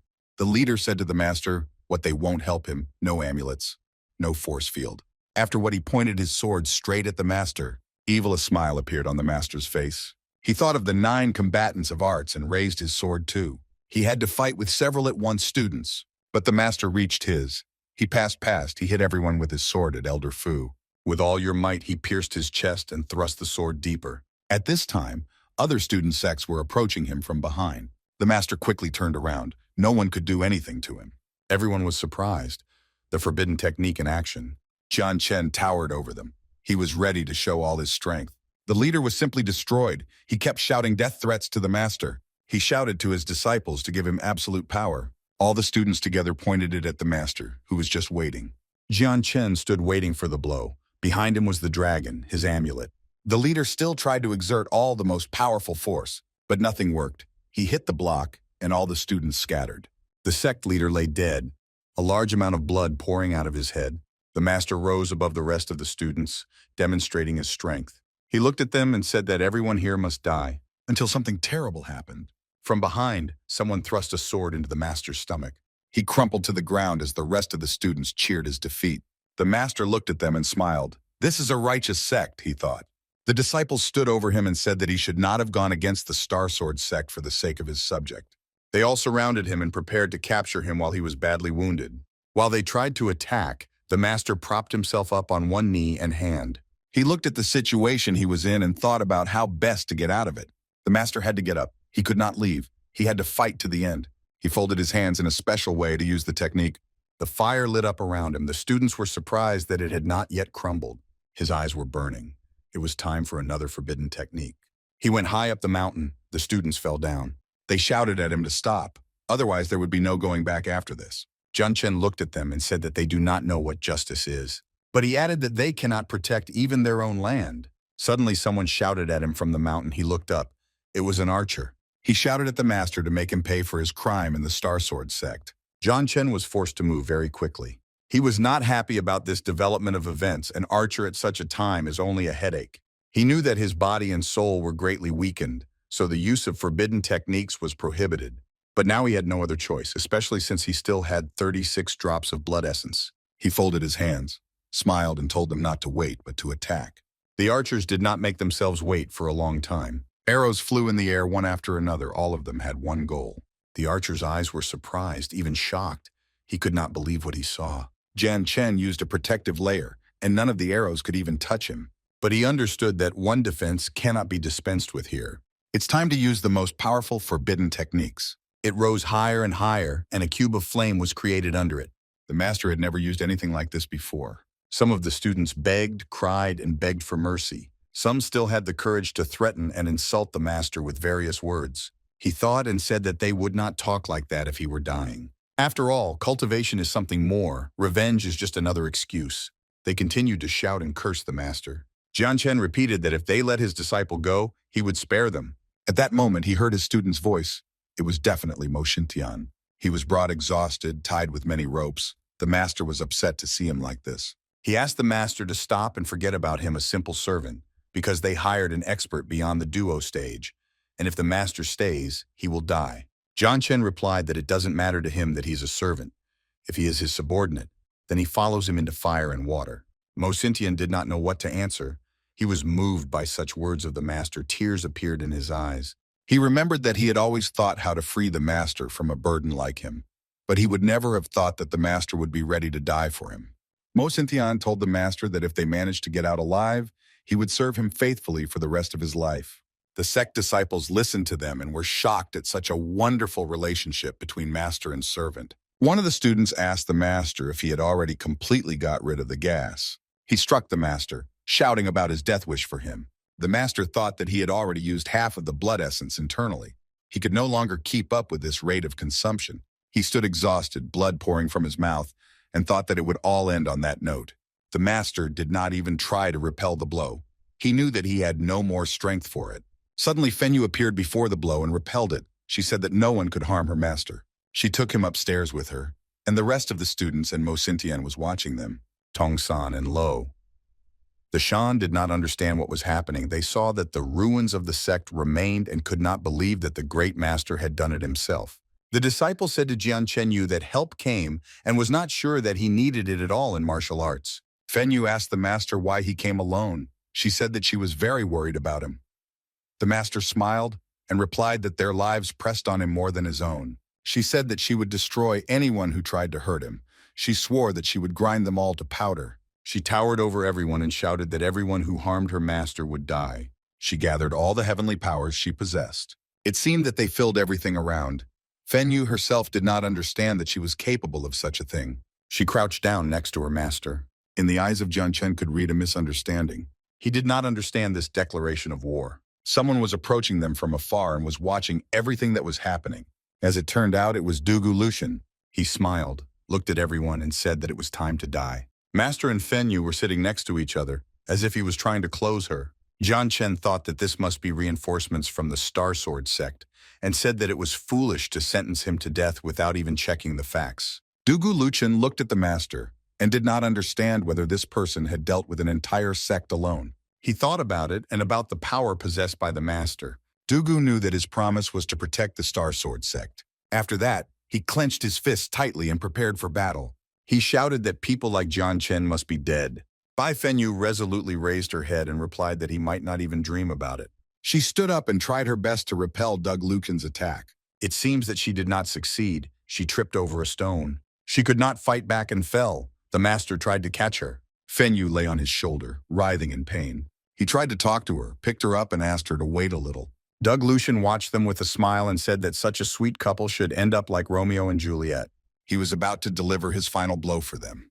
Fenyu looked at it. She understood that something had to be done, otherwise they could both die. She held out her protective hand in front of Doug.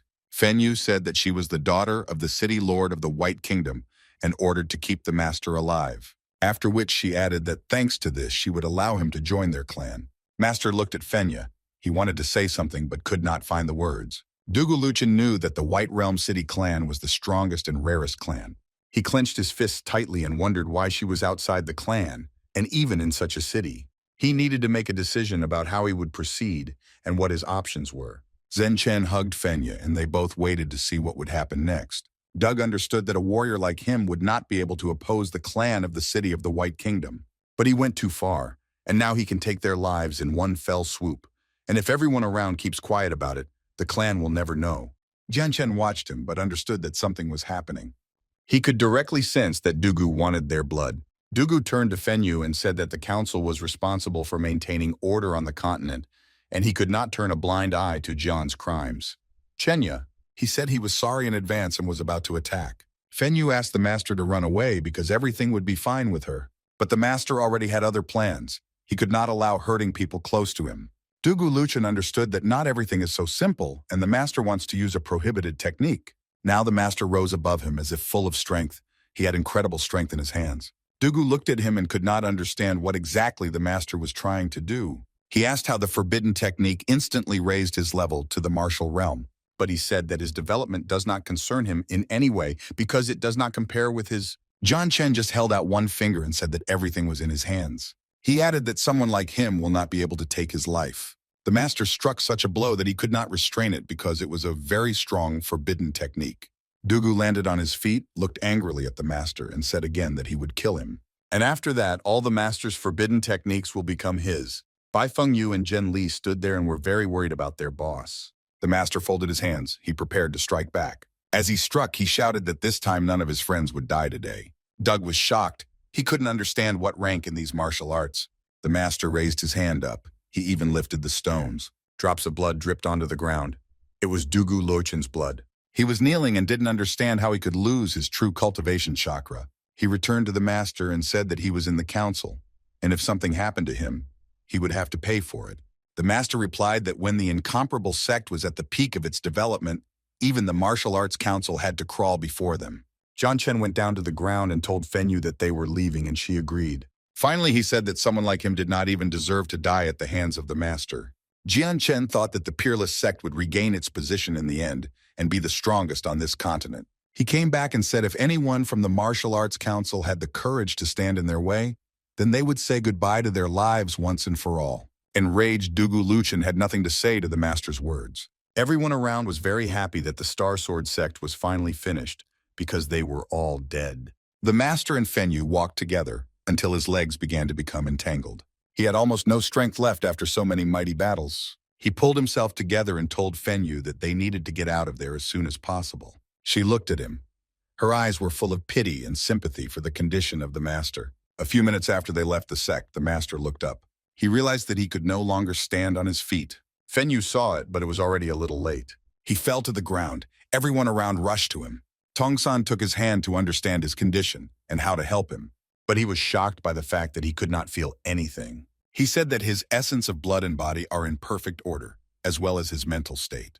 John Lee was sleeping with him. He was crying and couldn't believe that his boss could just die like that. Suddenly, someone from the crowd came closer and said that he could save him. It was Mo Xintian. He asked if they could trust him. The master continued to lie unconscious. Mo Xintian suggested that he be classified as a democratic sect. After some time, they still reached the demonic sect. Mo Xintian carried the unconscious master on his shoulder. He was an elder in this sect, but he had entered the forbidden territory that only a leader could enter. He said that he takes responsibility for this, even if this venture will cost his life. He put the master down and ordered to guard him and not let anyone near him. John Chen was lying in a mixture of blood that was obtained by combining priceless herbs together with drops of dark phoenix blood. The disciples of the sect said that the effects of regeneration also make a person extremely evil. Mo Xintian believed that his death should be different. Mo Xintian stood a little longer and turned to go the other way. As he left, he ordered to watch over the master while he negotiated with the leader for a final decision. John Chen lay almost completely submerged in a mixture of blood. Drops of blood one by one touched his wounds. They seemed to regenerate damaged areas on his body. Suddenly, the bloody figure of the phoenix touched his forehead as if with a kiss. The master came to his senses and became nostalgic. After a few minutes, the phoenix figure returned again. Phoenix looked at the master and asked if he had not already ascended, because he heard that he leads a secular life on the celestial continent. Phoenix called him a bastard, and he did not like that the master was trying to survive with the help of his blood. John Chen got up, and the chained phoenix demanded thanks for saving him. The master looked at him and was very surprised. He recognized him as his friend Fernie, but he said that he had lost a lot of feathers, and now he was cold. The master asked what he was doing here. What made the phoenix angry? That he called him Fernie, because he is the only and unique hell phoenix. The master reminded him of the infernal territory and how it haunted him, and he said that he would be able to save him then from his future fate. To which the phoenix shouted to the master that he was the one who tried to save him while he was lying here, so he deserves some respect and gratitude. He cried and continued to talk about what was done to him. Now he is like a factory for the production of blood.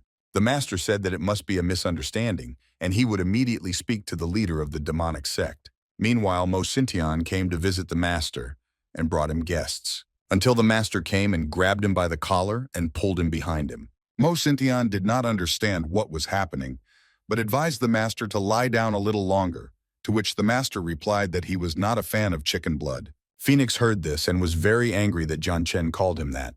Mo Sintian turned around and did not understand why the phoenix looked like a disgusting chicken, to which he continued to shout that he was not a chicken but a fucking phoenix. John Chen ordered Mo Sintian to return to the sect and prepare everyone, because they are going to attack the allied clans and the 8 gates. He said he trusted him, but he still needed to talk to the leader of the demonic sect as well. Suddenly, the master felt a very strong aura around him. It was the leader of the sect. He asked what exactly the master wanted to tell him. John Chen was surprised why someone with such an aura would choose to retire, and then thanked him for the blood pool and said that they could always ask for help. Such words surprised the leader very much. Maybe he didn't even like it. He answered him that the demonic sect had distanced itself from various intrigues, so it is unlikely that they will be overtaken by dark days. The master said that he sincerely believes that it will be so he asked if he could take the bald rooster from the pool. Instead, he offered a martial arts method and divine cultivation methods. The leader thought because the infernal phoenix is the symbol and power of the entire demonic sect. He replied that it is impossible, and they themselves know many divine techniques, especially the demonic god Ye Jian Shu. The master landed back on the ground and thought.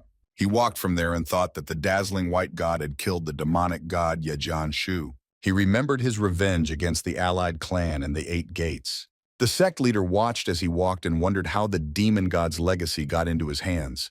Is it possible that he is the reincarnation of this being?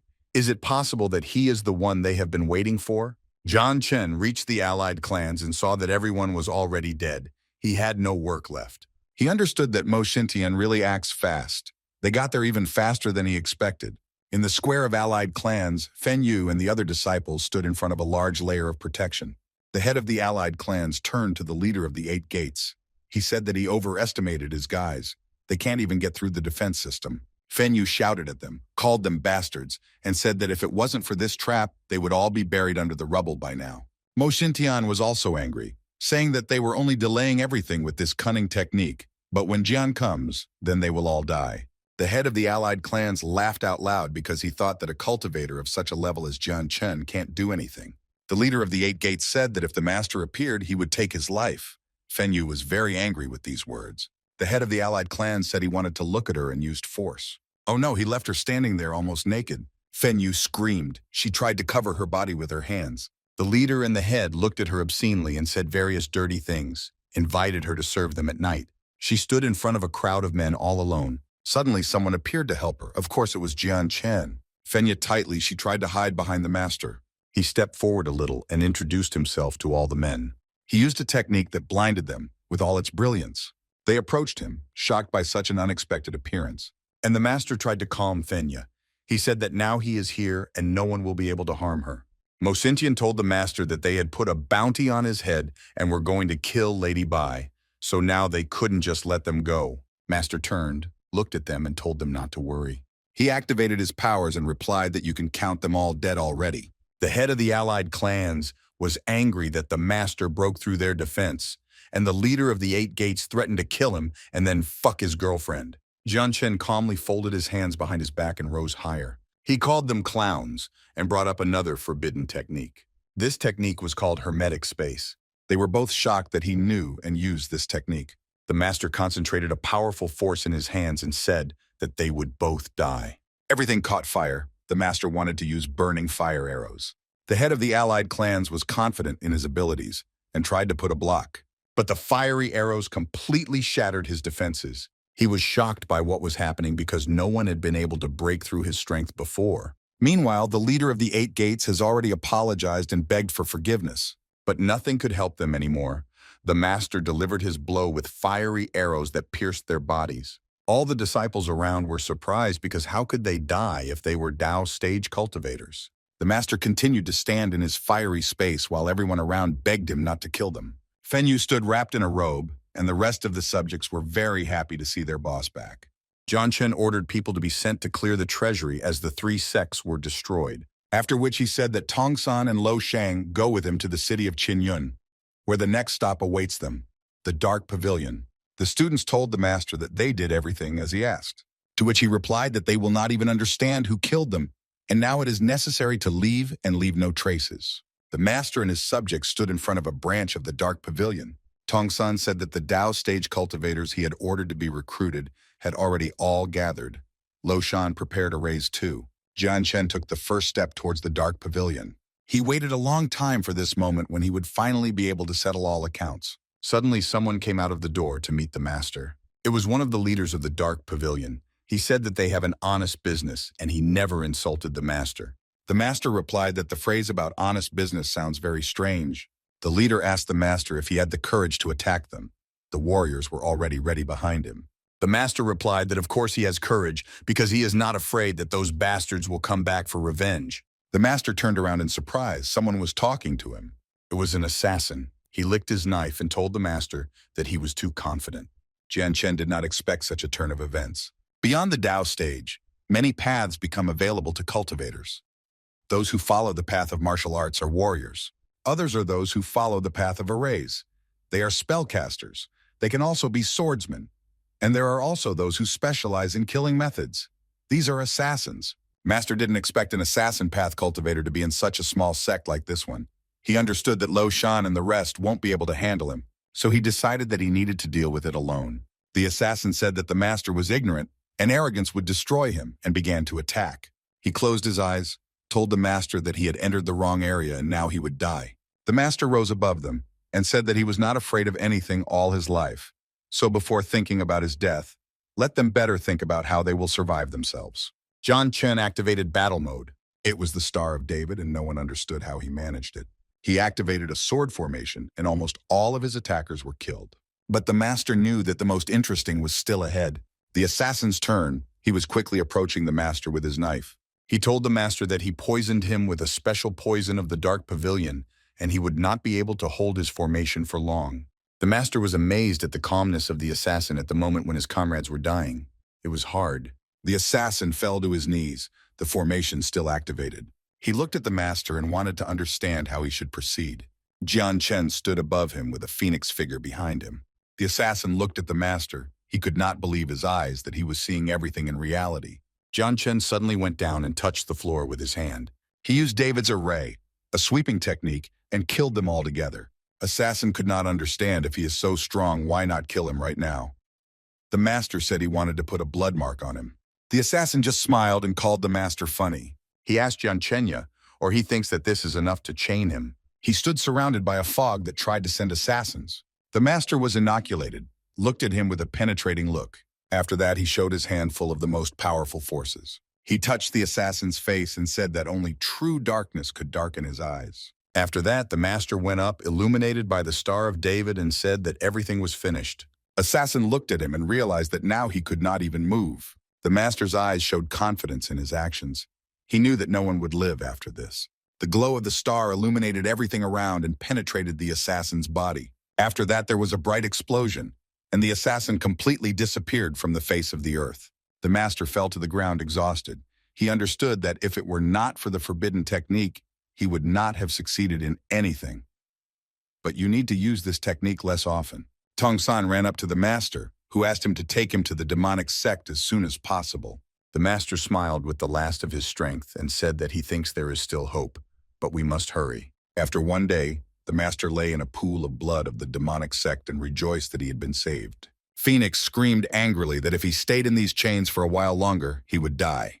The master smiled sinisterly and replied that it is good, because chicken broth helps against all diseases. The master got up and was about to leave, Phoenix begging him for help. The master didn't know what to do, because Mo Yang was too strong to fight him. Phoenix couldn't believe his words. Not even Jian Chen will not be able to help him. The master told the Phoenix not to worry. He promised he wouldn't forget and would find a way to get him out, but not now. The leader of the demonic sect approached the master and said not to use the pond as a swimming pool because it is not common. For his kindness, the master did not leave him without rewards. The leader said that this is the last time. Finally, the master asked if he could take the chicken because it looked like it was going to die soon. The leader replied that it was impossible, and he could not allow him to be taken for free. The master replied that he could give anything he wanted and asked what exactly it could be. His eyes shone brighter. He liked that he could get anything. And he said that he wanted the master to kill Lin Lan Wentiana, master of spiritual arts. The master couldn't understand his logic. How could he expect someone who hadn't even reached the Tao stage to be able to kill him? The leader replied that he did not expect him to do it right now. He can fulfill his promise as soon as he becomes strong enough. All he wants is his promise. At the Martial Arts Council, the H people worshipped and greeted Counselor Lin Lan Wen Tian. The leader remembered that he did not want to do this and challenged him to a duel. Master thought that Lin Lan Wen Tian is very pure loving. And even at their peak, the peerless sect never wanted to interfere with them. The leader continued his story and said that he lost the match. Because of this, he was forced to take a blood oath that he would remain alone for the rest of his life. Otherwise, revenge would come to all our ancestors.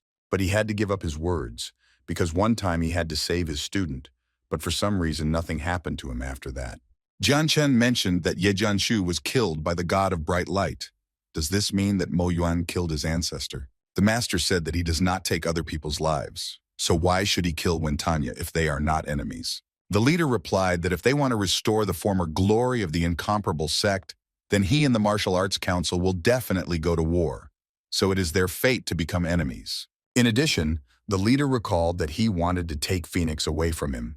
The master agreed to the following conditions. He brought him to Phoenix and said he would look for him every time he needed blood essence. Phoenix was shocked how the master managed to agree so quickly. The leader of the demonic sect removed all the chains from him. The master said that in that case he would take it right away. Happy Phoenix immediately took off while singing a song. The leader stopped him with a single slap. The Phoenix immediately fell to the ground. Leader decided that he was trying to escape as soon as he released him. Phoenix was shocked how the leader managed to stop him so easily and asked what his cultivation level was. The leader replied that he had only stepped within 5 marks of destruction. The master took the Phoenix and was about to leave.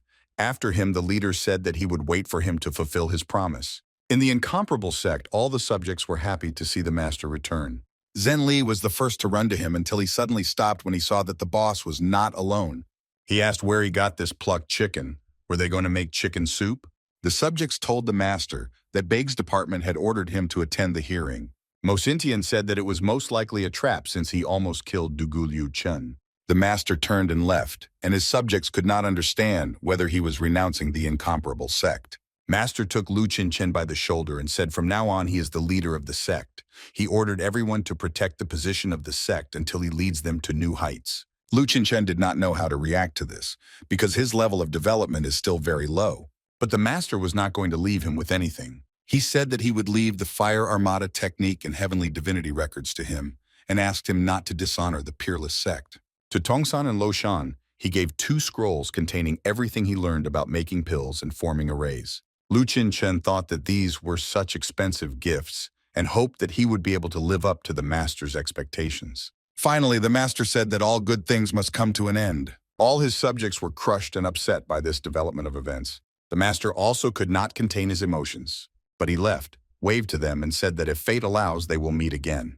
The master understood that in his current position, he would not survive a fight with the local branch of the Martial Arts Council. He remembered that Fenyu had told that the great elder here seemed to care about him, so maybe he could help. At that time, the director and his assistant were watching him from above. The director was holding a cup in his hands. He looked at his assistant and ordered to bring John Chenya to him. The weather was extremely beautiful, the sun with a little wind. The master was getting closer and closer. Behind him, they were already whispering about what exactly he had sent Elder Lu to the disciplinary hall. The master overheard their conversation about the fact that he was appointed a holy son, which he himself did not even know. The master was interrupted by someone shouting his name. It was Lin Fengyun from the inner academy. He called the master a cowardly holy son. The master wondered where this fool had come from and told him to get out of the way. He was very angry that the master was ordering him, and he immediately began to attack. The master managed to stop his blow with only one hand, and he immediately slapped him with the other, causing his nose to bleed and several teeth to fall out. The witnesses who saw this were very surprised as to how someone with an origin level could overcome a Tao stage cultivator. Lin Fengyuan turned back. Although he was a little exhausted, he was standing on one knee. He looked bitterly at John Chenya wipe the blood from his face. An elder approached them and reminded them that according to the rules, there can be no personal duels on the territory of the academy. Len Fengyuan. He pointed his finger at the master and said that he attacked him and also caused the death of Elder Lu, so he should be tried. He smiled because he thought that as soon as the master was sent to the Hall of Discipline, the place of the Holy Sun would be his. Jian Chen thought that he was behaving like a mad dog, but now he realized that it was his plan. Elder Jing asked the master what he deserved after leaving the academy without the head's permission and causing a scandal as soon as he returned. After that, he ordered the students of the academy to capture the master. Jian Chen cheekily asked him if he was Elder Lu's friend and if he wanted to join him in hell. Elder Jing very angry, and he ordered to immediately surrender to the discipline hall. It was obvious that he was just trying to kill the master as he began to strike. Jian Chen said that he did not have what he needed. Suddenly, someone from behind took him by the shoulder and told him to calm down. It was a great elder, and he said that the academy was not like the three big sects, so they would not survive the consequences if he made a scene here. The master realized that he was a powerful practitioner. One moment was enough for him to block his energy. Grand Elder will return to Jinghanya Ta, said that he abused his position and therefore no longer deserves it. He tried to justify himself, said that he was doing everything for the good of the academy and that the master had deceived him. Jing Han shouted that he would not tolerate this and that none of them could kill him.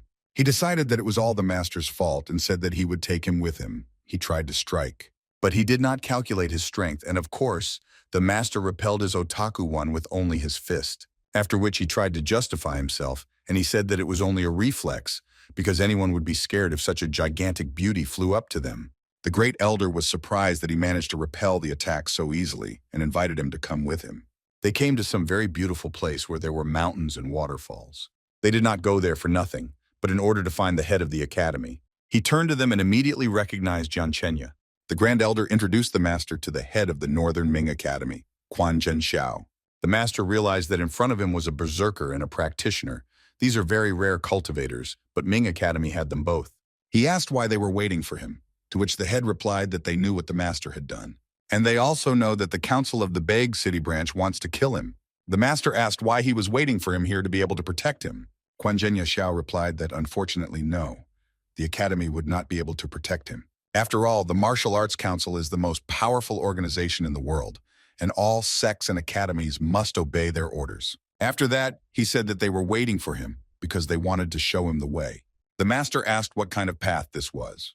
Why he replied that there is another organization besides the Divine Academy, and this organization is so powerful that even the council cannot contact it.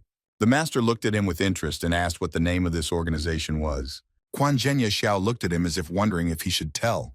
And he said that this is the organization of the Association of Animal Hunters. The roots of this organization are scattered across the continent, and its members are strong but not controlled. He added that as a result, even the council will think twice before crossing the border with the Association of Animal Hunters. The master was surprised that they became so strong in 3,000 years, but it seems that this is the only option for him now. The chairman said that the influence of the association should be an effective deterrent against the council. The master joked that a good man like him could not communicate with those hunters. The great elder couldn't hold back the water in his mouth at those words and spat it out at Quan Zhenxiao. He told the master that a person who had just destroyed 3 sects had no right to call himself good. The master joked that there were just circumstances. He asked will he be able to join the association with ease. The head of the academy gave him a letter of recommendation and said that the nearest branch of the association is in the city of Beigu, and they will know what to do as soon as they see the letter. The master took the letter and thanked him, but thought that it was strange. Why should he write a letter of recommendation for someone he was seeing for the first time? The Grand Elder took the master by the shoulder and told him to keep himself in his hands after he joined the Beast Hunter Association. Quan Zhenxiao added that it was better not to mislead the other beast hunters. The Great Elder asked the master about the chicken that was left at the gate and asked if the master could give it as a thank you. The master was shocked by such words. He needed to protect Fernie, so he quickly ran away saying that he had an urgent meeting. They were left alone, and the elder said that the master was quite an interesting person. The head of the academy agreed and said that he was definitely capable of more, but it was still too early to talk about anything. The master ran back to the gate and was surprised by the picture he saw. Fernie was standing there trying to pick up one of the local girls. The master got angry because he ordered him to stay in the incomparable sect. Fernie lyrically replied that with his life, he didn't have time to wait and see how his feathers would fall out. The master said enough philosophy, and they needed to run, because Berserk and the seal were waiting to turn him into soup. But he couldn't blame them for that. Fernie was shocked by these words and immediately began to fly. He shouted for help, because someone was trying to eat him. The master from below asked him not to run away, but to go for a walk. They set off and talked a lot among themselves. Finally, she reached the forest. It was a long way. Fernie was tired enough already, but he tried to keep close to the master. Jian Chen said he was going to pay the Hunters Association a visit, and he didn't have to accompany him, but he needed to make sure they kept the line of communication open. The master gave Fernie the power to have a channel of communication. After that, the master left and said that he would call him if something happened, but for now, Fernie should stay in the forest. Fernie returned to the forest and said that the king of the birds had come, which made Mastra laugh. Walking along the road, the master thought that the only road leading to the city of Baig could not be so empty. He decided to stop for a minute and listen to the sounds of the forest. And he was not mistaken. After a minute, several people joined him. Dugulu at their head Chen. He turned to the master and said that they were looking forward to his arrival and asked if he was satisfied with such a reception. The master replied that he definitely prepared well because he had with him 3 assassins, a swordsman, and a massive master. They tried to attack the master, but thanks to the spiritual stone, he easily defeated them. Gulyu Chen decided that Jian Chen tricked the Grand Master with an illusion and thought that he must be evil. He fell to his knees and shouted that he would kill the master in the end. In the meantime, the master continued on his way, and the Shireishi came across something. He found a building, and as it turned out, it was an association of St. John's Wort. Jian Chen decided it was time to end the show and rejoined. He thought that he had very successfully chewed through their plan. Otherwise, he could have already floated his bones in the ground. He clenched his fist and thought that he would pay those bastards in full. He walked inside and realized that he had angered Gulyu enough Chena, and he will not back down now. He entered the middle and understood that he needed to join this association as soon as possible. The master went inside and thought that the association was more like a market, as everyone was trying to sell something. He heard how the Council of Martial Arts was being discussed around. He realized that here they hated them with all their soul. Suddenly, one of them turned to the master and asked what he was looking for. The master replied that he would like to join the St. John's Wort Association.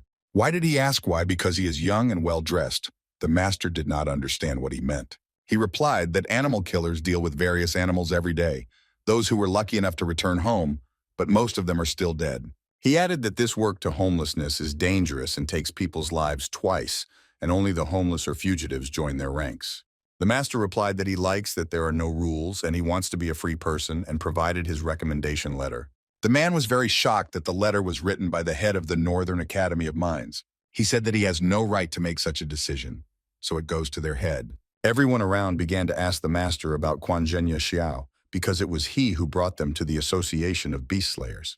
The master was surprised how the head of the Northern Mining Academy could be part of the Beast Slayer Association, and replied that they were just acquaintances. Everyone began to disperse. The man returned from the head of the academy. He said that his admission was approved, and gave a sign adding that he can occupy the 3rd room in the dormitory. The master took his sign. The others were very unhappy with the decision of the chairman. He replied that he is only here for a short time and he will not affect anyone. The master looked for his room and thought that the people here are extraordinary, one of the few who say everything to their faces without hiding anything. He looked at the map and seemed to have finally found his room. When he entered, he saw a naked girl who seemed to be taking a bath. The master could not take his eyes off her incredibly beautiful rounded buttocks. The girl looked at him and screamed loudly. She turned around trying to cover her body and called the master a pervert. The girl took the flute in her hand and tried to hit the master. After that, she quickly put on a robe and said that now she will show how to spy on girls. The master replied that she was taking a bath in his room. She took her flute and began to play. The master could not believe his eyes. In front of him was a tamer who uses a flute. But the master was not confused. He quickly came up and grabbed her hand. He said he would not stand idly by and watch her summon her beasts. After her threats, the master grabbed her even tighter and pushed her against the wall. He said that he warned her not to even think about doing him any harm. After that, he threw the girl out of his room. She stood in the corridor and was still glad that she was finally in peace and quiet. Finally, she loudly shouted to the master that he would pay for it. She was heard by her father, who came to the noise and asked what happened, and she told him about everything that had just happened. The master heard all this even with the door closed and decided to go out.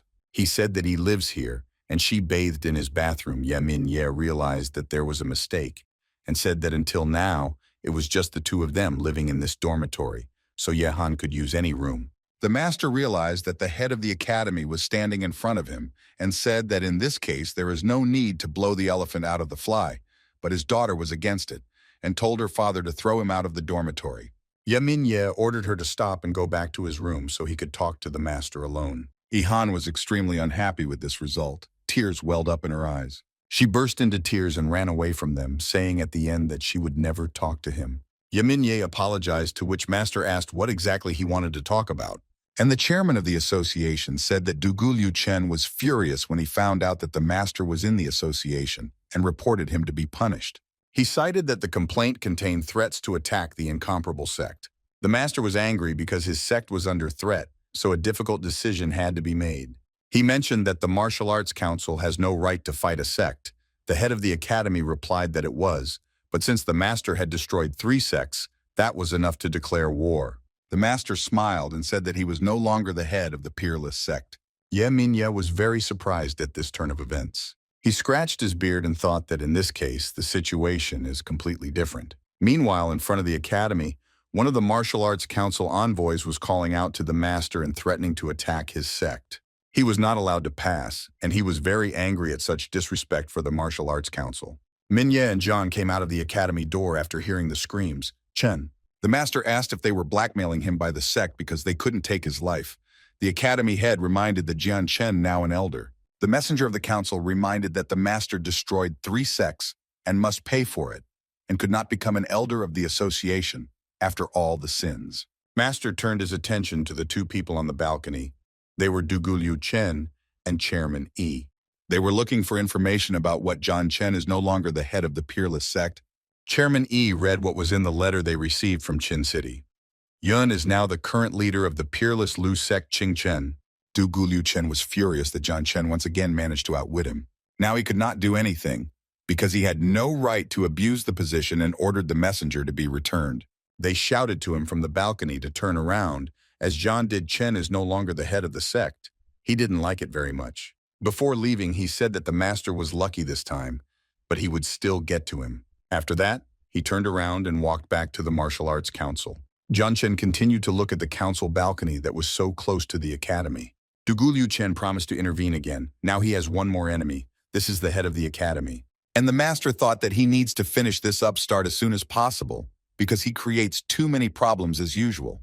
10 days later, Jian Chen sat in his room and tried to practice. He thought about the chakra that is the basis of everything. After getting up, he continued to think, because the chakra appeared from the evolution of someone's spiritual energy. He knew that this chakra was above all the most powerful types of energy, and with it he could win over any opponent. At this moment, he thought of Dongua Chen and their accounts that need to be settled. He decided to test new knowledge and powers, but he accidentally hit a piece of ice, after which someone screamed. Satisfied, the master stood and thought that 1 chakra was enough for him now, until he heard Yehan's voice. She screamed at him because he destroyed her ice. She also said that how dare he behave like that when her father deals with all the crap he brought with him. Ye Minye had grandiose plans. He wanted to finally teach these arrogant bastards from the Martial Arts Council a lesson. Master apologized to Yehan and in return offered to teach her some techniques, to which she replied that she needed the ice, and if he didn't return it, she could leave her house. The master did not understand this scandal because of just some ice, because he did it by accident. Tears appeared in her eyes. She said that if he does not want to go, then she will. She burst into tears and said that her father had become indifferent to her after John appeared Chenya. The master thought that it was not a good idea for her to leave the walls of the association by herself. Suddenly, Jian Chen heard Yehan shout. He immediately jumped up and ran there when he heard a sound. His cloak flew in different directions from the speed, but he only saw a trace and immediately thought that Dongua was involved. Chen. The master was angry that he allowed himself to do this right in front of his eyes and promised to kill him. He told Mo Xintian that if he doesn't come back in 15 minutes, then he needs to tell everyone in the association and the nearest sects that Yehan is missing. The master was not going to forget such impudence and stay away. Mo Xintian said he would do everything as needed. In the forest of Persharodny Dongua, Chen carried Yehan on his shoulders and thought about who Ye Minye would choose, the daughter or John, Chenya. He placed her on the ground and waited for Ye Minye to bring Jian himself, Chenya, to him instead of his daughter. And the master was already coming up behind him and interrupted his monologue. Dongua Chen turned around and asked who was there. Master folded his hands and advised Liu Chenyu descend from heaven to earth. Seeing Jian Chenya shouted that he probably wanted to die if he himself had come to such a place. But the master was not going to listen to these threats for a long time and immediately struck a blow. He took out his sword and told him to shut his mouth because he couldn't listen to that nonsense. Liu Chen turned around with a smile and said that we should see which of them will die now. Master bent over the seal. Liu Chen was not very happy with such a trap, although he said that it was for children. Jian Chen held a high-ranking spiritual stone in his hands. Liu Chen could not understand how the master noticed the seal of the 5 elements that the master had specially placed for him. Jian Chen decided to take the stone for himself and put it in his pocket. Liu Chen clenched his fists even tighter. He was very angry. He couldn't understand how the master had destroyed his seal and tried to strike again. The master calmly replied that he had long since reached the stage of Tao, and now he is higher than Si Li. Liu Chen called him a monster and asked how strong he was. This caused a smile from the master. Did he really think that he would succeed in killing him? He returned to him again and said that he was trapped. And at that moment, other members of the association began to emerge from the shadows of the forest. The angry master was already very angry. He delivered a very powerful blow that Liu Chen instantly flew away. Liu Chen sat on the ground, trying to cover himself with his hand, as he said that Jian Chen cannot kill him because the Martial Arts Council will never forgive the killing of the elder. After which he said that it was only Jian's fault Chen for all he had done. The master thought of Ye Han. How suddenly Liu Chen took advantage of the moment to reach for the lying girl. He grabbed her and said to Jian Chenyu, "Let him go, or he will wring her neck." Master didn't have time to think when someone came up behind them and called Dugu Liu Chun. It was the chairman of the association, and he was very angry because the matter concerned his daughter. Jian Chen stood with folded hands and watched his plan work with a smile. Poor Liu Chen almost went crazy trying to understand where all these people came from. He continued to hold Yahan by the neck and yelled at Jian Chenya for arranging everything. The head of the association stopped him, saying that it was enough to carry all this dog nonsense, and that if he wanted a war, there would be a war. Liu Chen listened to all of this but continued to hold the association chairman's daughter hostage. Someone from a tree above them watched the whole situation. They discussed that Dugu Ling Chen's actions would end in a war between the Beast Slayer Association and the Martial Arts Council. It was the mayor of Beigu, Liu Wu. He could not believe that Liu Chen went against the orders of the rest of the council to lead their forces to the next stage of the grand plan. Liu Wu said that they don't need to keep such an idiot in their ranks. Liu Chen heard this. They descended from above and joined everyone to get rid of the ballast that pulls them down. Ye Minye shouted to the bastards on the council that he would not let them get away with it under any circumstances. Liu Chen told Liu Wu that he had no right to kick him out, because he was the elder of the council, and it all happened because of Jian Chenya. He told Ye Minye that he did not intend to hurt his daughter, and offered a deal that he would give Ye Han in exchange for Jian Chenya. The head of the association thought because if he didn't agree, then who knows what might happen to his daughter, but he also understood that Jian Chen can't die here. After all, if he really is the reincarnation of that person, then his destiny is to become a ray of sunshine in this dark world. That's why he closed his eyes and said that he was refusing the deal. Instead, Jian Chen intervened in their conversation and said that he agreed. He said that he is not tormented by a sense of guilt, but that he simply takes responsibility for everything that happened. The master smiled because after all, he still had a plan. Liu Chen was very happy with this result and said that it was a smart decision. The master asked to let the girl go and raised his hands up. Liu Chen told him to put the spirit stone where he got it from, and for Ye Min. Yet told him to block Jian's spirit energy, Chenya. The master agreed because it was the only way to save the daughter of the head of the academy. Ye Minyi blocked his energy and said that he would come back for him, to which the master replied that it was okay, because the usual sealing methods did not work on him. Liu Chen angrily watched what they were doing. Smiling sinisterly, he grabbed Jian Chenya by the shoulder and pulled him to himself. After that, he stepped into his seal thinking that it would save him. In the end, he pushed Yehan away and told Ye Minye that he could take his precious daughter back. Now that Jian Chen was in his hands with blocked energy, he said that he would pay for everything. His face spread into a hideous smile and shouted to the master to die. Ye Minye saw that deadly seal of the 5 elements. He knew that no one could survive inside this seal. Jian Chen smiled and said he underestimated all his stupidity, and now he has the perfect opportunity to fake his death. Liu Chen, the answer is that no one has the strength to get out of this seal of the 5 elements. Suddenly the master showed him the opposite. He could not believe his eyes. The master said that this is a forbidden destruction technique, and it allows its user to turn into a bloody cloud thereby rendering all kinds of things useless. So he left it below and wished him luck in printing. Finally, Liu Chen faded into a grimace of fear and despair, for his death was near. As the seal exploded, Yen Minye called out Jian's name Chenya. He said he won't rest now until all the bastards from the Martial Arts Council are in their graves. All these events were closely watched by Fernie, whom the master ordered to remain in place, until he started there the fiery silhouette of Jian Chenya. He threw away the magnifying glass and could not believe his eyes when he saw him in front of him. The master said that he needed a little of his blood essence to stabilize his cultivation. Fernie decided to scoff and said that of course he could give, but the master would have to beg him. The master did not really like such jokes. He got angry and asked how he wanted to die, roasted or with boiled. Fernie put the blood essence in the master's hands. The master sat right there and tried to regain his lost strength, until right in his chest, near his heart, a fire lit up. Fernie watched and couldn't believe his eyes. Dao stage cultivators. Fernie couldn't remember exactly what his previous avatar was. Jian Chen sat and tried to wake him up. Suddenly, the unbelievable happened. Jian Chen himself could not believe what had just happened. Poor Fernie's eyes almost fell out of their sockets with astonishment. It turned out that the master has two avatars. Each cultivator has the opportunity to awaken only one avatar left to him by the previous owner.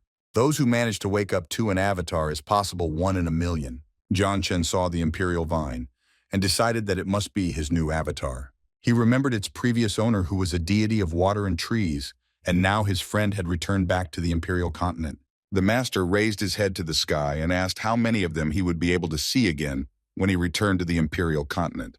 He heard a sound behind him and turned around. There he saw his new avatar. The master hugged him and told him not to worry, that he was in good hands and now they were together.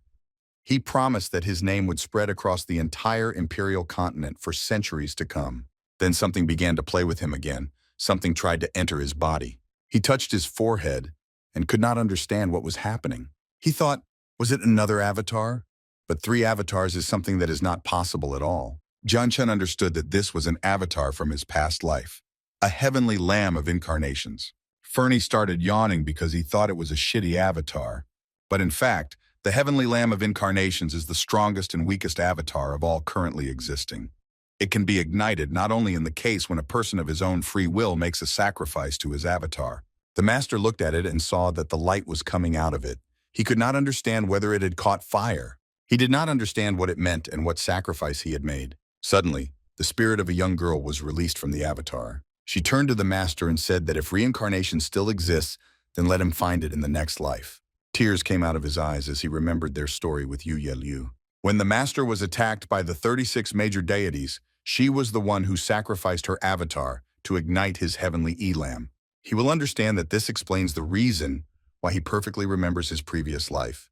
The master cried and held her hand. Most of all, he did not want to let her go, but she faded away slowly until only one spirit remained in the air. The master was devastated. Tears kept flowing from his eyes. He looked at the sky and said that even if he has to cover the entire earth from meridian to meridian, he promises that he will definitely come for her, and her sacrifice was not in vain. Fernie touched his face and said that he doesn't know what happened to him on the imperial continent, but he knows one thing, that he will always be by his side. The master replied that then it is necessary to continue working in the primeval forest.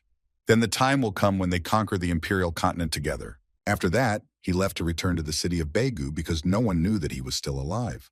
He changed his appearance and decided that it was better to think of a new plan. After some time, he returned to the city and wanted to listen to what everyone around him was saying. All he had heard were rumors of his death, and that the Slayer Beast Association had gathered hundreds of cultivators to go to war against the Martial Arts Council. He could not think that for his sake the association would go so far. Now he needs to keep a close eye on them. The master understood that he was still very weak, but when he channeled his energy into chakra, he would be able to reach the master stage, and then even alone he would be able to face them at the Grand Master stage. Note: cultivation stage after Tao, master stage, master grant stage, V. Oladarev, supremacy stage, heaven, Arhat celestial stage, stage of 5 runes of disintegration. Only after passing all stages, a cultivator is allowed to enter the imperial continent, if they can survive that way. He continued to walk around the city until he heard that the daughter of the city lord Beig had been kidnapped in the forest of the firstborn. He also heard that the lord announced a generous reward in the form of pieces of the chakra tree to whoever would bring his daughter home. Everyone around and even the master was very surprised at such a reward, because parts of this tree are able to increase the efficiency of cultivation, and you can become the strongest cultivator in the whole white world. In the estate of the city lord, the selection of the strongest took place. Only those who reached the stage of master were allowed. Jian Chen listened to what was being said around him, and realized that most likely not everything is quiet and peaceful in Baigu either. He approached the guard and asked if he could go. He said that although he did not know the stage of the masters, he knew how to go through the forest before the masters. As confirmation, he said that in the bowl of the forest there is a phoenix, although he is a novice, but he has defeated many animals and once he fought with this phoenix. The guard knew that this information was true, but it was unknown to anyone, so he wondered how he could find out. But he withdrew and allowed the master to pass, for which he thanked him. It seems that everyone around did not like that he was allowed inside. They thought that he was not worth it. The master looked at everyone around and thought that if they were sent to the primeval forest, they would be torn apart by some horde of hungry animals. But he decided that in this matter, he could rely on Jar, the phoenix. After that, all the chosen ones were invited to go further to the Lord. They were told that the Lord was waiting in the main building and showed the way. In the hall where the Lord sat, everyone bowed and greeted him, except for Jian Chen continued to stand straight. The Lord of the city of Beigu, Matsi Bey, said that the formalities can be left. He showed them the chakra tree and said that it would belong to whoever could bring his daughter home safely. While everyone was thanking the Lord for his generosity, the master asked what they should do with one piece. The master was sure that out of 5 people, this piece would go to him equally. He offered Lord to give a peace chakra tree to the one who returns his daughter, to which the Lord replied that the one who does this will be able to divide the reward as he pleases. But, knocking on the table, he said that if even one hair falls from his daughter's head, then you can forget about the award. Moreover, he said that they would all be finished if this happened. The master thought that his aura did not look like that of a person suffering from wounds, but he did not care. He was only here to collect the reward. He decided that it was his duty to get this chakra tree, after which he told Lord Baig that if they had finished discussing the reward, he would leave with his permission. After everyone left the main building, the discussion began. Everyone was discussing Jian Chen and the fact that he knows the primordial forest well and may already know where to look for Yanzhou, after which they conspired that they would simply follow the master, and when he led them to the goal, they would kill him and take the reward for themselves. The master heard this and just smiled at the fact that they were trying to use him. Phoenix said that he found the girl and that she is by the lake at the end of the path, but there is one problem. He found out that she is unconscious, and there are 2 swordmasters and 1 mercenary near her, so he will not be able to save her quietly without causing too much noise. Jian Chen smiled and said that he wasn't going to do it alone. He whispered to Jar everything that had happened up to that moment and his plan. Jara was captured and named Jian Chenya a damn evil genius. As he flew away, he said that he was looking forward to the fun and felt sorry for the idiots who decided to cross his path. Now the master had to wait for the rest to follow him. The master found the place that Jara spoke about and listened to the mercenaries' conversations. They discussed how low the martial arts council slept. Hearing that the council was involved in this matter, the master became even more angry. They then discussed that the best way to make a great deal was kidnapping, especially since they didn't harm her. One of the mercenaries did not understand why there were no other instructions because they kidnapped Yanzhou a day ago. The master came down from the tree and could not get out of his mind that the Martial Arts Council was involved in this. Until he was found by the rest of the students hired by Lord Beigu, they asked him where the girl was. Jian Chen was glad that they finally came. Then Jar's efforts were not in vain. The master told them that he would grant their wish and told them the location of Yanzhou. They ran straight there and saw swordmasters and mercenaries there. Those, seeing that they were being attacked, took out their swords and prepared for a duel. Now they understood that it was John's plan, Chenya, and he simply deceived them. A Jian Chen stayed to watch the whole action from behind the trees. The mercenaries guarding the girl immediately ran closer. The students began to make excuses, saying that they were simply deceived and that they came to look for a missing person and somehow ended up in this place. The mercenaries understood that they were talking about Beigu Yanzhou, so it was necessary to deal with them as soon as possible. The master continued to follow them and couldn't wait for them to start fighting. Therefore, he decided to speed up the process by throwing the weapon right there. At this time, the students discussed that they cannot fall into a trap even if their goal is in front of them, until one of the mercenaries was injured in the face by a weapon thrown by Jian Chen. He cried out in pain and did not understand who did it. and from where. The students were also shocked and tried to justify that it was not their fault. But the mercenaries could not be stopped, so they started the battle first. One of the students tried to prove that they were not going to fight and asked to listen to them. But the mercenaries did not want to listen to anything. They already rushed to the fight. Two of them, who were watching over the girl, decided to join and make it happen, so only one remained on guard. The master was very happy about this because it made his work even easier. He decided that this was the best moment of his exit and descended from the tree. One of the mercenaries who remained to guard the girl watched the fight and thought that the most important thing is that no one sneaks up from behind. But it was already too late. The master made himself known. He said that he would now take his life. He hit him with his sword. The mercenary didn't even have time to say anything. The mercenary fell down next to Beigu Yanzhou. The master looked at her and thought that she was very cute, but she must not be very smart if she decided to run away to the forest of the primordials by herself at such a troubling time. He took her in his arms and thought it was worth it to get a piece of chakra wood. The mercenaries continued to fight among themselves, not even realizing that the one they were guarding was gone. One of them turned and saw that his brother was lying on the ground, and the girl had disappeared. They looked at the students and decided that it was their handiwork. They led them around their finger. They thought it was part of a plan to distract them, while one of them kidnapped the girl. The students were simply silent. They did not understand how to justify themselves now. John from afar Chen shouted that it was all really their plan. Hearing this, the mercenaries immediately turned in the other direction. They were catching up with the master with the girl in his arms, and were already very close. The master turned and smiled. He understood that there was no point in going further, so he stopped and said that he was surprised that they finished earlier than he thought. The master understood that a fight was ahead of him and carefully placed the girl against a tree. One of the mercenaries took out his sword and was already flying to strike John First Chenya. The master smiled and said that if they insisted on a fight, he wouldn't mind either. He drew his two fire swords and prepared to fight. He began to fend off the blows of the sword with incredible ease. Having smashed his opponent's sword, he cut him in half and found himself behind. Finally, the mercenary looked at his sword and did not ask how it was possible because his sword was made of the best materials. After which, he fell dead on the ground, and John Chen asked who wanted to be next. He pointed his finger at one of them and said he was next. But they decided this time it was better to attack as two, as if that was a better idea. The master ran to meet them with both swords in his hands. He managed to destroy both of them at once without even making an effort. Before his death, the sword master could not understand who killed him and where such power came from. The master's eyes were burning. He turned to the last of them and asked if he was ready to go to hell. He begged him not to kill him and said that he would tell all the secrets that the Martial Arts Council hides. The master stepped on his chest and said to surprise him with secrets. The poor mercenary burst into tears and wet his pants from fear. The master stepped on his neck and he began to answer 10 days ago, Tomb 9. The estates of the Prosperity sect, which had secretly disappeared, became open. The master remembered that many years ago, there was already a sect of 9 estates on the imperial continent, and then the Prosperity sect disappeared in a strange way. He thought maybe these two events were connected. He asked him what was inside. The mercenary replied that there was their inheritance and a lot of wealth, and he knew where it was and would be able to lead it.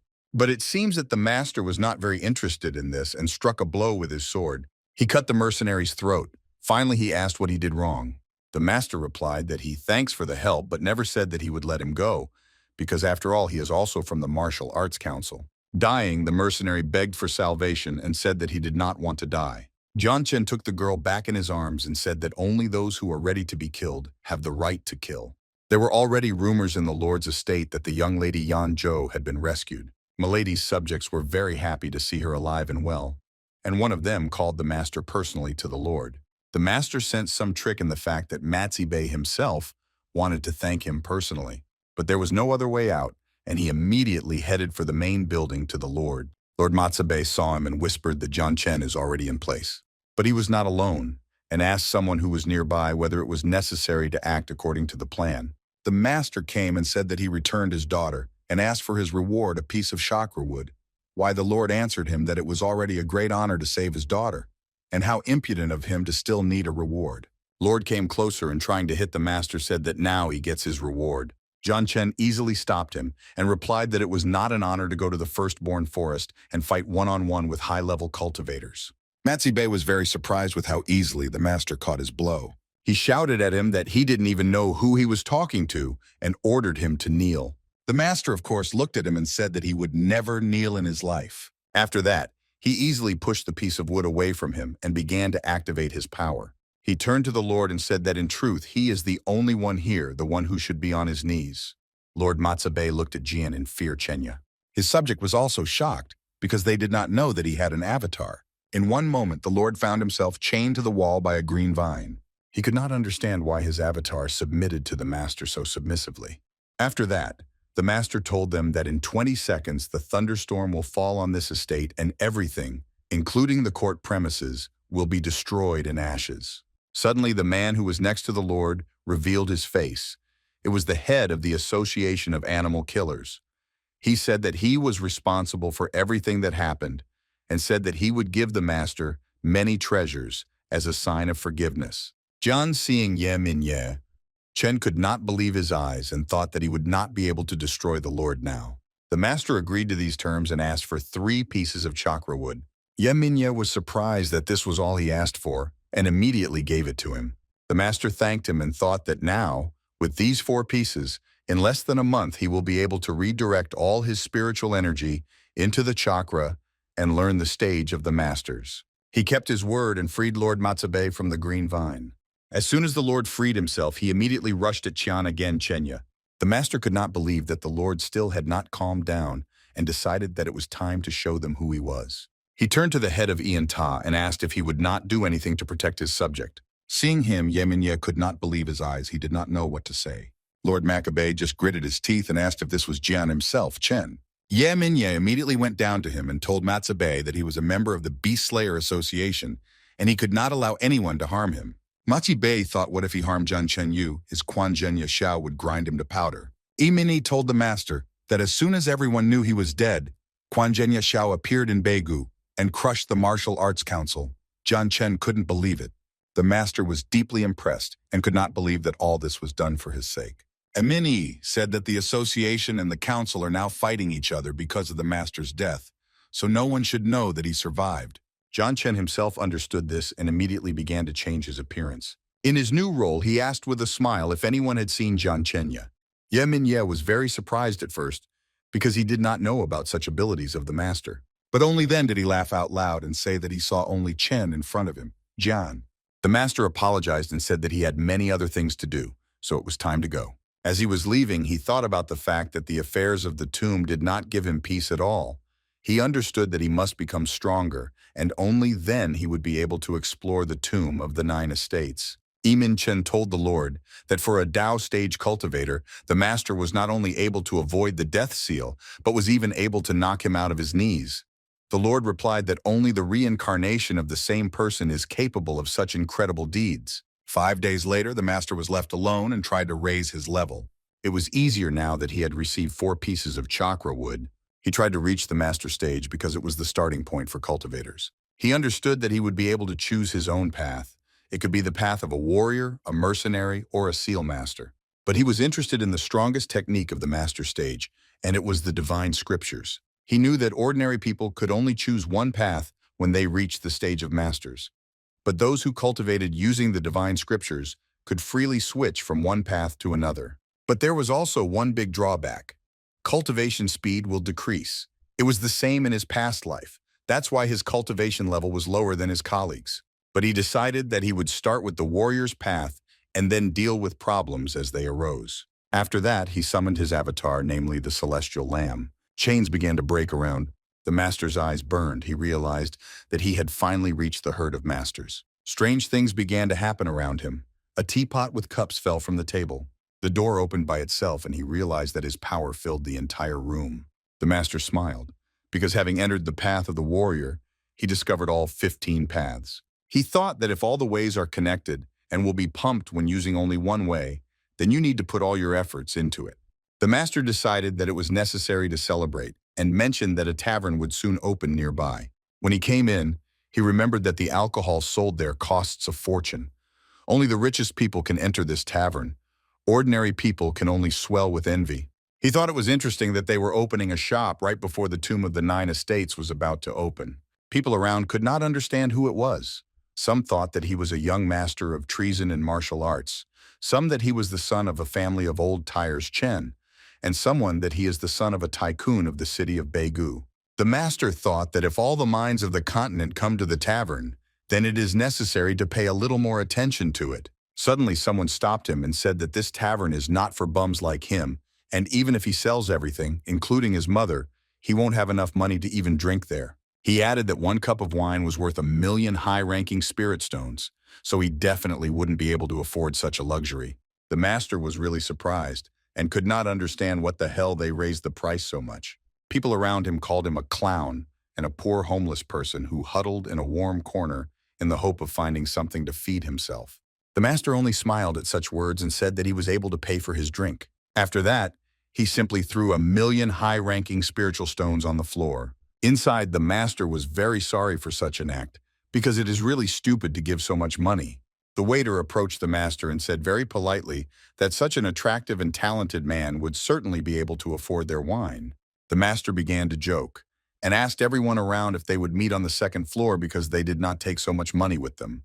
The waiter brought him a bottle of wine for which he gave 1,000,000 spirit stones. The master said to leave it on the table. He poured himself a glass and really wanted to check what kind of wine it was that cost as much as 1,000,000. After one sip, he realized with surprise that this wine can strengthen the soul. Therefore, he immediately began to drink this wine greedily, pouring himself a whole glass. After drinking 1 cup, he realized that it would be able to increase the capacity of spiritual energy by half, so his stones were wasted for good reason. Chen was sitting next to him. Qian Shanta asked which cave this doctor came out of because it is just a waste to drink such fine wine.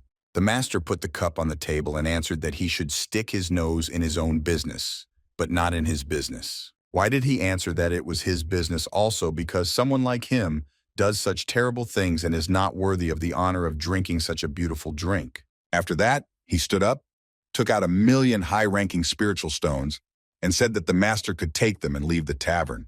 John Chen turned to him and asked what right he had to call him an animal. The master dropped the money from his hands onto the floor and said that he could keep it for himself. There were a lot of stones, not even a few million, but much more.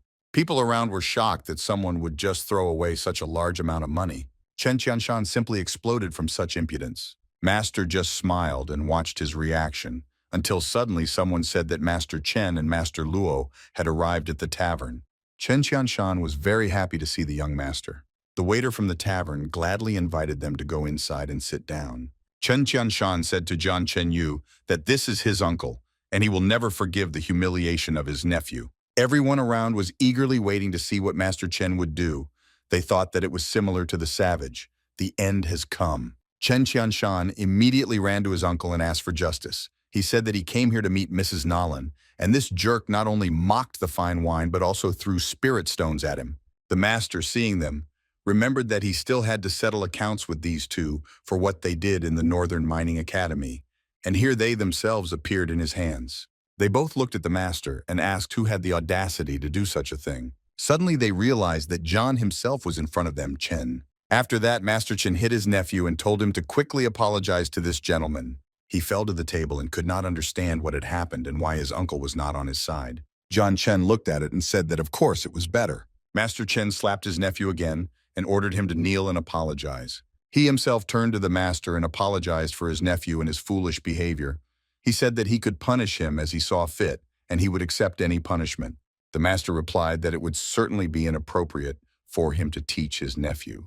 He agreed and understood that these politely chosen words mean only one thing, namely that he himself must punish his nephew, and he hit him hard. Everyone around could not understand how he could make Master Chen raise his hand on his nephew with just a few words. Master Chen quietly whispered to Jian Chenya. Ta asked him to say that he was satisfied, and that he was even ready to pay for everything he ordered in the tavern today. Ange almost killed him only because of what he did at the Academy of Mines. Master Chen was very angry at first, but quickly calmed down and asked what else John wanted Chen. Jian Chen whispered to him not to worry, because he wasn't going to let some ill-mannered asshole come between their friendship. After that, he smiled and started to climb the stairs and said that he would wait for him on the second floor because he was going to buy him drinks. Everyone around was discussing Jian Chenya, not understanding who he was, and the young Master Luo burst into tears that he had been forgotten. They were already climbing the long floor together when suddenly someone stopped them. Master Chen. I introduced myself and asked who was contacting them. Why did he answer that he was not going to say his name, and plebeians like them have no right to appear there? Master Chen did not like the tone with which the man spoke because he bears the name of the World Bank. He used the power of his avatar and asked the man's name again. The man just laughed and put his glass back on the table, after which he also demonstrated his avatar. It was a golden tiger. Seeing this, Master Chen understood that it was Luo Qianchong from the Martial Arts Council. He said once again, they already know who he is, so they better get out of there immediately. Jian Chen asked who he was, and Master Chen explained that he was the son of the chairman of the Martial Arts Council. After which, Jian Chen was very surprised that the World Bank was so afraid of the council. Luo Qianchong released his golden tiger, shouting that no one could speak of him in such a manner. Master Chen asked Jian Chenya to deal with him and promised to pay him. Jian Chen named the sum of 10 million high-ranking spirit stones. Master Chen was very reluctant, but he agreed, especially since for the World Bank such an amount is just a speck of dust in space. He said that he would pay as soon as he dealt with Luo Qianchong. Jian Chen replied that he hoped Master Chen would be able to keep his word. After which, together with his avatar, he easily repelled the golden tiger's attack. The poor tiger could not even stay in place after such a blow and flew far to the side. Luo Qianchong Bu was furious. He couldn't understand how someone with a lower master stage could withstand his avatar's attack. Young Master Luo exclaimed that he was his nephew's brother and heir to the heavenly estate. Jian Chen could not imagine that he still believes in his fables that he invented to hide his identity. But he didn't care. He was angry and wanted to continue the fight. Jian Chen only wanted to answer him as someone else to join them. He instantly forgot all the words he wanted to say and could not take his eyes off the one who appeared before them. Luo Qianchong couldn't believe that Mrs. Nalan had come to them. She lit her cigarette and said that her modest place could not withstand the confrontation of such two males and asked them to settle all matters outside. Jian Chen looked at her and said that she is very pretty, and for her sake he is ready to forget what happened. She replied that if they are ready to pay for this case, she will also forget about it. They both noticed the guard behind her and knew it was the former Dark King, so they definitely couldn't use their full powers. Jian Chen said that he does not decide whether there will be a battle or not. His rule is to take other people's money and follow orders. Master Chen decided that if the girl asked, of course there would be no fight. Luo Qianchong said that he had heard that the wine sold in the restaurant was all defective, and only the wine she brewed herself was real. Then he approached her and said that he hoped that the wine he was drinking was brewed by her, to which Naylin replied that he could not afford the wine from her hands, after which she immediately flew away for a short time. But she quickly turned back, already pouring the drink with her own hand. She sat down on a chair and said that one bowl was worth 10 million wonderful spirit stones. Luo Qian, hearing the amount, Chong thought for a while but immediately took the glass. He said that the money will be delivered later, and he hopes that this wine will not disappoint him. He returned to Jian Chen and asked if he had the money to try such a wine. He looked at Master Chen and reminded him of his promise, after which Jian Chen told Miss Nalan that they were being served by the World Bank today. They both picked up their goblets. Master Chen asked him not to spend a lot of money. Jian Chen was happy to take his first sip of such a praised wine. He opened his eyes wide in surprise because he never knew such a wine existed. Immediately after one sip, he began to cultivate. Master Chen, standing on the side, could not believe what he was seeing. Luo Qianchong was surprised and did not understand how this was even possible, but he was still sure that he was not a worthy opponent. He looked at Mrs. Naylin and said that Meyer wine really deserves its fame, because after one glass you can go bankrupt. Then he came closer and asked what it was made of and what it was used for. Meister Chen said that the World Bank is very interested in the formula of this wine, and the price will be whatever it wants to see it. Hearing this, a whole crowd of people began to rise from the first floor. Each of them said that he too was ready to pay a lot of money for a wine recipe. Luo Qian, watching this picture, Chong also decided not to lose his chance. He approached Miss Meyer and said that she should definitely know what is best for her. She hesitated and thought that he was actually as high-minded as he talked about and really annoying. Sitting down, she asked if they needed a recipe. Why not go and ask about it at the usual wineries? Luo Qianchong said that she would not be able to deceive him, even if the Dark King was behind her, because he was no match for him. He said that if she is ready to hand over the wine formula, then he will offer her as a mercenary of the military court branch of the northern city and give her the status of his wife. After these words, the Dark King became very angry and said that he was looking for death. Luo Qianchong recalled his status and said that if the Dark King touched him, his lady would die. Hearing these words, the lady took a drag on her cigarette again and thought that the son of Lin Lan Wen Tiana is too loud. She began to use her magical abilities that no one knew about. Meyer continued to sit quietly in place. A moment later, she told Luo Tianchong that he is an illegitimate child. Such words made him very angry. He hit the table and started shouting at her. From his blow, all the wine glasses that were on the table simply flew to the top. With quick movements, Jian Chen managed to catch one glass first, but in another second, he managed to catch the last glass with another hand. Still, he managed to catch all three of them, much to Luo Tian's displeasure. Jian Chen said that he was just sorry for the money because it would be sad to lose 10 million for one bowl. After that, he apologized for interrupting Nalan Mayer pushed her glasses. He turned to Luo Tianchong, said that it was really just ordinary wine.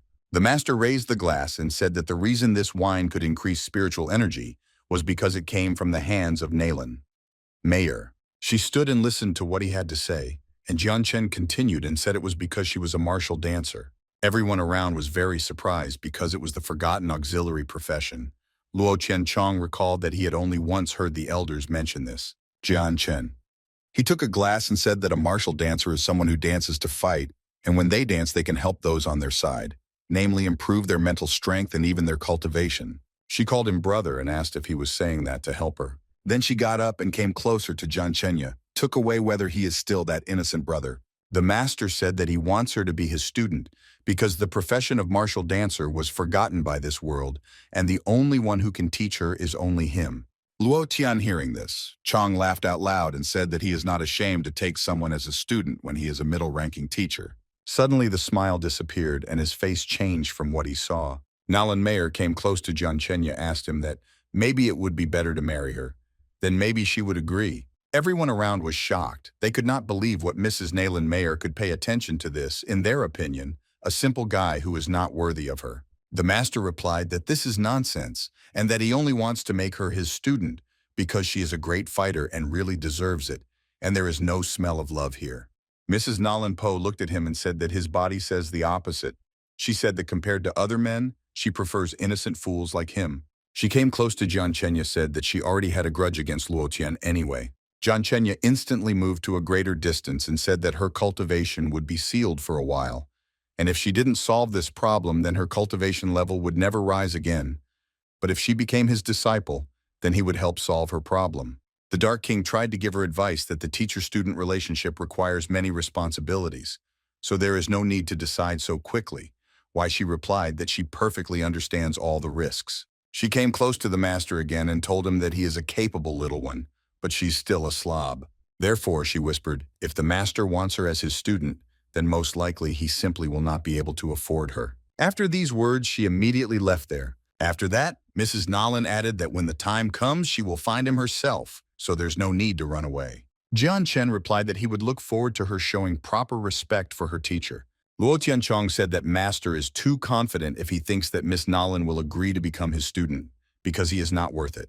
Suddenly, interrupting their dialogue, someone shouted that Zhugong's tomb had just opened. Luo said that the passage to the tomb was blocked by a monster and several masters had already died, so the chairman asked Luo Chong for help, to which he said, Jun, finally, I hope that if he catches his eye again, he will give him hell on earth.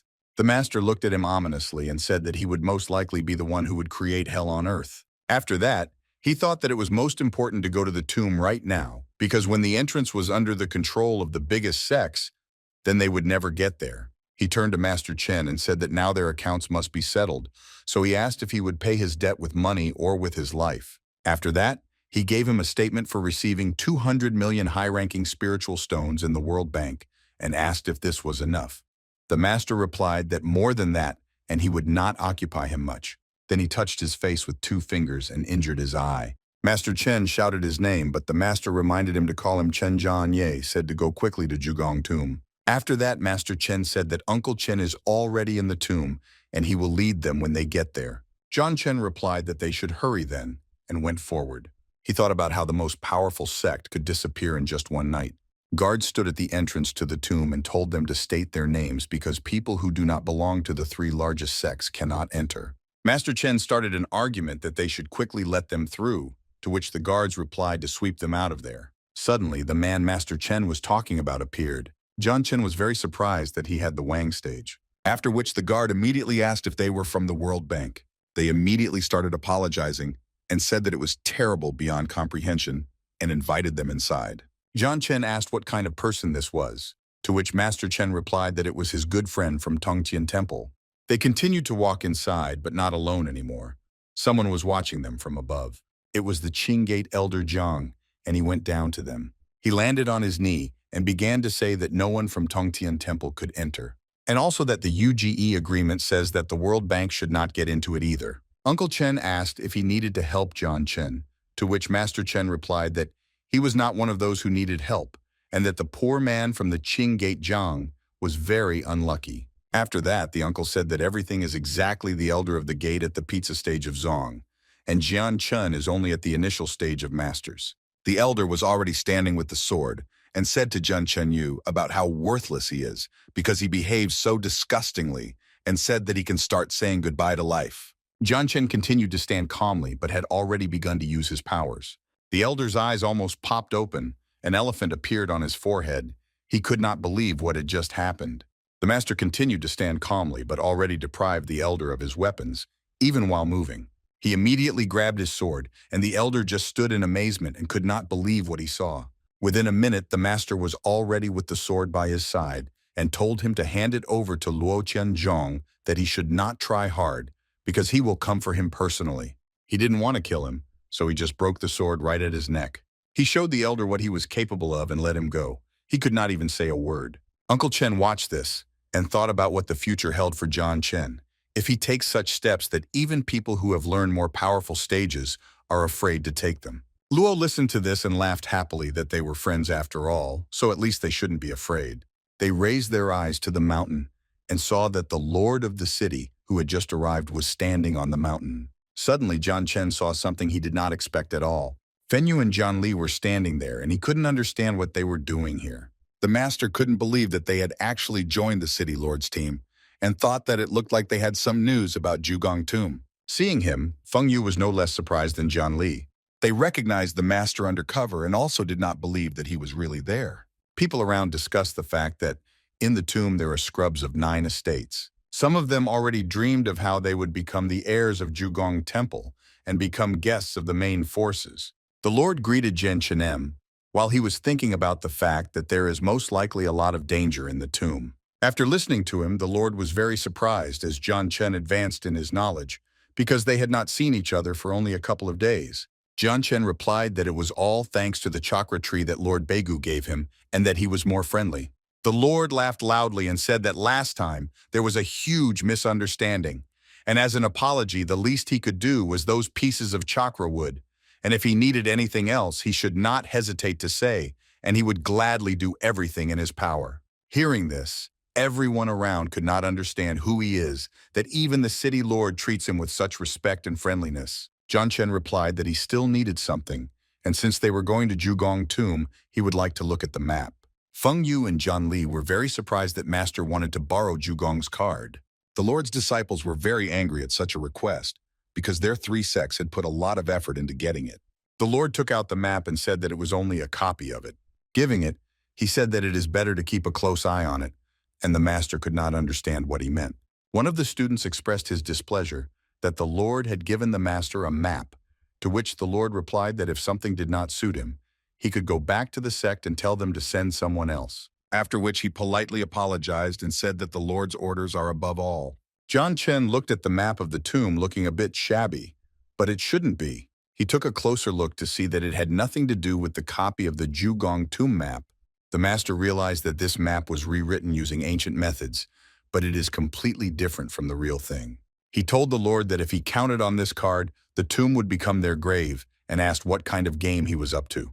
The Lord replied that not everyone can understand this card, but the master still decided to return it. John Li and Feng Yu were just smiling. They were preparing some kind of surprise for the master. The master thanked the Lord for allowing him to look at the map of the tomb and said that he was expected and he should go, but he would wait for them in the tomb. He looked at Feng Yu and John Li and was angry that they had allowed themselves to be deceived. The master still worried about them, so he left a talisman that would save their lives at least once. He left there, and the Lord's disciples agreed that they would not take their eyes off him so that he never used the card. John Chen turned to Master Chen and told him to let the uncle eliminate the monster himself, and then he would take him with him. Uncle said that he heard that Baig and the 3 big sects always had disagreements with the war pavilions, Master Chen said that he understood, and if there is even the slightest threat on the way, he trusts Jian Chenyu more than anyone else, because if he wanted to kill him, he would not have placed the seal in his body. They came to the tomb and saw several monsters there. Jian Chen stood in front and decided what they should do. Two monsters were already descending towards them, ready to tear apart everything in their path.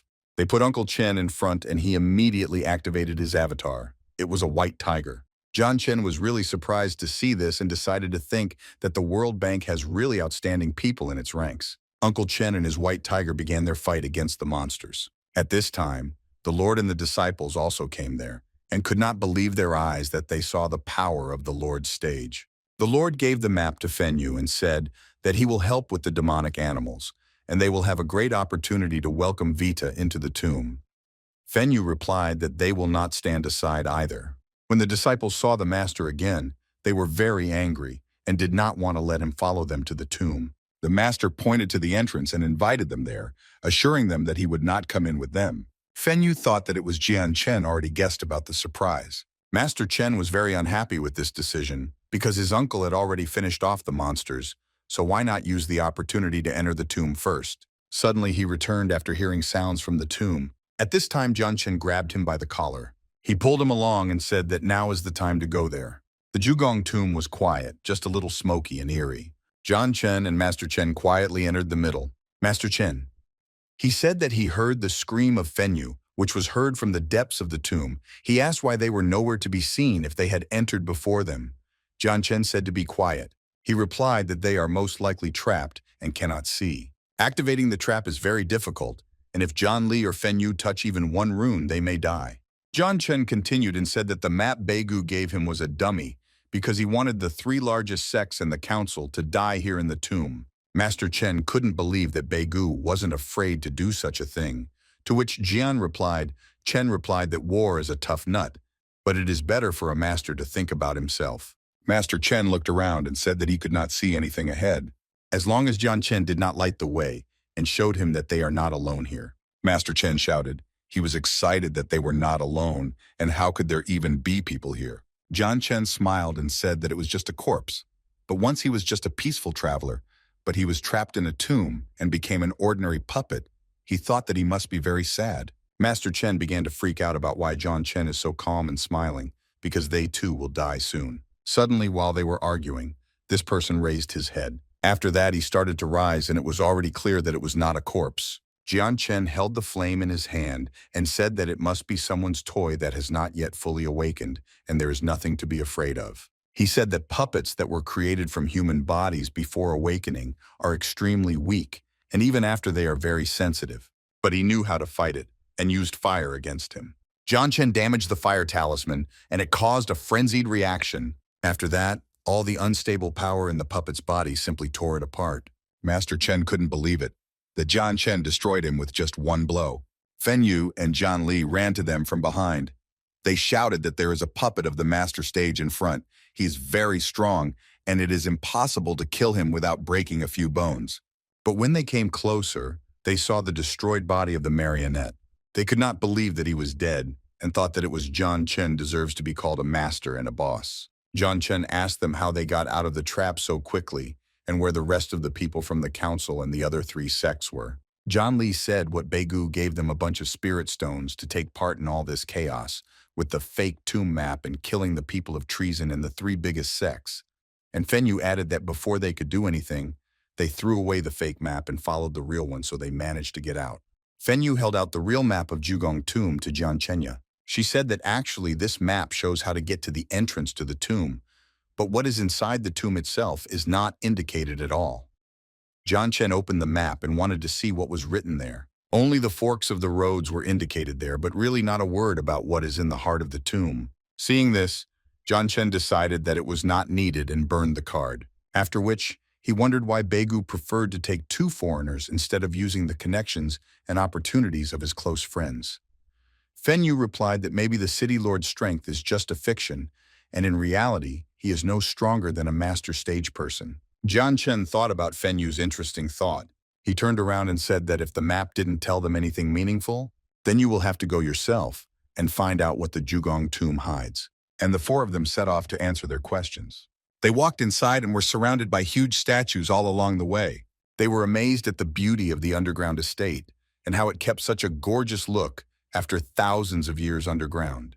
Master thought that this place has nothing to do with the Temple of the Heavenly Nine. But even if it is a fake, they must both be related. He came back and said that this estate is very unusual and these statues look strange. And he was not mistaken. At the same moment, a red mark appeared on their foreheads. Seeing this, he thought that puppets of the race of three-eyed deities were hidden in these states. The master could not believe what the highest race of the Heavenly Nine was doing in such a place. Meanwhile, the statues began to use their powers. He grabbed Fenya and shouted that they needed to run because it was a very powerful technique. Jian Chen tried to dodge the blows and save everyone. He gathered everyone together and reassured them, saying that he is near, so there is no need to be afraid. He knew that this third eye technique had a terrible mental effect, and ordinary people could never withstand such a power. The master stood directly in front of the statue and looked into its eyes. Frightened Fenyu and Jianli hid behind him and could not calm down the tantrum. Jian Chen knew that he needed to fight back, so he used a forbidden technique. He turned to Master Chen and said that there was an additional fee for saving his life. He replied that he would pay as much as Jian wanted Chen, and Fenyu shouted that the statues are attacking again. The master immediately leapt forward. He told his friends that there was nothing to worry about because their lives now belonged to him. He struck a powerful blow and shouted that he would not lose any of the lives entrusted to him, and he managed to cope and repel the blows of the statues. Everyone was very happy, but the master said that it was too early for this, because this technique of the third eye does not compare with the technique of the eye itself. But he thought about the fact that, after all, they are also terrifying. All of a sudden, they all felt an incredibly strong energy. Fenyu was shocked because she had never seen anything like this before. Young Master Chen tried to cover himself with his hands and fumed that this was the end of him. The master said that there was no way they could handle such a flow of mental power, so he would protect them from the mental effect with a barrier. Therefore, he separated them from himself and said that with which barrier they are safe. Fenyu was very frightened. It was obvious that she was very worried about Jian Chenya, but he has already flown to meet the energy and said that he will destroy this flow because there is no other option. Fenyu came close to the barrier to observe everything that was happening with the master. Jian Chen released his energy as well and directed it at the enemy.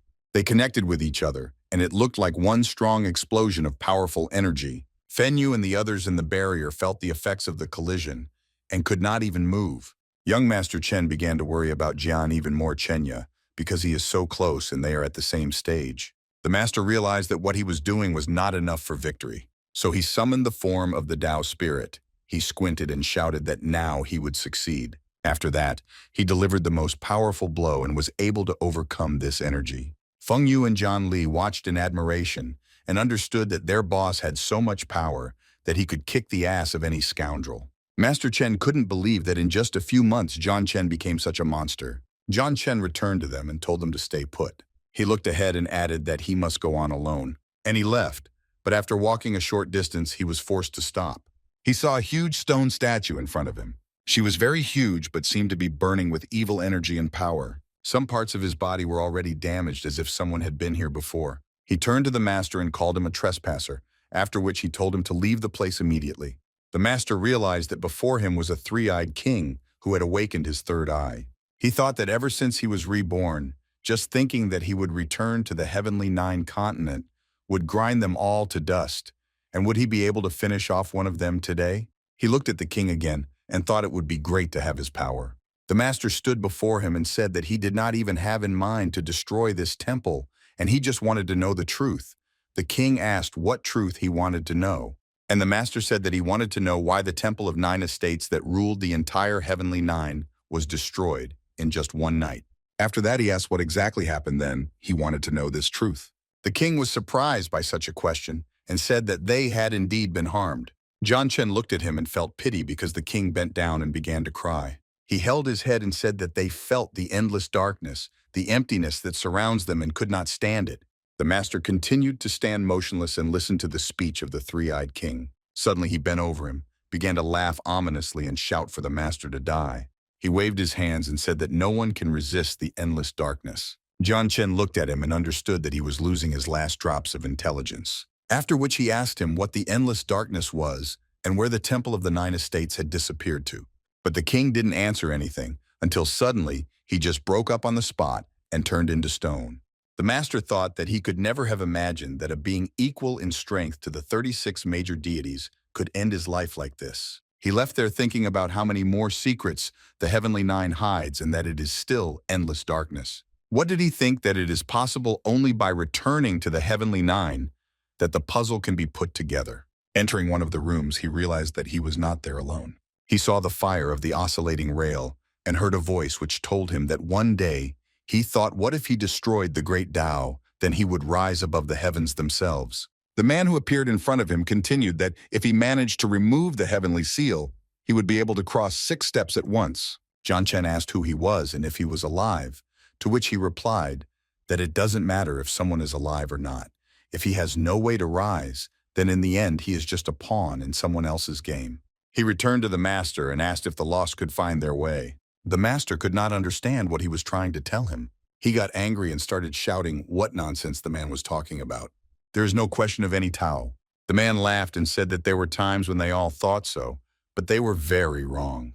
He told the master that when he learns what the true path is, he will wait for him here again. After that, the man disappeared into the flames as he had appeared, leaving John behind. Chenya is alone with his thoughts. The master decided that whoever this man was, he would find out sooner or later what was happening in the Heavenly Nine, and all he needed now was to stabilize his cultivation and return to the Heavenly Nine and its 36 deities. His eyes lit up, his gaze changed. He knew that in the end he needed to finish everyone off. Suddenly, a golden ring appeared in front of him out of nowhere. He could not understand where it came from and tried to touch it. All of a sudden, she turned into many different things. They were things from the Jugong Temple. Jian Chen was very happy. He could not believe that he had pulled off such a jackpot. He saw that there was even a third eye technique, which was one of the 6 secrets in the whole world, and realized that he was insanely lucky. He laughed and thought that now he could drink a cup of wine for at least 10 million high-ranking spirit stones, or even buy an entire tavern. At that moment, he felt that the talisman he had given Fenyu had just worked. He heard her cry for help and immediately jumped up and ran after the voice. Someone held by her neck and she just burst into tears. She told her partner that when her master appears, it will all be over, to which he replied that then they would wait for him to kill her right in front of him. He choked her even harder and said that today she will feel hell on earth and will pray for death, and told her to remember her first husband and called her name. Jian Chen had already arrived at the scene and had just heard that he would be dealing with Yi Shuxiao from the Qin Gate. Jian and Shui Xiao asked the master if he had already taken all the treasures of the tomb into his hands. The master just listened to him silently, and he continued to say that he would give the girl in exchange for treasures and presented a knife to Fenyu's chest, after which he cut her dress and said that he would prefer to kill the master first and take the treasures because seeing his beautiful corpse under his feet is the best bliss. He continued to cut off pieces of the dress and told the craftsman that before he died he would do him a favor and show him the shape of this doll. And Shu Xiao wanted to continue but realized that he could not move either his hand or the knife. His eyes were frightened because he did not expect that the master had such powers. Jian Chen smiled sinisterly and asked if he wanted to die as soon as possible. After that, Fenyu broke away from him and ran. And Shui Xiao also immediately lost his knife. The master remotely took it away. Immediately after Fenyu was far enough away from him, Jian Chen struck, and Shui Xiao was very surprised. He asked where he got such a powerful mental power if he was not even at the advanced level of the master stage. Suddenly he realized that such powers indicated that he was a spiritual master and asked him about it. Why did the master say that maybe yes and maybe no, after which he added that he was stupid enough to touch his students, and for this, he will pay with his life. In a minute, his body was chained, but he screamed madly in pain. His friends looked at this and could not understand how Jian Chen defeated him so easily because he had reached the Zong stage, and Shu Xiao continued to hang wrapped in the air and begged them for help. Li Moru said that he would help him, but only once, and Mu Xingyun refused, saying that he passed. The master said that he is a smart kid because in the end his smart decision will save his life. Mu Xingyuan looked at him and just smiled. He didn't want to risk his life. Li Moru said that his decision would deprive him of all the treasures of the tomb because to take possession of them all he needs to do is kill the master. After that he picked up his brush and exclaimed that he was not such a weakling unlike Shu Xiao. Li Moru immediately decided to show his power and used his avatar, which was a large green snake. He looked ominously at the master, thinking that now it would be easy for him to win. John Realizing that he was an artist, Chen said that with such skills it was a shame to even show up at an art school. The master took out his brush and Lee Moru could not believe his eyes that he was also an artist. Jian Chen activated his avatar.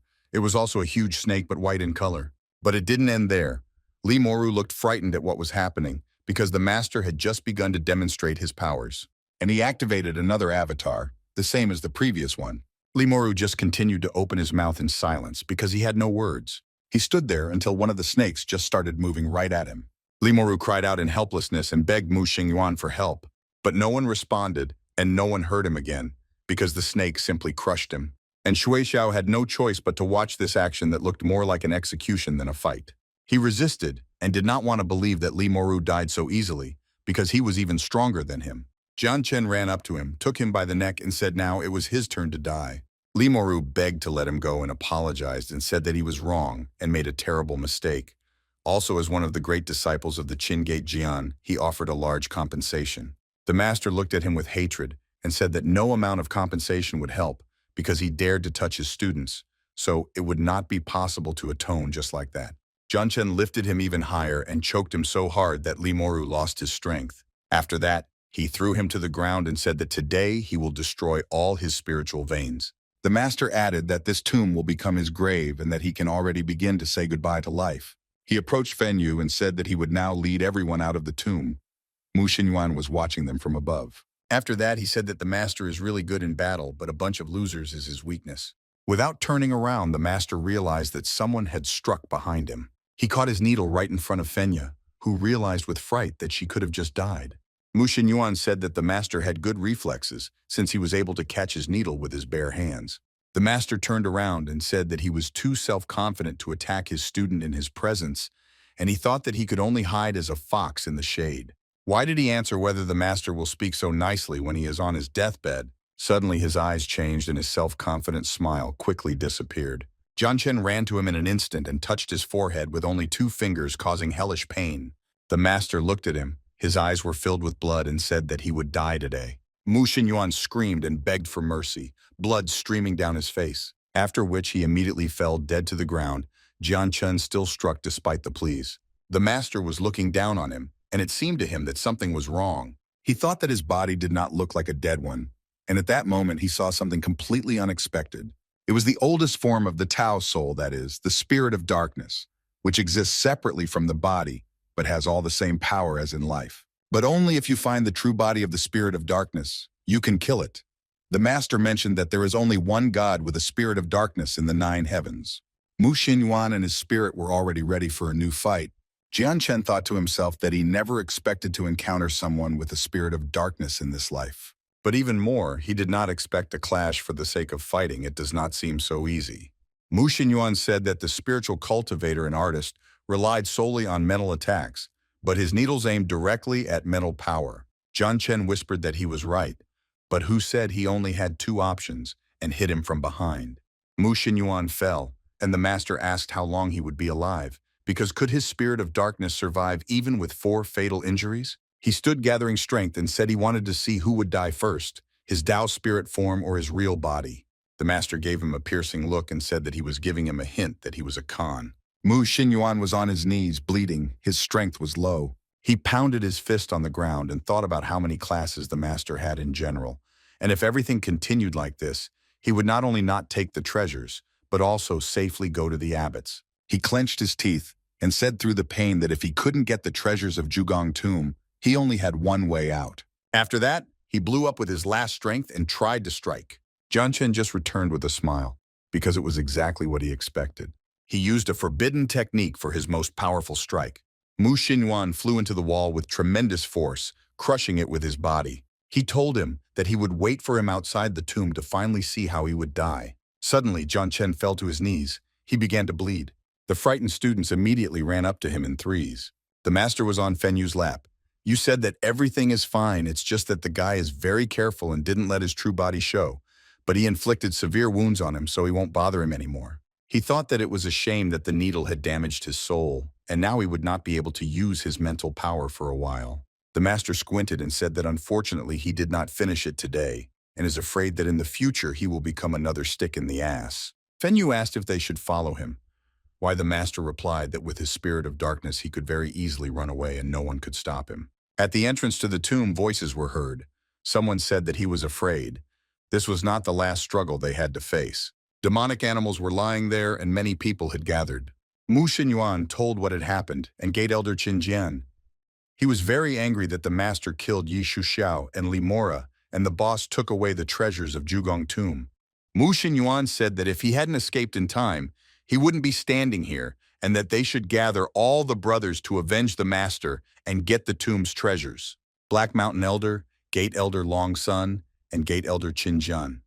They decided that they would definitely return the treasures of Zhugong tomb. Mu Xinyuan walked away with the other friends arm in arm and left the three of them. He turned and thought about Jian with a smile. Chen should not let him down. It seems he had some plan in his head. The three elders turned to Uncle Chen.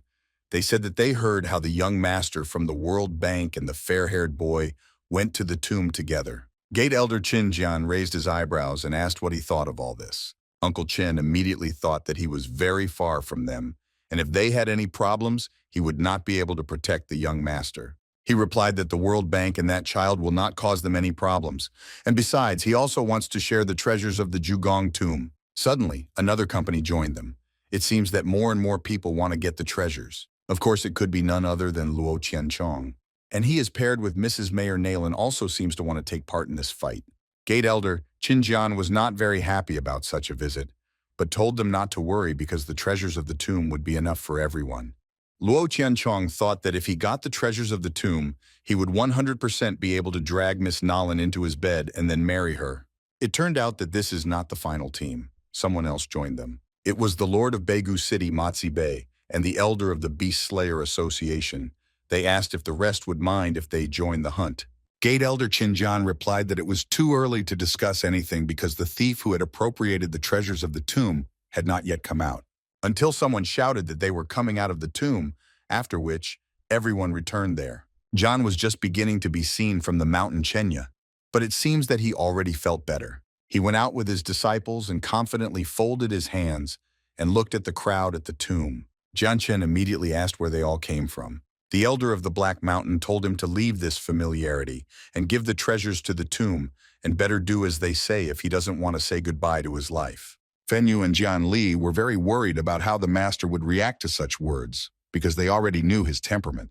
Master Chen said to Jian Chenyu, "Every time such a case, the World Bank will help him leave the treasures." Jian Chen answered him that this time there was no need to take anything. Master Chen bowed his head and wondered if Uncle Chen would really be able to protect them from so many angry sects. Jian Chen told him that today there is no need to interfere, because what could be the consequences if the World Bank owns the treasures? Therefore, Master Chen came closer to the uncle and told him not to interfere in what was going to happen. He agreed. Gate Elder Qin Jian started screaming at Jian Chenya about where he put the treasures. The master replied that he has treasures, but there is a problem and it consists in whether they agree to own them. To which he shouted that in that case, they should just kill him and take their treasures. He took out his sword and along with the rest decided to start a fight against Jian Chenya. Gate Elder Long Sun also picked up his pipe and shouted for him to die. Jian Chen glared at them and asked how they thought they could kill him at all. But the elders could not be stopped. They continued to shout about his quick death. The master immediately started with his avatars. He activated the phoenix and the dragon. From his angry look, it was clear that he would not let this matter go and was fully prepared to fight again, even despite his injuries. He immediately tried to strike with phoenix and dragon at the same time. The elder of Black Mountain also summoned his avatar. It was a huge falcon. They deflected Jian's blows. Even this was not enough for Chen. Gate Elder Long Sun decided to join the brothers to defeat the dragon and the phoenix. But they didn't succeed. No one could find an advantage in this battle so far, until they saw something that they did not expect and did not expect to see. Gate Elder Long Sun was very angry. He couldn't believe that such a thing was even possible. Jian Chen first parried the Black Mountain Elder's attack and hit him back. And then with the help of all his avatars, he dealt a devastating blow to his three opponents. They were all lying on the ground. The master was standing over them, but the Gate Elder Qin Jian still could not accept defeat. That's why Jian Chen decided to finally kill his pride and stepped on him with his foot. He asked if this was all that the well-known elders and the three largest sects were capable of. After all, it seemed that these people had already learned the stage of the lords, but even with such power, They were no match for him. Everyone around couldn't understand where he got such strength that even the three Lord Stage Elders couldn't defeat him. Miss Nayland thought that he still had enough strength to be her master. Suddenly, everyone turned back at the same time. They saw that someone was approaching them from the sky. It was a swordmaster from the Chin Gate John. He shouted about how he was able to raise his hand at the elder and fly his sword straight at him. The great gate artist Longsun joined him and said that he should be punished for such a terrible act. Together with the elephant, they flew at him and told him to give the treasures to the tomb, otherwise he could start saying goodbye to life. John Chen understood that they wanted to avenge their elders, and this was expected. But he also thought about how he could save his life now. He understood that with the two of them, he definitely had nowhere to escape and began to surround himself with protection. John Chen shouted to them that if they wanted him to give the treasures of the tomb, they would never get it in their lives. He thought that he could use all his strength and also that his meridians might not be able to withstand such a load. The swordmaster shouted that if he did not want to accept their terms, then there was only death to accept. John Chen tensed. He knew he needed to act as soon as possible here and now, and it exploded with a powerful protective light. It was a very strong forbidden technique. Everyone was shocked and angry because he managed to destroy even the dark rays. Protective plates began to fall from above, which could also work as weapons. His opponents all ran away because they realized that they couldn't attack him now. But as soon as his attacks ended, then they would be able to finish the job. The master was very weak from this forbidden technique and understood that it would only be able to stop them for a while. The slabs kept landing and they tried to dodge them. They managed to avoid the master's weapons and waited for the time when his technique stopped working. So the three of them gathered to attack him again while they had the chance. The master was angry because he understood that he could hardly do anything now. Suddenly, Mrs. Mayer flew out in front of him. Nayland struck her blow. She used a defense technique and was able to deflect all three blows. After that, she landed in front of John Chenya, said that his student is there to protect her teacher. The opponents of the master were very angry with such a step of the lady.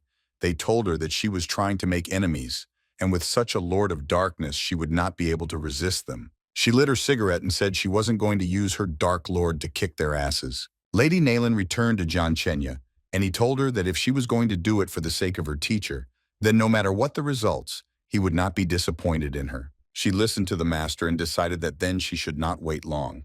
Miss Meyer began using her martial arts technique and said that she was dancing today just for him. She threw the flow of her power at Jian Chen to activate and regenerate his techniques. After that, she looked at him and said that she hoped he would not be disappointed in her in the future. Jian Chen closed his eyes and whispered that after this dance just for him, he would not be disappointed. Immediately after that, he opened his eyes, looking at the opponents. Now he clearly had much more strength to finish what he started. The master immediately managed to activate his dragon avatar, which became 1 degree stronger. After which, he said to Miss Nayland Mayer that her master will never let her down.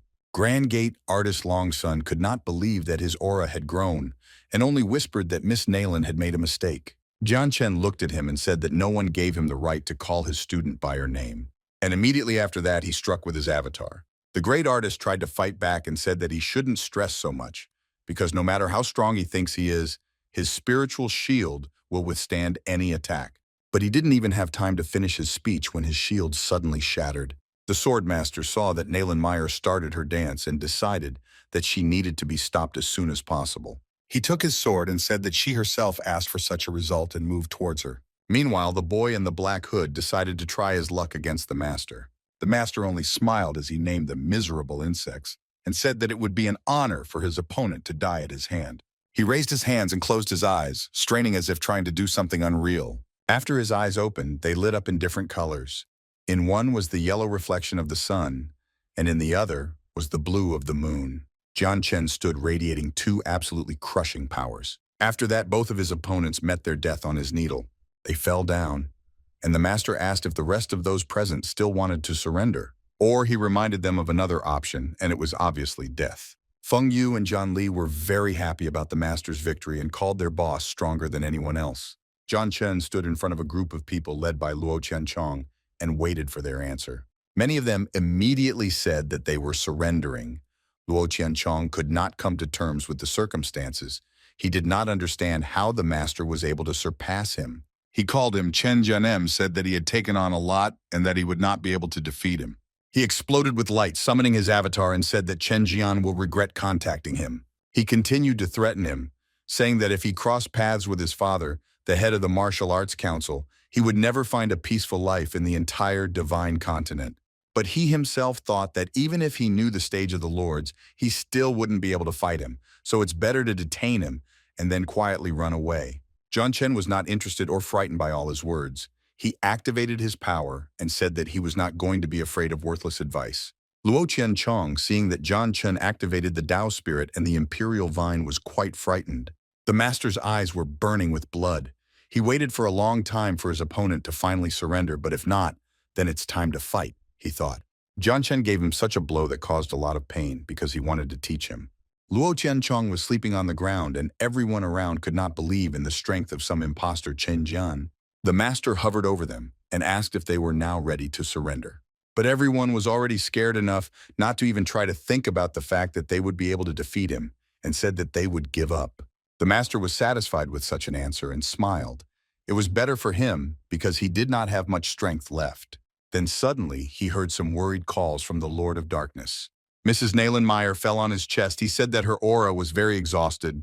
She opened her eyes and seductively said that it was all for her teacher's sake. Hearing this, the master almost went crazy because such words, especially from such a woman, could not but flatter him. Suddenly, John Chen was also sleeping on his knee. It seems that his strength was also leaving him. His enemies immediately saw this and thought that this was their best opportunity to get rid of him. They drew their swords and altogether ran straight at the master to attack. But they failed to make even a single pathetic attempt. Some force stopped them, and the girl pushed them far back from the master. They could not understand what had happened until someone appeared behind them, the one who used this power. As it turned out, it was an elder of the Baimin Academy, but the question remained unchanged. How did he end up here? He looked at them and said in a loud voice, "How dare they touch his student from Baimin Academy?" John Chen continued to stand on only one knee and thought that the elder had an incredibly strong aura. He wondered how strong he was and why he was protecting him at all. Uncle Chen said that as soon as John appeared Chen, he immediately sent a letter to Baimin Academy, because if he was late, there might be nothing left of him. And then everyone present began to have questions about the personality of the master, because they knew that Baimin Yuan Academy could not have such gifted students. The master sat bent over and sadly realized that it was probably too late to hide. With one hand, he grasped the other and transformed himself back into his role. Jen all along Chen. Luo Chong was very angry at this turn of events because he thought the master was dead. After that, he said that Quan Zhenya saved him today, but who knows? Maybe he won't be able to protect him tomorrow. Mrs. Nayland did not agree with this. She said her master's business is her business too. After that, she added that now he will be under the protection of the family. Nayland asked if anyone had any objections. Luo Qianchong reacted very aggressively to such words because he expected Miss Nayland to be with him. She smiled and advised him not to spend even more energy because he would not be able to do anything to her. Luo Qianchong may have been a fool, but he seemed to understand these words quickly and said nothing more. His assistants took him by the hand and told him not to react to Miss Nayland's provocations. Why did she answer that if they have nothing more to say, then let them disappear from there as soon as possible? After that, Mrs. Nayland looked at Jian with interest. Chenya said to go with her. She took his hand and said that while she was with Master Quan Zhenya Xiao, then no one could do anything to her. The master thought that she was not so stupid. Quan Zhenya Xiao looked after them and thought that no matter where they went, they looked simply wonderful. And Mrs. Nayland told the master to call her simply by her name Meyer, because they have a special relationship. After that, they ended up in Baimin Yuan, where the master had to rest for a while. Mrs. Nayland approached him and asked about the wounds, to which he replied that they did not hurt, just a little burning. She came even closer and said that if the master is already in order, then she wanted to ask something, namely about the entrance ceremony in her honor. She reminded that she danced only for him and fulfilled all the conditions of the student-teacher relationship, so it is logical that she wants a welcome party in her honor. The master understood how expensive it would be because she said that nothing in the world could pay for her dance except spiritual stones. She came close and said that if the master wanted her as a student, it means that he must keep her. Jian Chen shouted and said that she was too close and needed to move away. But she didn't listen anymore and tried even more to persuade him to agree, after which he agreed and said that he would organize a welcoming ceremony for her.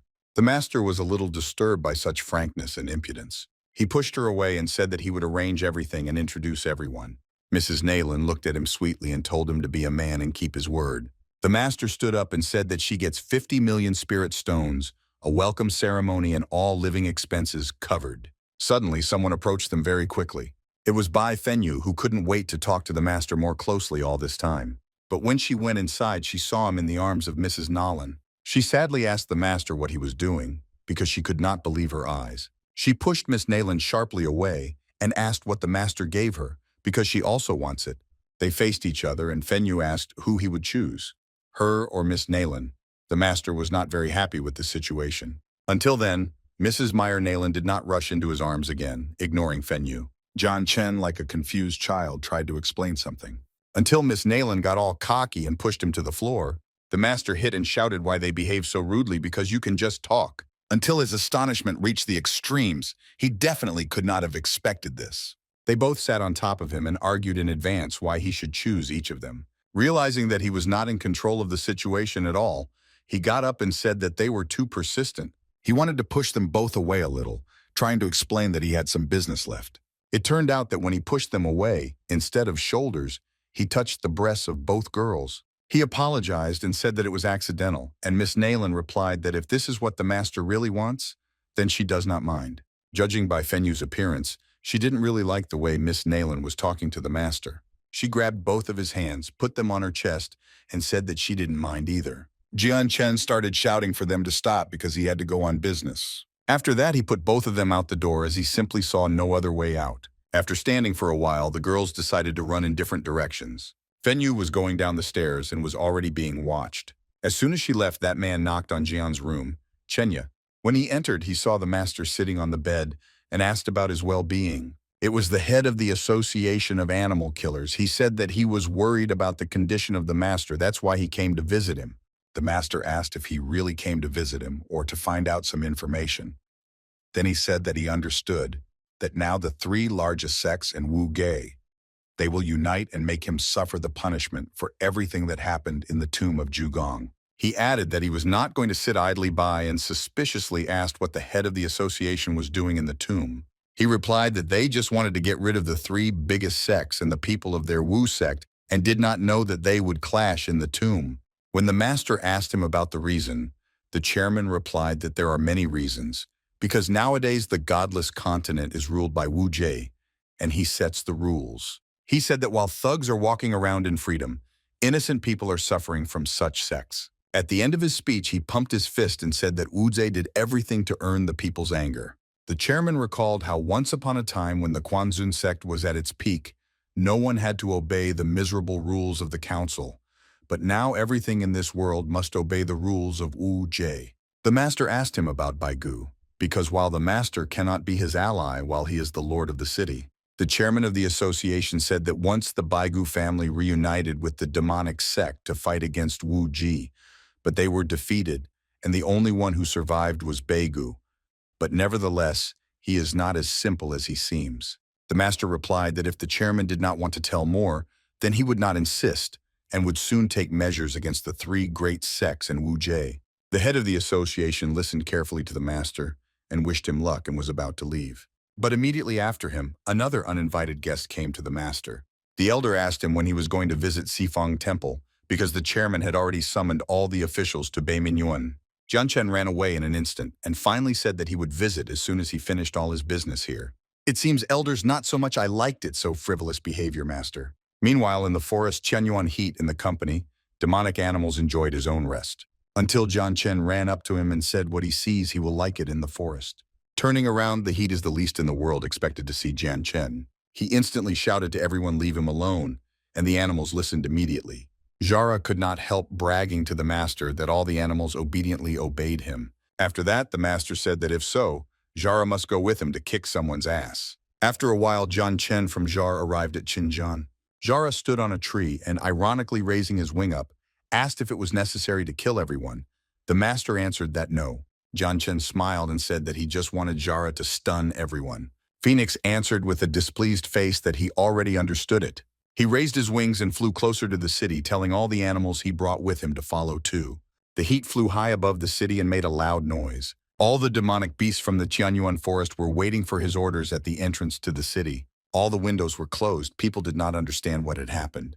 She ran out into the street and someone, seeing the beast, shouted that a pack of animals was storming the city. Xiao joined the crowd. Yue, he said not to panic because it is not a large number of animals. He said he would handle them himself and used his huge orb of protection. Animals tried her attack, but them it was not possible. They immediately hit the bullet. Phoenix Heat, flying by from above, watched the situation what happened. That's why he turned to the only one, a person who could help now them. He started call master. John Chen understood what necessary accept some decision immediately. He came up closer and saw for myself eyes like a crowd animals could not to violate protection. Master understood that for this, it will also not be so easy to pierce the bullet. But he has activated a breakthrough in form fiery which flower was there surrounded a wreath, actually amazing spectacle. After what he directed the full force of the breakthrough at the orb that Qinjian was attempting, defend yourself. He succeeded and all animals immediately rushed forward. All of a sudden someone very quickly joined the crowd cities. It was the head of the Qinjian sect. He stopped and asked who opposed his sect. The master came forward and said that it was him, but all the students can get out unscathed. The chairman asked what he was trying to do, to which John replied Chen at first only smiled and said that it was obvious. The smile disappeared from his face and he said that he wanted to disband his Qinjian sect. The head of the sect became very angry after such words. He shouted that the sect has existed for many generations and it is impossible to dissolve it. He said that Wu Jie has already set his rules and maybe the master wants to challenge Wu if he destroys the door of the sect. John Chen used his forbidden technique and towered over them all and said that Wu He was a nobody from start to finish. The head of the sect wanted to deny him and gathered his forces. Until he realized that there was nothing he could do, then he bowed his head and told the master that the Qinjian sect was not a threat. John Chen raised his fiery sword and asked the head that when he came out of Zhugong tomb, would he let him go even despite the aggression. He reiterated once again that there was only one option, either to disband the sect or exchange his disciples' lives for the stone tablet of the Qinjian sect. The head of the sect could not believe in these words, and even more so in what he happened to see. One of the beasts had already grabbed one of the sect's disciples. The master wanted to show that he was not bluffing. The head of the sect, shedding a tear, asked if they could come to a compromise. He fell to his knees and bowed his head and said that he understood that his Qinjian sect had committed many sins. He shouted that starting today it is completely dissolved. The master turned around, leaving his head on his knees, and said that he hoped that the head would not forget his words and promises. After which he told the phoenix not to stand still because they needed to visit 2 more sects from the big 3. Jara asked if he would just let everyone go, why the master replied that he had no intention of killing the innocent, but if they don't take their chance, then you shouldn't be surprised. The disciples of the sect attacked his head with questions about how he dared to listen to the child and dissolve the sect, because the entire heritage of the sect cannot be destroyed. The head of the sect gripped his sword so tightly that his hands bled. He raised his head and said that he was not going to trust John Chen Yu and will bring his head to wash away the humiliation of the Qinjian sect today. After that, he stood up and asked for permission to go to Wu Pavilion. Meanwhile, John Chen and Jara came to the Long sect where they were already waiting. It was the head of the sect who came closer to them and said that he already knew about Jian Dao, about the Qinjian sect and the Black Mountain School, so tomorrow he will give the order to dissolve the sect. To which the master replied that he still wants Mu Xinyun to be handed over to him. The master understood that he possessed the shadow of the Dao spirit and could become a great threat in the future, so the master should not let him in. The head of the sect just threw up his hands and said that the person they needed had long since left the sect. He added that Mu Xinyun is very talented and he cultivates the dark arts twice. That's why he went to the Burning Heaven Academy. The master thought that in this case, he would have the opportunity to kill him only when he visited the Sifang Divine Hall. Jara was saddened by the fact that everyone agreed to disband so quickly, and he was bored. The master smiled and said that Phoenix is wrong because the sects have not disbanded and will not disband. Master could not believe such coincidences as all 3 sects agreed to disband. All of a sudden, he saw a vision before him, Fen Yu, in which she said that Master Wu Jie united effort with 3 sects, and they will kill the master in the northern city. John Chen thought that it couldn't be that simple. They just conspired. Only real battle started under the banner of Wu Jie. Eyes Master were burning real fire, he whispered so that they compete for each other. Phoenix Jara in turn had managed his own the army demonic animals. The heads of the sects, led by Wu Jie, stood on the tower and waited for the attack, connecting effort. Master did step forward, which meant going on the offensive for his team. He stood idly by as long as his entire team was already there went to fight.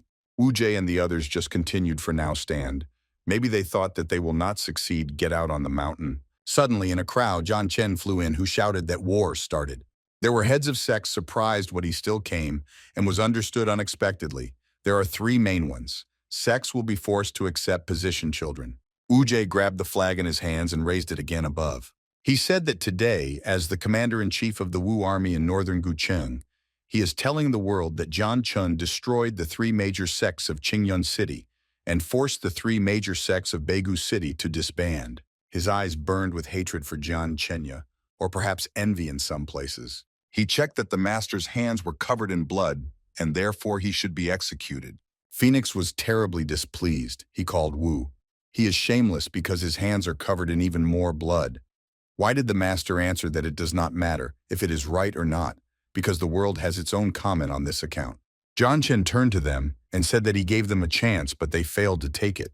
The three of them stood and not without fear were waiting what is going on to master. Jian Chen got angry, shouted, "What today they all will die from their own stupidity." Behind it was demonic animals which only were waiting moments when they can already attack. Sect leader Long could not understand how Jian Chen can command king-level monsters from the Tianyuan forest. Jian Chen commanded the beasts from afar to attack, and they ran forward. Wu Jie activated protection around him and shouted to all were getting ready.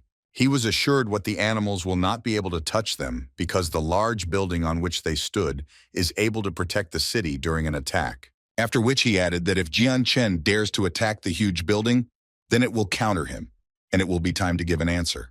The heads of the sects immediately agreed with such a great strategy because while the master was opposing the building, they would have time to cut his body to pieces. Suddenly, their meaningless conversations were interrupted by a master who activated his powerful power. He knew that to oppose such a large building at ground level required an equally powerful force. Therefore, he activated a Tao-level skill called Divine Hand. The power of this power was capable of destroying any edifice of magical power.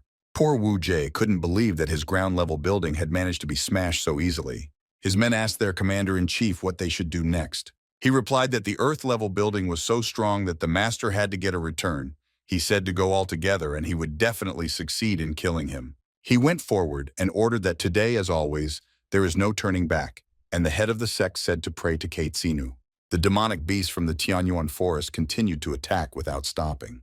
Wu Jie ordered everyone to go forward and kill everyone who wants to destroy them. And they began to fight, each with a sword against the monsters who were very angry and hungry. After some time, many of them fell on the battlefield, both men and animals, after which they surrounded Jian Chenya and said that now is the time to take his life. The master did not expect such a turn of events. He froze for a moment to think about how to proceed.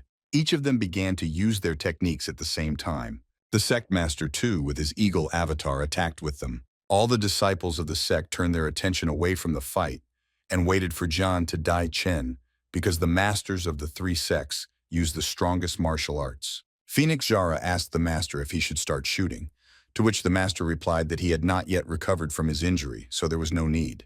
The master said that these three would not be able to stop him and began to activate Wanhuan's power. Phoenix could not believe that the master activated a black and yellow power that could destroy everything in the world. One of the sect masters had already approached Jian Chen, wanted to strike first, but Jian Chen stopped him with his power in a matter of seconds. He was in the middle when the other two masters approached, and he said that in front of him they were all ants, and the third of them had already safely landed on the ground from Jian's blow, Chenya. But it seems that even this did not help, and they both still decided to try to attack again. They surrounded Jian Chen from both sides, and he continued to stand as if nothing had happened. He activated his avatar and grabbed one of the masters immediately. He couldn't believe it was possible. Jian Chen, I moved closer to him and said that it is not easy but possible. Then suddenly he saw how his rival behind was already trying to hide. But he saw it in time and did not leave him without his attention either. He immediately grabbed it with his Heavenly Lamb of Incarnation's avatar. The man just managed to ask the commander-in-chief to save him. And it seems that they heard him, because someone was very quickly approaching the battlefield. Wu Jie flew through the stem of the avatar in this way. Jian Chen released one of the masters. This made Chen very angry. Moreover, he himself also became hurt. Wu Jie asked how he dared to allow the Tao spirit to swallow strangers, and that his army would pass the way to heaven and kill Jian Chenya. John Chen wiped the blood off his own face and asked, or he is so long was hiding that only now he dared go out. Wu Jie replied that he was waiting for the moment John Chen exhausts his energy to break the Earth-level building and then fight the 3 royal-level monks, and now it is the end of the battle for him. He added that he had been waiting for this moment for a very long time, and now it has come. The students saw that Wu Jie released Suzaku's spirit. The Tao decided that this was definitely the end of the battle. He approached the master and looked him in the eyes, saying that now baby John Chen came to an end. John Chen looked at him in reply and concentrated on coming up with a battle plan in his head. He must have come up with something because he started to smile mischievously. He activated and released another one of his many avatars. John Chen spread his arms wide and shouted that he was not beautiful. He said this about the mighty Phoenix avatar flying above him with outstretched wings. He asked Wu Jie what he could do now in front of his Phoenix. He was seen upstairs by Bai Fenyu, who was fascinated by the action she saw. Her eyes sparkled with tenderness and pride. She said that he was as beautiful as ever, and Mrs. Nayland said that it turned her on. Wu Jie couldn't figure out what he was dealing with, whether it was 2 spirits or a single Phoenix spirit. He asked John Chen how he monster was able to awaken 2 Tao spirits. The master activated even more powers around him to show his power. He let out a tear that turned into blood and whispered for him to surrender. But Wu Jie was sure that he could not lose to the master because he was a cultivator of the herd of lords and was about to gain the stage of supremacy. He hit back and said that only John Chen would die today. They clashed violently with the help of their 2 avatars. Wu Jie blurted out that his avatar Suzaku is very angry. As a worthless phoenix, John Chen can fight him. John Chen looked at him and said that he advises you to watch your avatar better. The phoenix began to simply absorb the opponent's fire with incredible force. Wu Jie looked at this and couldn't believe that a phoenix could do such a thing to his avatar. In no time, it completely absorbed Wu Jie's fire and increased in size. With all his might, Phoenix delivered a merciless punch directly to Wu Jie's face. Descending to the ground, the master could not help but rejoice at his already obvious victory. He immediately kicked Wu Jie with all his might and said he would swat him like a fly. He continued to keep his foot on his neck and spoke loudly to the rest of the students. John Chen said that on behalf of Beigu, he declares that the Wu sect has come to an end today.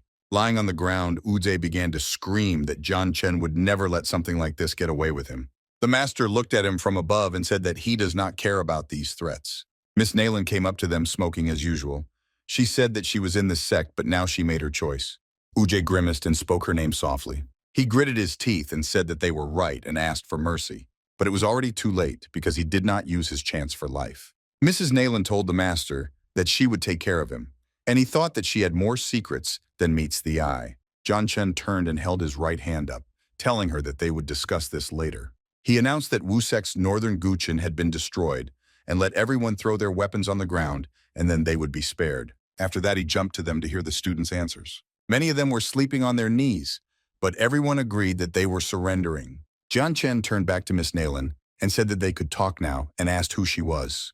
While they were standing and Mrs. Nayland was adjusting to the conversation, someone approached them. It was Fenyu. Seeing them, she thought what was the matter, and how could this fox have already sinned against the master? Mrs. Nayland said that now there was no point in hiding anything and asked if the master had ever heard of the Xinhai constellation, the Tianxin family. Upon hearing this, Fenyu asked if she was talking about a family of heavenly bodies that could match the Yu sect in terms of strength. Nayland Meyer replied. The girl calmly replied that she is from the Calestis family, being she one of the member of Calestis. It will be helpful for the main character to get more stronger and get a clue. The sweet girl who was beside the main character replied to the girl that her surname is not Tianxing. Is she the first wife of Tian's because he is the previous matriarch of the Calestis clan? The sweet girl beside the master said, is she the member of the council with a sweaty and little scared face? The master also said to Nayland, does she knows that he and the council will go against each other for war in future? Nayland said to him that she knows about it, and she wants that master himself destroys the martial art council. The master and sweet girl were piqued when Nayland said about the plan she has in her sleeves. The master thinks that Nayland has something going on behind the scenes. Master went back thinking about how Nayland helped him always, and how she stood by him, and it's not point here to push her behind the scenes.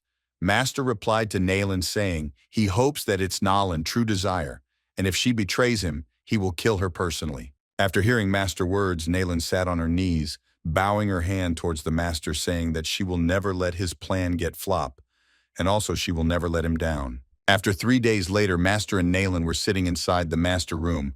Nalan was shy and wet. She wanted to do something dirty with Master. Nalan started to have thoughts about Master after looking him continuously. He is so handsome, and she is lucky that he have such a handsome Master on the other hand. Master is just relaxed. He said a statement to himself that this past few days the sailing has been very smooth, and all is going very well, and he is currently of the brink of getting level up. Nalan was so much seduced by him she went more closer to the Master, and she touched her lips gently, giving him a sensual touch, asking him, "Is he as done?" The Master replied, not really, with a red face, and also said, if someone puts up a dance and help him to level up to the Grandmaster realm, he will be very happy. Nalan was waiting for this moment. Her internal urges went bursting with happiness. She was ready to go all out for her Master. Nalan pulled Master more closer to her, sensually grabbing his cheeks. Looking in his eyes, she asked the Master, which type of dance does he like? She gave him options to choose from: fairy dance and folk dance. And the last option that Nalan gave to Master was striptease dance. Nalan slowly went little far, lowered her upper clothes to show her side chest more efficiently. Master was very red inside, but he controlled his urges and said to Nalang to watch her manners. Nalan put her hand on one of her clothes, grabbing it tightly. It seems like she wants to remove that part clothes and show her bold body to her Master. Nalan started to use her charms and getting her bold body ready for her Master. She said he is the one who asked for this dance. A seduction and lurking scent flowing with wind passed through the nose of the Master, making him more red and having urges to open his feelings. While Nalan started her first step of dance, her legged bump into the ground. Was it her strategy, or it was unnatural condition to make a move closer to the Master? The bump made Nalan lose her momentum, which leads her falling, but Master grabbed her in his hand. Nalan was showing her bold chest, and Master was looking at it with big eyes. He said her to be careful. It was all planned by Nalan. While Master was grabbing her in his hand, she slightly touched Master's red face and slowly started to rub it. Nalan grabbed Master closer, and she asked him, did he enjoy the view and the sensation? He is truly a man that does not get caught easily. In the middle of their sweet moments, a man named Jiang Chen bumped the door and came inside with his subordinates. When Jiang entered inside the Master room, he saw that Master is grabbing Nalan tightly, and they both are red. It was an embarrassing moment for everyone. As soon as Jiang and his subordinates saw Master and Nalan, their soul left their body. The moment was shocking for them.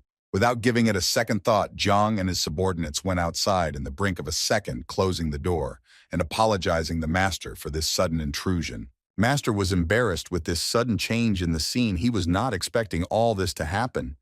He shouted to Jiang to come back. While he opened the door, Nalan was holding him. A few months later, Master had a meeting with Jiang and his subordinates. They were shy and scared at the same time about this situation, wondering what will happen to them. Master asked them what did they wanted from him. The sweet girl was very angry when she heard about this incident, and Nalan was just polite and normal, standing and watching Master. Jiang replied to the Master that they have received the message that Lin Lang is furious after hearing about Luo Qian. He further said that he is currently traveling to the Beigu city to seek revenge. The Master was curiously happy and had a terrifying look on his face. He was emitting his aura more and wanted to have a fight eagerly. The sweet girl and Nalan was also ready. The Master cooled down and sat. They have to plan everything accordingly to deal with this situation and end everything in their favor. The old Master said to him that the strength that Lin Lang possess, if comparable to a god level, even they won't be able to defend him from his attack. The main character started to think that those three old masters have enough powers to defeat Lin Lang when. The main character asked the old masters about their cultivation levels to figure out their levels. After hearing the levels of old masters, the main character was little worried because they possess the same level as Lin Lang and his dad. The main character arose a question to the principal and the others that why they have a liking against him and why they want to help him. They calmly said he will know the reason soon. The principal and the old guys were clear that they are on main character's side and they mean no harm to him. The question arose for the main character because at this level, there is no point for them to help him, and the Divine Academy will offer him a shelter.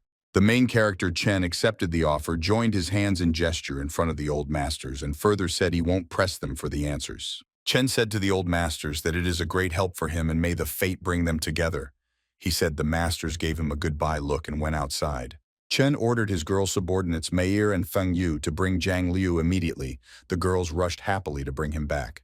While moving out, there was a bird named Fernie Chen, ordered him to get prepared and go along with him to the Divine Academy. Fenry thinks that there would be many chicks available. Chen was in an angry mood and wanted to settle the score between him and Lin Lang in the next meeting. It seems that Lin Lang is also waiting for Chen to settle the score. After 3 days, Chen with his subordinates reached to the entrance of the city. The weather is very hot Chen, and his subordinates are sweating, and they are tired as well due to the journey they took. The birds are flying in the sky. The summer season is already at its peak. Winds are blowing with a hot breeze, trees are getting dried as well. Chen and his subordinates went to a restaurant to eat something and take a little rest. Suddenly, Feng Yu said that they have to pass through Quin plans to reach the Divine Academy. While Chen was drinking water, there is a thought going in his mind that this is the place of Jiang Clan where there are strong warriors. Liang Lu was little disappointed because he wanted to return to the clan and wanted to show the elders their power and capability. Chen consoles him and said they will return soon. This time they have to beg for mercy. He will take the revenge for everything they had done. While Feng Yu and Mir were having their sweet time, Feng Yu asked Chen if he is from the Jiang clan as well from Qin Plains. Mir replied that this is the standard fare for big and powerful families. Chen said he is not at all bothered with the Jiang clan, it is something else. Jiang Lu said Chen is his master. He should keep trust in him and let him do the correct things because of the great elders he has suffered a lot. A sweet old memory flowed in Chen's mind, thinking how great the original father was. He really treated Liu very well. There was a noise from outside the room. Someone was shouting to enter the place booked by Chen. Liu and Chen wondered, who is this person and what does he want from them? Liu remembered that this is the great elder's grandson and this guy who is shouting is same as him. Chen was wondering from where this flea has came from. While chaos was going on, a man broke the suite's door and entered inside saying to Chen that how dare the trash like him can book this suite? This suite belongs to his young master. Liu got angry, and he said they have booked the suite fair and square. And who is he to ask this question and budge inside without asking anything? Another mysterious man came from behind the guy who budged inside. This guy said how they can think to deny him having a smile on his face. The mysterious man is a leader and young master of Jiang clan. He thinks that he owns everything, and he should have everything like a leech. He noticed the person sitting inside the suite, and something clicked inside his head. All three were surprised after looking at each other.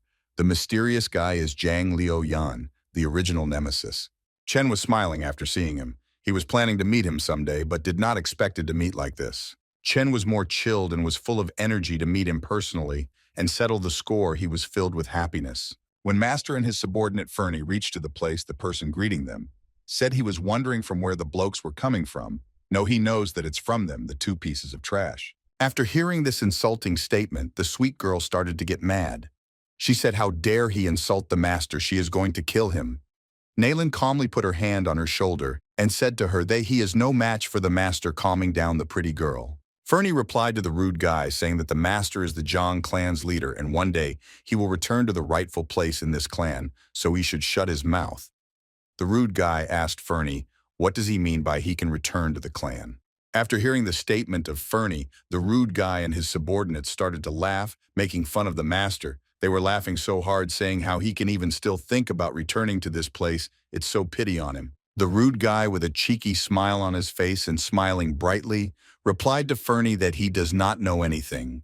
The rude guy is the young master of this clan. Now he was so happy to mock them. Fernie replied annoyingly to the rude guy that the only person to sit on that position is his master Jiang Chun and nobody else.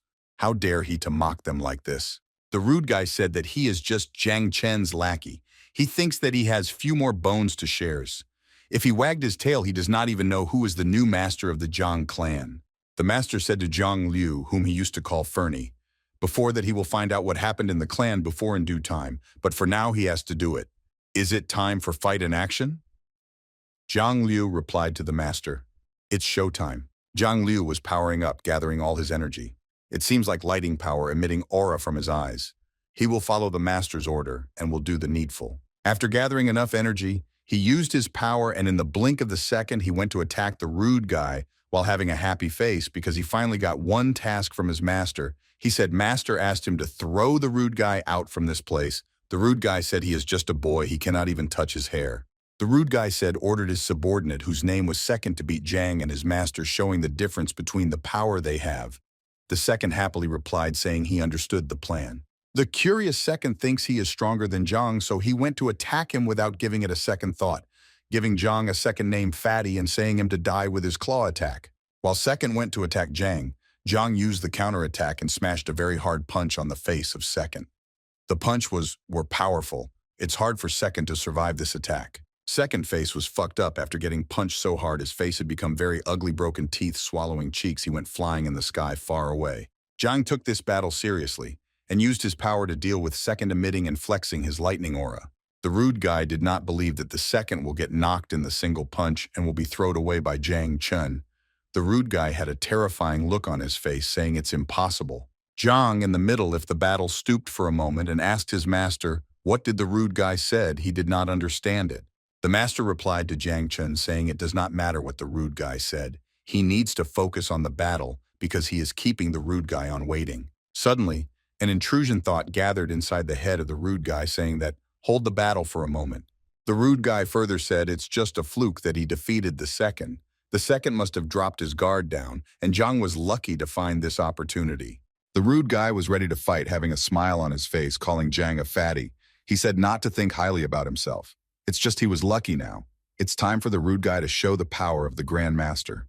Jiang did not hesitate and went straight to punch the rude guy in his stomach. The punch of Jiang was so powerful that even the tongue if the rude guy came out.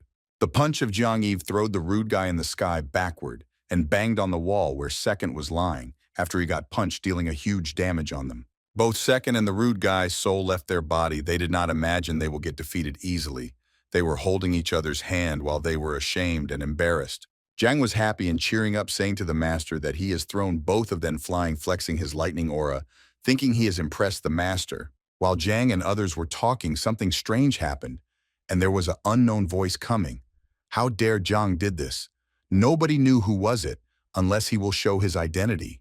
In the fraction of a second, Jiang got punched so hard on the stomach, falling on ground, throwing blood from his mouth. It was a surprise attack by the enemy. Master shouted his name, Zhang Liu.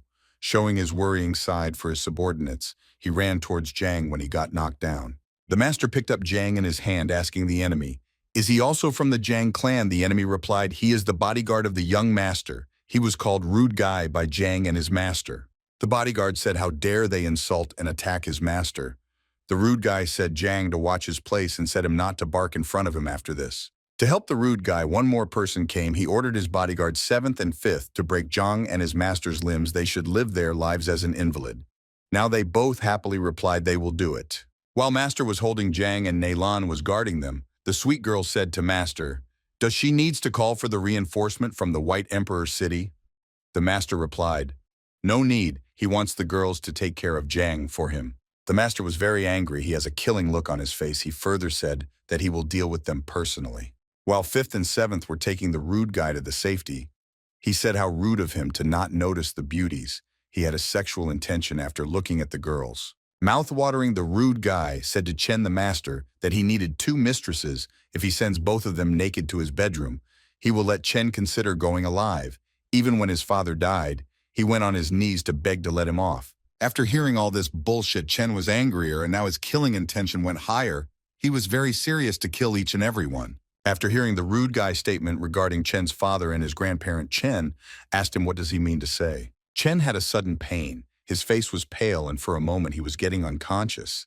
Is it because of the things that he had heard, or there is another reason behind this? Chen suddenly put his hand on his chest, felt a terrible pain, seems like heart attack. In the verge of this situation, Chen's childhood memories started to flow inside his mind, how his dad used to hold his hands while he used to run fast as a kid. While Chen used to train for sword, his dad used to scold him for learning martial arts to protect himself.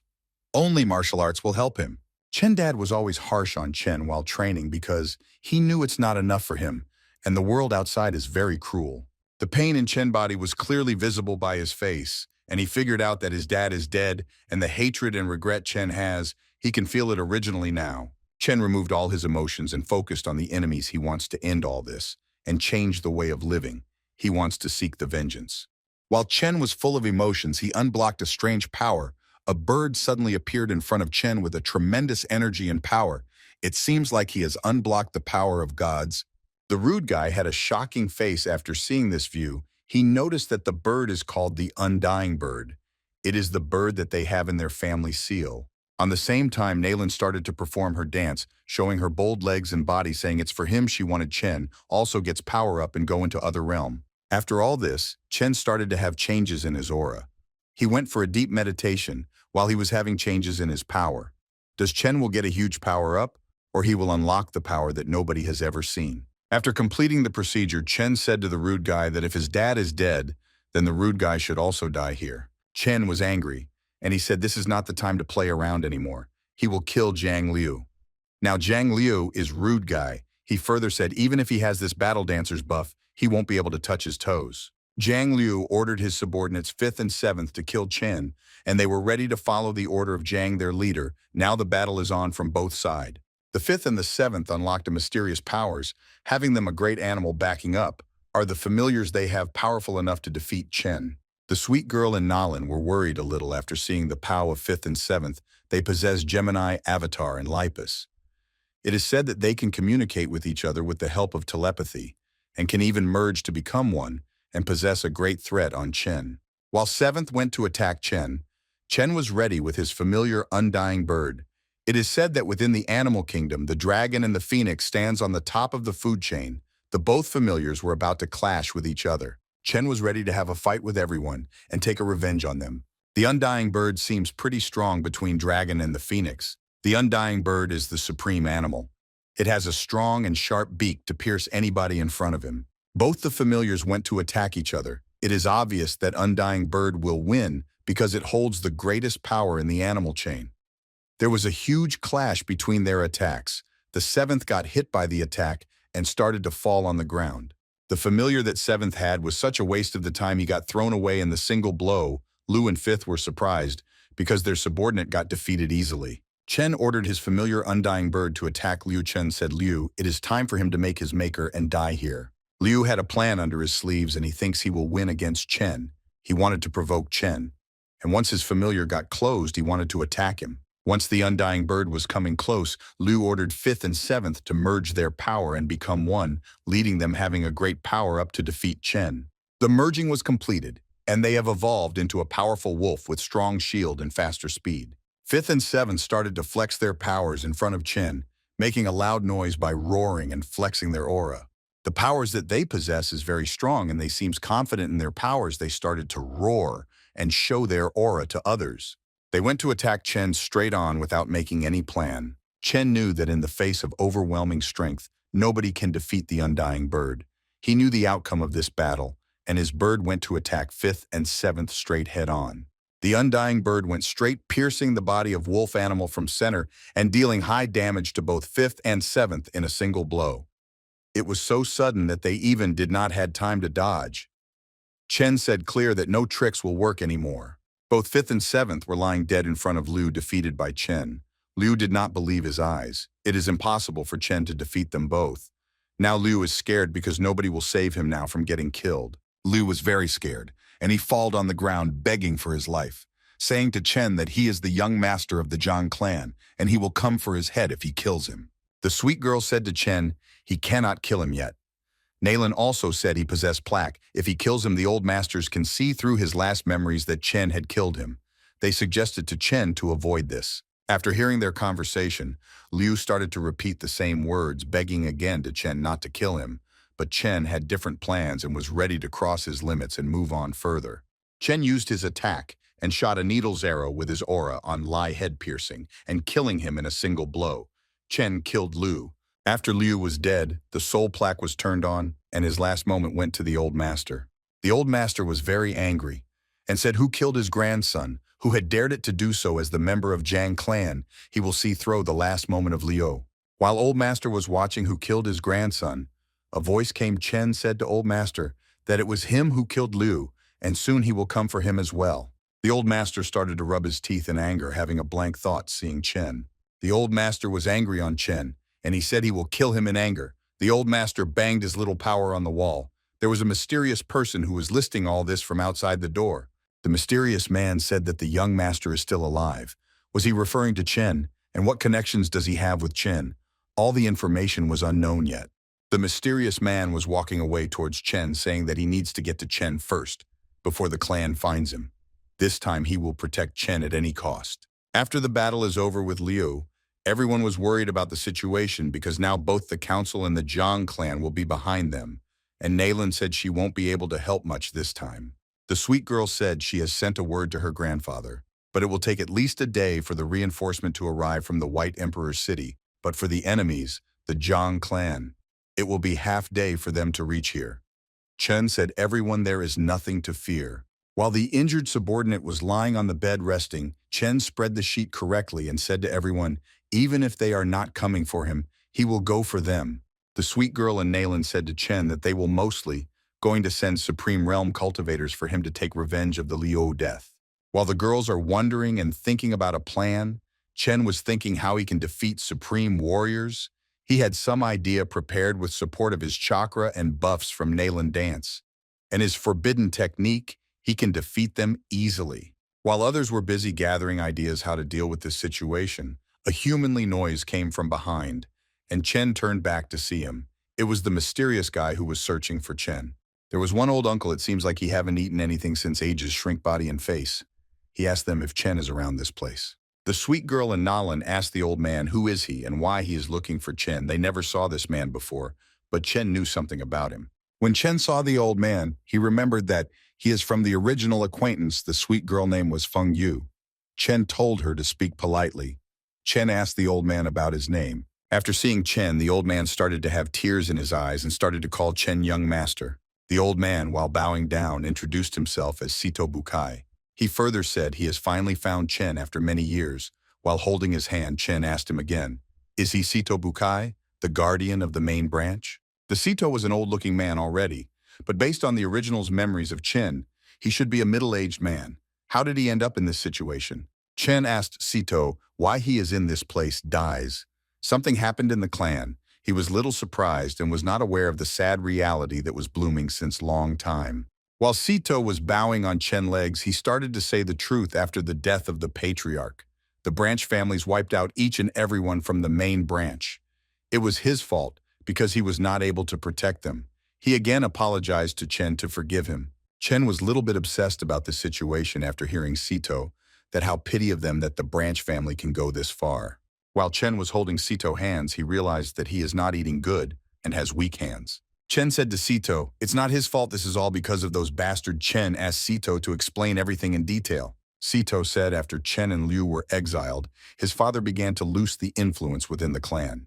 The Supreme Elder, who is bought by the Great Elder Fractions, hatched a plan to kill Chen fathers and others. They made a killing array that was in circle and having a red dangerous aura. While Sito was sent away from the Zhang clan, they used this opening to trap all of the main family within the killing array to kill them. By the time the Sito realized the plan, it was already late and everyone has been dead. Sito was crying, remembering that day situation. After hearing the truth from Sito, Chen had a pale look on his face. Sito said, if it was possible to bring everyone alive, he would have died instead, but it's too late now. Chen holded Sito up with his hands. It's time for Chen to take action. Sito said Chen young master and asked him what he's going to do. Angry Chen told Sito to leave everything to him. He will take revenge himself and started to walk slowly with the girls. Sito was crying and he had a clue what Chen was about to do, but he still wants to confirm if he's going to kill everyone. While Chen started to walk with the girls, Sito tried to stop him, but this time he won't stop. It's time for them to die, and he won't leave a single man alive. Chen, with a scary look, replied to Sito, several of his kin has been killed, so it's time for them to die. He has to collect some interest and debt. Feng Yu and Naylin both were a little worried about this situation, but they trusted Chen and had faith in him. If he has decided to do so, then they will also not fall back. Feng Yu and Naylin were relaxed finally, after hearing they have to go all out and do not have to worry about anything anymore. Chen ordered Fernie to summon suddenly. What does he want from him? And at this crucial moment, Fernie came in front of Chen and asked him what does he want.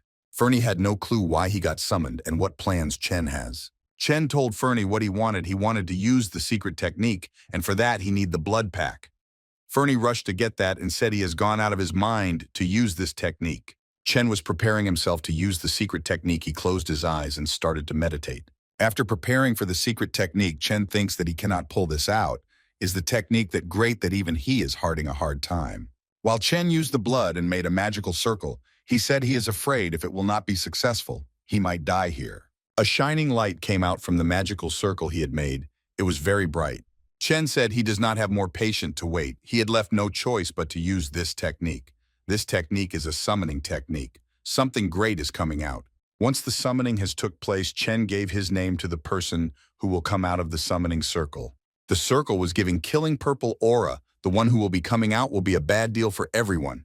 The person who came out of the summoning circle named himself Tian Chen, the sovereign god flexing his dangerous aura. Chen gave all his efforts and energy to pull this out while he was also happy that he has summoned a god himself, and it was a successful attempt. A bright golden light came from the sky, falling on the ground after the summoning ritual. A galaxy has been appeared through which the light has passed. What is all this strange power? The light reached to an old monk, the place where he was sitting and meditating. From a long time, the light fall on him. Once the light fall on him, he realized that it's time for him to wake up. He opened his eyes. He was very happy when the light falled on him. He realized it is his king's aura. His king was alive. The old monk Yao Yang said he will provide his power to king and he will give him a hand. He started to pray and send his powers to the king. The king was Chen. As soon as the monk Yao Yang gave a hand to Chen, a powerful golden light fall on the roof, the place where Chen and others were staying. Chen received the power from the monk Yao Yang by using the forbidden technique. It was successful. Chen finally received the power that he will require to fight against the enemies. Everyone was shocked after witnessing this power. They realized that the lower Chen possess is getting more stronger and stronger. The Advent technique helped him a lot. It seems that he is having more secret techniques up in his sleeves. The old man, when saw this powers, prayed to Patriarch, saying, if he would see this, he will be relieved. Feng Yu has a face that is shocking because the master has ascended to reach the heaven realm. After receiving the forbidden powers, Chen said in his current physical state, he will only be able to maintain this powers for 10 seconds. He has to do it all in this time limit. Chen was walking, flexing his new aura everywhere. The aura was dark and surrounded by golden light. Chen was ready to fight and kill everyone. Now he won't care about anybody's status or he is God or supreme. He just wants to kill all the enemies in one go. Chen has finally reached to the Qin Plains where Jiang clan is situated. He said to enemies that their reckoning has come and he is going to kill everyone. Chen was very angry and he just wanted to kill all the enemies to take revenge for his past. When Chen reached at the entrance of Jiang clan, the enemies came outside saying, who dares to mess with them? The old leader of the clan said, who is he and how dare he come to the Jiang place? He said to Chen that he does not deserve to die by his blade. Chen replied to the old master that he is from Jiang clan too, and his name is Jiang Chun. He has come to seek justice for the hundreds of people that has been murdered by the old master of Jiang clan. Chen ordered his undying bird to attack the enemies fiercely. The bird went flying to attack them. The undying bird used his whirlwind attack on the enemies to kill them. When the old master of Jiang clan heard Chen and saw his undying bird, he understood that he is the murderer of his grandson. The old master was full of anger and wanted to kill Chen. The old master said, it is great that Chen is here. It has saved his time, and he shall behead his head to present a tribute for his grandson. The old master used his attack on Chen, but it was nothing for him. While the old master was ready to kill, he was been attacked by the undying bird, piercing his chest with flames. It is time for the old master to die. The old master did not believe that it is his last day. He still did not believe that he has died by the hands of Chen. After a few seconds, the old master has coughed his last breath and has been dead. Chen was not relieved yet, as there are still few enemies remaining to defeat. He said to other subordinates that the source of the evil has been vanished. Now it's turn for them to die. The subordinates did not want to die. They started to beg Chen for mercy. They started to say they are the relative of his elders, and to kill them, it would be filial pity. On the head of Chen, only bloodlust was heavy. He wanted to kill everyone.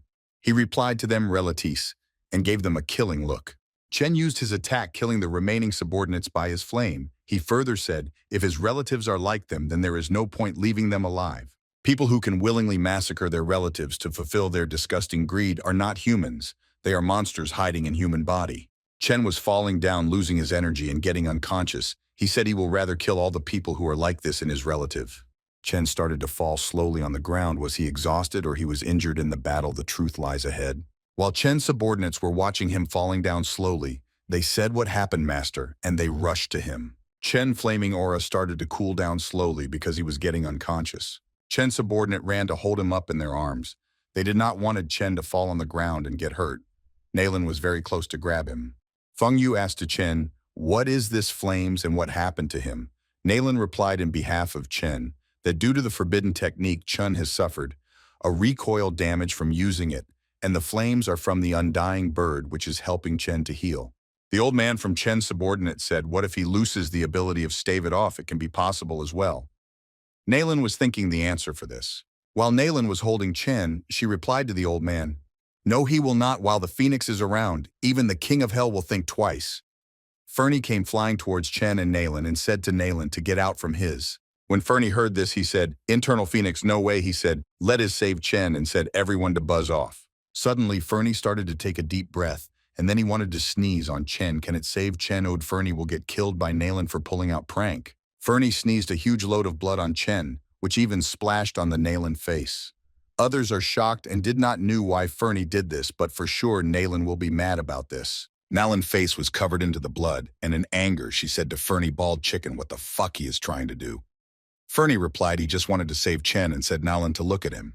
Chen was unconscious, and the body of Chen was absorbing the blood essence of Fernie. The blood were roaming in circles around him. After seeing this visual, Nalan was little surprised, but at the same time she was relived as well that Chen will be out of danger. Fernie thinks that Nalan is praising him for the work he has done.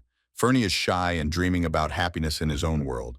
He said to Nalan if she also wants his blood, he can deliver a pack to her as well. As soon as Fernie said this, he received a very tight slap on his cheeks by Nalan. It was a sudden change in Fernie's emotions from being happy to being get beaten. Feng Yu noticed something and she tells Nalan to look at Chen, wondering what is happening now. The blood received from Fernie was flowing all over Chen's body and was surrounding his aura. Nalan, Feng Yu and the old man did not know what is happening to him. Chen was awakening his new power that is called Divine Physique. It is a very huge achievement for him. Fernie's cheeks were swollen by the slap of Nalan. He was busy cooling it down. It is said that if someone baths in the blood of certain species, they might gain very huge power-up. Chen is taking rest. He looks so cutie and charming while he is sleeping. It will take some time for his body to grasp everything. The power changes in Chen physique happening created lots of confusion and questions. The physique he is awakened looks like a seal that belongs to the undying bird. Fernie was one of the great species. He realized that the power Chen is getting is not from his blood, but it's from the undying bird. He was shocked because it is just known in legends and nobody has seen this ever. Chen is in sky covered in the flames of the undying blood naked. The undying bird possessed both the infernal regeneration abilities and the rebirth ability. After completing the power-up, Chen fall on the ground naked. Feng Yu rushed to him, holding him in her hand and lap. She shouted out loudly, Master Chen was having a new mark on his hand. Is it the power of undying bird? Slowly, Chen started to open his eyes, but the changes was far more complex, so slowly, he started to wake up. When Chen opened his eyes, he saw Feng Yu was very close to him, and he focused on her big boobs. She asked Chen, how is he doing? Is he all right? Chen woke up and sat down naked. He is still having a headache. Nalan started to show her cleavage by bending in front of Chen. Everything is going normal. Chen asked everyone why they all are gathering on him like this. Fernie got really mad on Chen. He said to him that he saved him from getting the recoil of the advent, and then he somehow awakened the undying phoenix physique that is truly great. When Chen saw himself naked in front of Feng Yu and Nalan, he went freaking mad, covering his private parts. On the other hand, the main branch of the clan received the message that the old master has been killed, and the clan was on uproar. While Chen was wearing his clothes and the girls helping him, the old man said Chen that he received the message that the clan is mad and they will soon take the action in this matter. Chen said to the old man that he also heard the same thing. The old man said that the deceased members will be proud on him. There was a mysterious power heading towards Chen and others. They are not aware of this yet, but they know that someone from the clan will come for them. Chen knows that not only the clan, but there are others as well who might come for revenge and war, but this time, Chen is ready to tackle all the hurdles. Something caught the attention of Chen's eyes. Is it the enemy already, or it's something related to the power he possesses now? There is a mysterious man standing on the roof of one building showing his dark aura. He seems very strong. Is it the enemy or is the foe? The mysterious man was Lin Lang. He went flying near to the place of Chen, letting his killing aura surround the nearby places. The aura he has is very strong. Lin Lan said Chen he is the leader of the Peerless Sector, and Lin asked Chen if he is aware of Lin's presence, then why he has not come before to fight him. Chen informed Feng Yu that here is no running anymore. He has to deal with him now. It is time for the real showdown. Feng Yu was little worried and said him to be careful. Chen said to his subordinates that escape from this place when the opportunity will arise. They will just hold him back if they stick around. Lin Liang has come for him. While Chen started to walk outside, Liu said that he will buy some time for Chen to prepare for attack. Chen refused his proposal and said everyone not to interfere in this battle. Chen went outside where Lin Liang was waiting for him. Chen said Lin that he does now have to demand any courtesy from him. Lin was angry and replied for someone like him he seems pretty brazen and weak. While Lin Liang was having a conversation with Chen, he was not aware about his true power. Chen said those who kill must always be ready to get killed one day. He further added the chief of the Martial Arts Council does not understand this simple things. Chen said he is not afraid of death. Lin Liang accepted his words and said it seems that Chen has resolved himself in his fate. Lin Liang closed his eyes, joined his hands and used his mysterious power to attack. The mysterious power that Lin Liang used was summoning. He summoned a giant species that looks very strong. Lin Liang asked Chen what does he think about these power. This is beyond his league. Lin Liang ordered his summoned subordinate to attack Chen and show his true power. He further said he will regret the things he has done. Chen was standing still. He was not moving at all. The attack was coming closer and closer to him. Will he dodge this attack or he will counterattack? Chen did not have any conscience with him. He just wants to take revenge and make the Zhang clan a new way of living. He will go to any extent to do this. While the attack was very close to Chen's face, he disappointedly said, "It will be pity for dying here. It means that he can no longer redress the justice he owed to the living beings." Feng Yu started to cry, and others thinking that Master did not dodge the attack and is being killed by Lin Liang, they had a sad emotions on their face. Chen started to get angry and said to Lin Liang to not dare to let his emotions go in vain. It is time for him to show his true powers. A mysterious man jumped in between the battle and blocked Lin Liang's attack. Why he has done this and who is he? The question arises. Chen was little worried about this critical situation, why this man saved him. And who is he? The person who interfered in Chen battle was principal and chairman with Marquis Beigu. Chen asked them, what are they doing here? They said Chen to leave quickly and go to the Divine Academy. Lin Liang said whoever comes in between is way he will kill everyone. Lin Liang can calmly defeat everyone present there. One of the masters said to Lin Liang that his ego has been grown very big already. The people of the Athelis continent is not his subjects. Lin Liang is angry and said they all shall be slain without any mercy, and he will not leave a single one alive. One of the other master pushed Chen back inside the room where his subordinates were hiding, and said, Chen, it is not a battle in which he can take part, so he has to leave now. Chen was thinking about all the consequences that can occur in this battle. He has not yet decided what he will choose. Chen finally decided to back off from this battle and showed his gratitude to the masters and informed them if fate brings them together, allow him to express his gratitude. Chen ordered his subordinates to leave with him.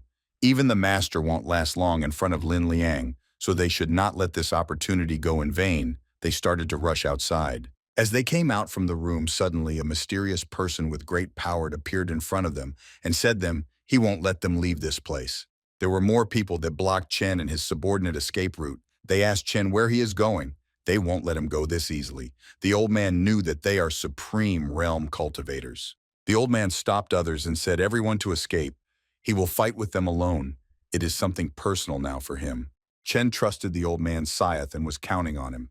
He further said he will come one day to Lin Liang to repay this debt in full, and he fly with the girls to escape. The enemies, when saw Chen flying around, went to chase him, but Scythe will not let that happen. Scythe at the same time was mad and angry on enemies. It is finally his time to settle the debt for the enemies for killing the members of the main family. There was a huge blast where the battle with Scythe and enemies were happening. It was a very scary view. Chen was running away from the old master to save his friends. At a moment of time, Chen felt in another presence. It was another supreme realm cultivator. Chen said to his subordinates to leave him alone and go further so he can deal with the enemies alone. The subordinates tried to convince Chen and Chen yelled at them, saying them to leave. He does not want everyone to die in this battle. The chicken rushed and took his subordinates far from Chen so he can fight without worrying. The another cultivator finally showed himself in front of Chen with a terrifying aura. The enemy saw the subordinates running away and said they are very quick at running, but all he wants is Chen's head. The enemy with a smile on his face said to Chen that he will meet his old man soon. The enemy was so close to kill Chen, he is having good time playing with Chen. The enemy used his whirl water attack on Chen. The enemy used a powerful attack on Chen. Chen was relieved that the target is him, not his subordinates. Now all he has to do is buy time for them to run as far as they can. One more attack came towards Chen. It was by a spellcaster, and Chen dodged it successfully by his heavenly dance. The enemy was little impressed. The defense that Chen used is a highly grade. The enemy felt that Chen is very arrogant because he has this defense and attack. The enemy used his powerful attack Blue Cyclone and attached Chen. It looks like Chen got hit by the enemy's attack. Will he survive or it's end for him? Chen was lying on ground supporting his back from the tree. The enemy reached the place and said the martial art will not fill the power gaps between them. The enemy knew about Chen's plan, and Chen was smiling because he knew that they are very far away. The enemy patience level has ended. He went for his final attack on Chen. Chen was successful to lure the enemy in his plan. He confessed to the enemy that it is true they have a huge gap in between their powers. While the enemy was closer to attack Chen, he used one of the forbidden technique, teleportation, and simultaneously said he does not want to fight him. While traveling to the teleportation gate, Chen said sayonara to the enemy by showing him one of his fingers. The enemy attacked Chen as soon as he notices Chen is escaping, and it created a noise. The enemy was pissed off because Chen has escaped. He cursed Chen for escaping without a fight. The enemy was standing still and flexing his powers to calm his anger. The teleportation gate started to open outside the Nimbus town on the tree branch. It looks like Chen has got hit by the last-minute attack and having pain. The blood came out of Chen's mouth. He is lucky that the enemy has just 2 levels higher than him, or else he would have died. After handling his wounds, Chen is wondering where he and his first priority should be recovering fully from his injuries. Chen was meditating for 3 days, and after 3 days with the help of Phoenix powers, he has recovered from most of his injuries. The place where Chen is hiding the city is very calm, and he wants to take a look outside. He went near to the door to open and go outside. When Chen went on the streets, he saw there has been a festival going on, and the city was crowded with good amount of people. Chen is thinking the city has no idea about the battle happened in God's city, and it has not even affected a single person. A bunch of people was gathering towards a single place. Chen had an idea to merge in them and gather information about the battle. Chen started to walk inside the gate of Nimbus Red Light Street. While Chen entered into the red street, a girl held his clothes and welcomed Chen. Chen realized that he is in red light area, and he said to the girl, it was not his intention to visit this place, he just lost his way. He wanted to go to martial art council. The girl with the seducing accent said to Chen the master was injured, and all the recruitment process has been put on halt. While Chen was thinking about the battle, the girl from Red Street came more closer, touching her chest to Chen's hands. The girl said she will just charge Chen 1 penny, but Chen refused the offer, saying he doesn't have any money, and also asked if there is any place where he can get recruited like Zhang Clan. The girl was shying and said the Zhang Clan is very far, and also the city is in total mess because of the traitor Sito. That's why there was no pursuer behind Chen. He figured it out. The girl said even if he doesn't have money, he can always have a sugar mommy, and she grabbed his hand and put it on her chest. Chen was having dirty thoughts. All the girls were blushing and wanted attention from Chen, and were happy to be Chen's personal stepmother. But Chen refused this offer. Chen was annoyed because the girls were not leaving him alone and everyone was trying to use him for their love. After a few minutes, Chen finally got a chance to escape. He looks like a baby who was crying, but inside he was happy to have them. The other person approached Chen from behind, holding Chen's shoulder, trying to stop him. Chen got a scared face and he asked the other person, who is he? Is he from police or he is a pursuer? The other person seems nice, and he asked Chen if he is heading to the Blazing Academy by having a smile on his face. Chen was relived because he was worried that he is a police, but he was not. Chen replied to the person questioned that he is not going there. Chen started to walk away from the other person, but this person was not going to Chen let slip so easily. He figured it out that Chen is going to the Divine Academy. While Chen was walking, he budged into the other person's foot. Chen was curious and he asked this other person, why is he butting in his way? The unknown person replied that he has lost his own way while traveling and he needs a companion to head to Divine Academy. It was not easy for the other person to convince Chen for traveling together. He used his kindness to lure Chen, and the unknown person started to make a baby face. Chen warned the other person that he will die if he keeps following, and Chen cannot protect a baby.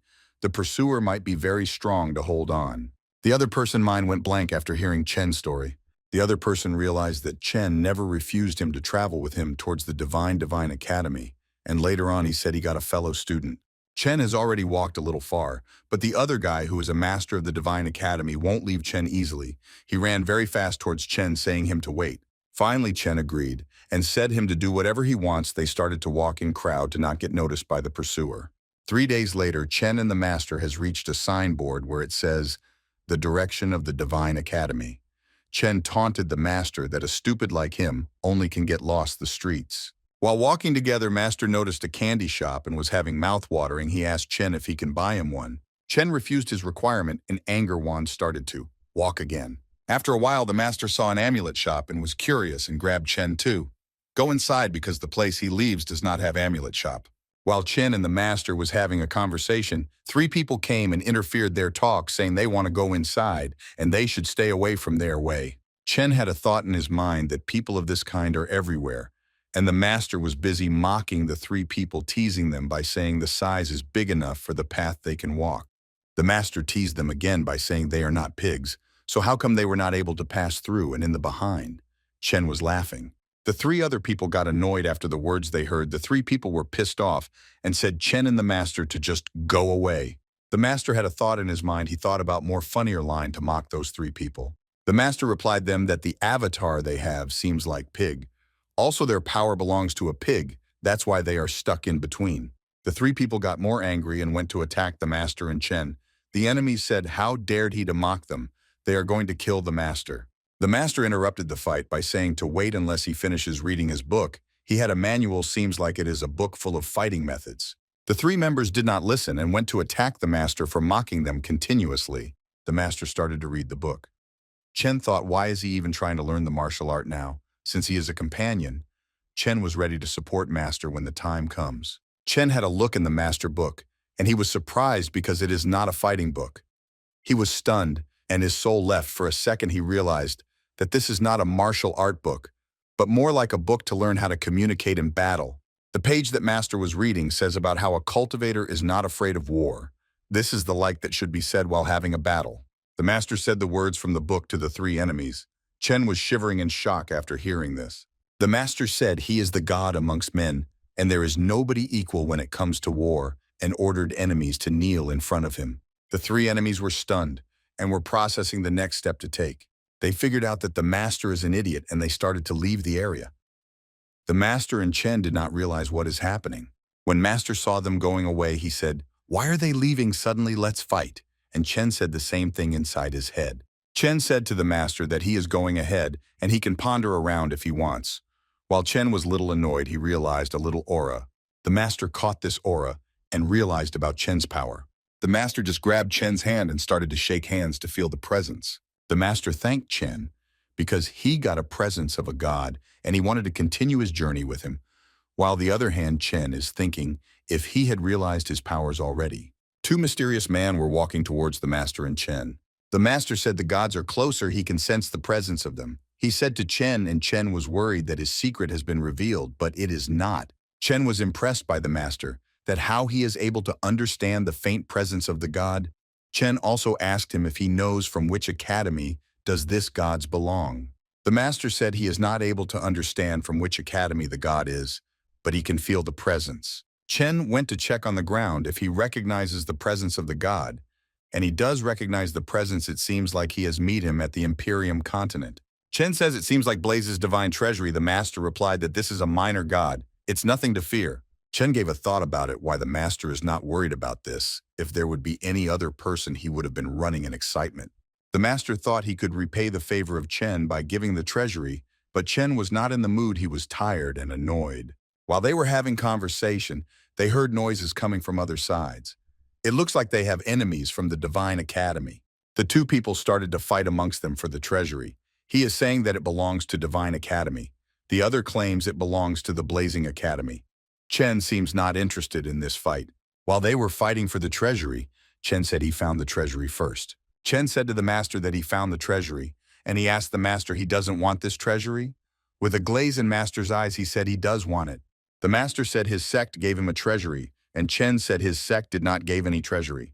The master thinks that if he says that they came first to this place, the other two members will leave, but Chen thinks this funny and weird. While master started to talk to the two members, by introducing him, they just ignored him and said him to not interfere in this matter. The master's heartbroken. It was rude for them to talk like this to master. The both enemies kept fighting. They seemed like a strong opponent, and both enemies had their backup. They continued their fight, ignoring everyone in their way. Chen jumped in their fight and said he was the one who found this treasury. The enemy thinks Chen is an amateur, and he's not worthy of an opponent. Chen got angry and warned them if they want to have this hard way, he is ready to do this. The enemy starts to laugh on Chen's statement. They gave Chen last warning to leave, or else he will cry in their feet. The master got angry and intervened the conversation. Chen said to calm down. Let them fight him. He will show them the real power. Chen recognized that the Blaze Academy has martial art blazing flames of infinity, and Master said it's true. Chen got serious and started his move to get the treasury in his hands. Chen left the Master alone and went to scout the exact area where the treasury has been kept. While scouting, Chen found a place where the aura was different. This is the place where the treasury has been kept. Chen was the first to found this treasury and hold it in his hands. The treasury has a great power. Chen with the treasury came flying to the place where the fight had taken a place. Everyone is shocked seeing Chen. Chen feels more excited of this treasury when he holds it in his hands. While other enemies were fighting with each other, the big rock got broken into 2 pieces. When Chen came back with the treasury, the enemies started to mock him. How dare he? Does he wants to be enemy of the Divine Academy? Chen said this treasury should belongs to someone worthy, and said to his enemies the name of Divine Academy is not going to work on him. The Master was little worried about Chen. The enemies were ready to go on a battle with Chen. One of the enemies took his sword and started to move forward. The other enemy waited calmly. The Divine Academy enemy went to attack Chen with full force, thinking he can win against Chen. Chen counterattacked the enemy. The enemy was shocked because the counterattack was powerful, and it pushed the enemy back. The enemy started to run again towards Chen. The enemy fall back, and the other enemies realized the power of Chen. The enemy's younger brother jumped in to save his older brother. He was the one who budged Chen outside the shop.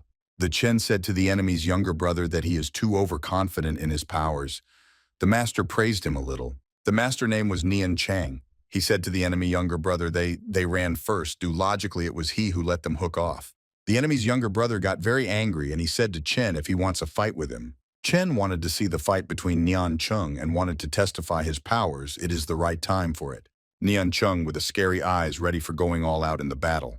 Nian Chung flexing his aura seriously ready to kill the enemy with his own hands. He told Chung that he is really a powerful master. Nian Chung used his psychic attack with full power. The enemies felt the tremendous powers Nian holds and got hit by his attacks. The enemies started to cough blood from their mouth. The enemies didn't realize why Nian was acting like an idiot being a grand psychic master. Nian Cheng Oslo started to cough because he overdid. Chen was impressed by his attacks and says no wonder he was able to sense the presence from thousands miles away. The other enemy who was holding to fight jumped in saying this is a matter between Divine and Blazing Academy. Chen and Neon should not interfere in this. The enemy without wasting a time went to attack on Neon with his swords. Chen knew psychic masters has a disability. They don't have much physical powers. The attack of the enemy created a huge blast, and the aura it emitted drastically increased. Chen blocked the enemy's attack by jumping in between and saving Neon Chen. Chen said Neon to stand back. He's going to fight the enemy. It's finally a showtime. The man who appeared in Chen's thought was the master of the Divine Academy. Chen knew that this are the students of Nian Shen and are descendants of him, and warned the enemy that he has still time to stand back, or else he will regret it. The enemy started to laugh on Chen. The enemy thinks Chen cannot beat him, and said that Chen is going to die by his hands. The enemy holded his swords in front of Chen and said that this sword needs his blood. Chen was standing like a frog. Chen warned the enemy again and said if he wants a battle, he's better ready to die. Nian Chen was supporting Chen from behind. Nian Chen mocked Chen. Chen said he can do it by himself. He doesn't need help while the enemy was getting more angrier. The enemy used his sword attack emitting purple aura and said die, Chen and Neon. The attack that the enemy used was called Unlimited Blade Works. It shoots unlimited swords. He thinks that he can beat Chen by this attack. The enemy's sword was very close to Chen's eyes, and suddenly Chen smiled. There was a big blast created. The enemy thinks this is it for Chen, but he underestimated the whole thing. Chen used Divine Treasury and started to fly in the sky. The enemy was left in vain and was little shocked. How does Chen has the Divine Treasury? Chen smiled at the enemy and said, this is his powers. The counterattack that Chen used was called Chakra Buff Wings of Blades. Chen used his attack on the enemy, and the enemy fell on the ground.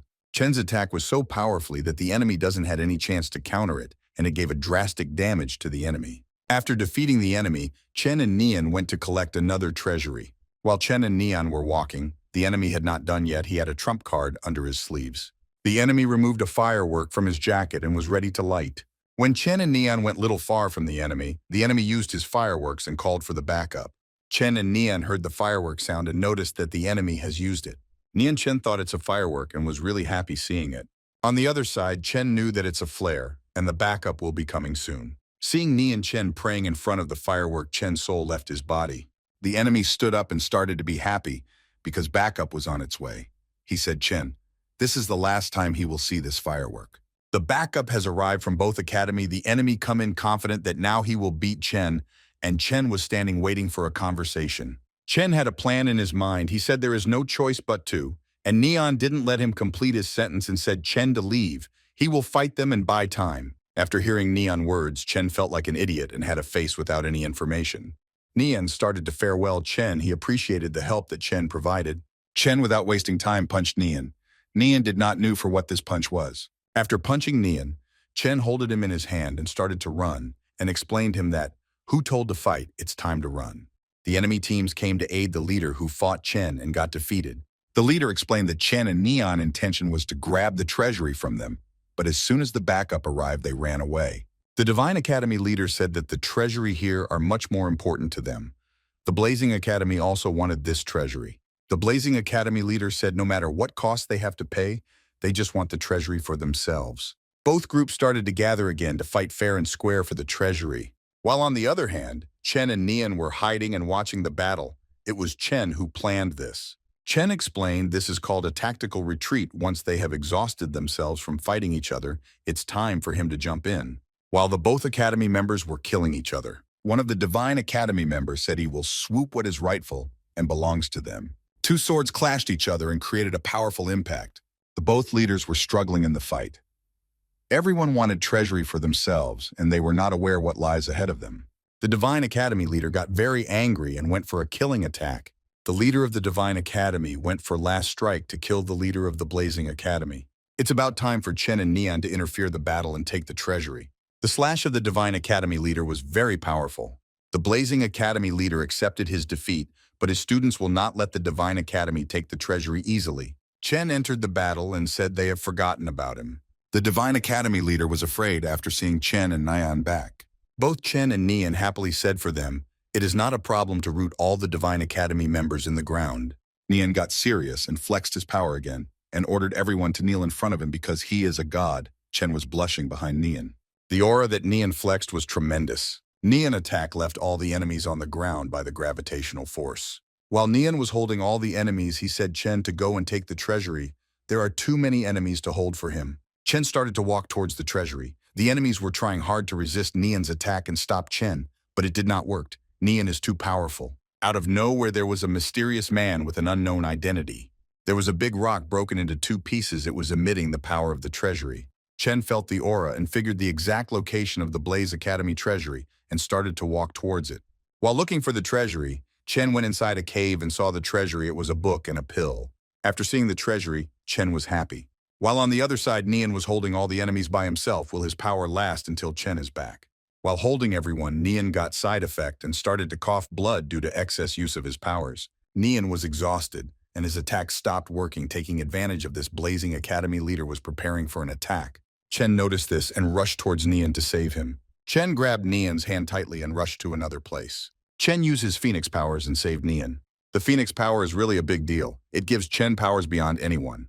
While Chen escaped from both Academy leader, but he was not reached the safe zone yet, while Neon was telling Chen to put him down. Chen said he won't put him down unless they have reached a safe place, and Neon said he is getting motion sickness and started to puke in the middle air while Chen was saving his clothes. Neon felt something dangerous that is coming towards them. Somebody out of the blue attacked Chen and Neon got hit by the enemy's attack while trying to protect Chen. Neon said Chen that there is an assassin, he should run away, while Chen was holding Neon in his arms trying to wake Neon. Chen was not happy about this situation and wanted to take Neon far away, but suddenly the assassin arrived. The assassin introduced himself. He was Mu Xing, who was chasing Chen. Chen was angry and said to Mu that he will not spare him for this attack. Mu used his another attack while Chen was trying to protect Neon. Chen used counterattack and saved Neon from getting hurt again. While Chen was holding Neon in his arm and attacked Mu got hit by the attack. Mu left the battle place and ran away, and Chen said if it is not for Neon, he would have chased Mu and killed him. After reaching to a safe place, Chen asked Neon how he is feeling. Neon said, he is not feeling well. Is he going to die here? While Neon was trying to hold himself, he said to Chen, he is not afraid of dying. He just wanted to know if they are friends. Neon coughed blood again from his mouth and had a high fever. While looking at Neon's face, Chen, with tears in his eyes, replied to him that they are friends. Chen started to cry, thinking that Neon is going to die, and after hearing they are friends, Neon woke up. Nian woke up suddenly and it left Chen in shock how he can wake up if he was dying. Nian, with a baby face, said finally he has a friend and his master told him that good friends are worth a lifetime. On another beautiful sunny day, Chen realized he had made many enemies. The Divine Academy leader reached to the Divine Academy, giving all the details to the old master. The old master asked them what happened. The Divine Academy leader explained they have lost the treasury because two other students stole them, and they also attacked everyone and injured them. While the old master said, if the two of them truly are students of the Divine Academy, then beating like this is not acceptable. The old master ordered they will be severely punished and went inside while others were waiting outside. Chen and Nian reached the Divine Academy entrance. Nian master told him to focus on his cultivation inside the Divine Academy. Nian was happy that he has finally reached to the Divine Academy. But Chen was the one who found the way to the Divine Academy. The leader of the Divine Academy saw Chen and Nian on the gate while he was entering inside the Academy grounds. The name of the leader was Wanger. As soon as he saw them, he said, how dare they come to this academy? Chen and Nian said they are students. Wanger and his subordinate refused them and said that old master has ordered they will get severely punished. Wanger went running to report this to old master. Nian said why they will get punished, what wrong they have done. Chen also did not know what is going on. Wanger's subordinate explained them that they have mugged and injured their fellow students, in which Nian said they were the first to discover the treasury, and the Divine Academy guys just wanted to rob it. The old master came from behind with Wanger and more fellow students and said everyone to be silent. The old master said being the fellow student, they should not have treated his subordinates like this, and Wanger said they are the seniors, so they should have priorities. Chen replied to then saying how shameless they are, and the old master as well as a bully. The old master got angry after hearing this. In anger, the old master used his spiritual pressure to suppress Chen and Nian. Also, they should respect their elders. The attack was powerful and both Chen and Nian got hit. Both Chen and Nian were on ground. Wanger was thanking the old master because he taught them a lesson and took revenge. Wanger also framed and said they are not the students of the Divine Academy and they should hand the treasury to them, and his subordinates were supporting Wanger. The old master doesn't like to repeat their words. He clearly warned Chen and Nian to hand over the treasury to them. Both Chen and Nian mocked the old master by saying, the Divine Academy is really a bully academy, and the bullies hid behind the authorities. Nian said the Divine Academy is split into 4 branches, and this is the outer branch that his master never mentioned. Chen realized he wanted to make the old master more angry. Nian, with a joker face, said that other 3 masters are more virtuous to people, and this guy doesn't look virtuous to him. Chen laughed at the master's face. The old master got more angry and said how dare he disrespect him, and used his full power to kill Chen and Nian. While the old master was trying to kill Chen and Nian, he got attacked by someone. There were other 3 masters. The master of Heaven Branch attacked the master of Outer Branch and said how dare they attack his nephew and the saint. The Outer Branch master and his subordinates got shocked by listening. They were the big shots, that is impossible. The subordinates were talking between themselves that they have made the situation messed up and were ready to ask for forgiveness. Chen and Nian did not believe each other, but they were happy knowing about it. They are such a big shots. The Heaven Branch Master apologized on behalf of Outer Branch Master to Saint and Chen for this embarrassing scene. Nian said that only sorry won't do anything, as the Master of Outer Branch he picked wrong sides and even tried to expel them. His master thought him a rule eye for eye and a tooth for a tooth. The Heavenly Master did not wanted to come in the bad books of Nian and his master, and the saint is chosen by the conceptor. His hands are tight in this situation. The Outer Branch Master refused Chen words and said he is trying to pull wool over their eyes, and being a saint won't give him any advantage. The Academy will take revenge. While the Heavenly Master was walking, he announced the punishment for Outer Branch. It was they are sentenced to a month-long house arrest, listing this. It gave Nian and Chen a relaxed mood. The Outer Branch Master did not expect this to be happen, and his body shivered. The old guy holds the leg of the guy in the white robe, asking him how he could do this to him. He reminds that he has worked wholeheartedly and with dedication for the Divine Academy all his life. So how could he try to strip away without serious observation? The guy in the white robe questions what he seriously thinks, and they were unaware of the things he has done, for which they never raised a concern and ignored it. But this time he has crossed the line. The guy in the white robe tells him that he should consider himself lucky, as the others are only asking for simple punishment because he wouldn't have hesitated if they even asked to behead him. Those people who asked for punishment muttered to themselves that they are letting him off the hook easily, because the world is much better without people like him. Hearing this, the guy in the white robe takes a warning stance and moves towards the guy lying on the ground. Understanding that he could not save himself from this situation, the dean accepts his punishment. The guy in the white robe reminds him that he should blame himself for his own actions and hence resolves the issue. Also, he asks everyone to see themselves out if there are no concerns left. Everyone who was accounted for agreed to what the guy in the white robe said, while the dean looked down at the ground thinking that his time had come to end. Both of them, who raised the reason for punishment, thanked Sir Dean for helping them by handling the matter. To this, the Dean Comedy responds that all he did was to appropriately discharge his duty, but thinking in soliloquy with a weird smile on his face, he knows that he can climb to the higher ranks of the Divine Academy if the two of them are on his side, leading him to better promotion and remuneration. The saint asks whether someone came into contact with any of the other companions, to which he replies that if he is talking about Bai Fengyu and company, then they have already enrolled into the inner bridge, and asks whether he should arrange a meeting. But the saint declines the offer and requests to be inducted into the academy as soon as possible. Here he mentions that in Nian Shen's legacy, he will pass him the cultivation technique that he acquired at a later date, hoping to seek out an appropriate successor to his legacy.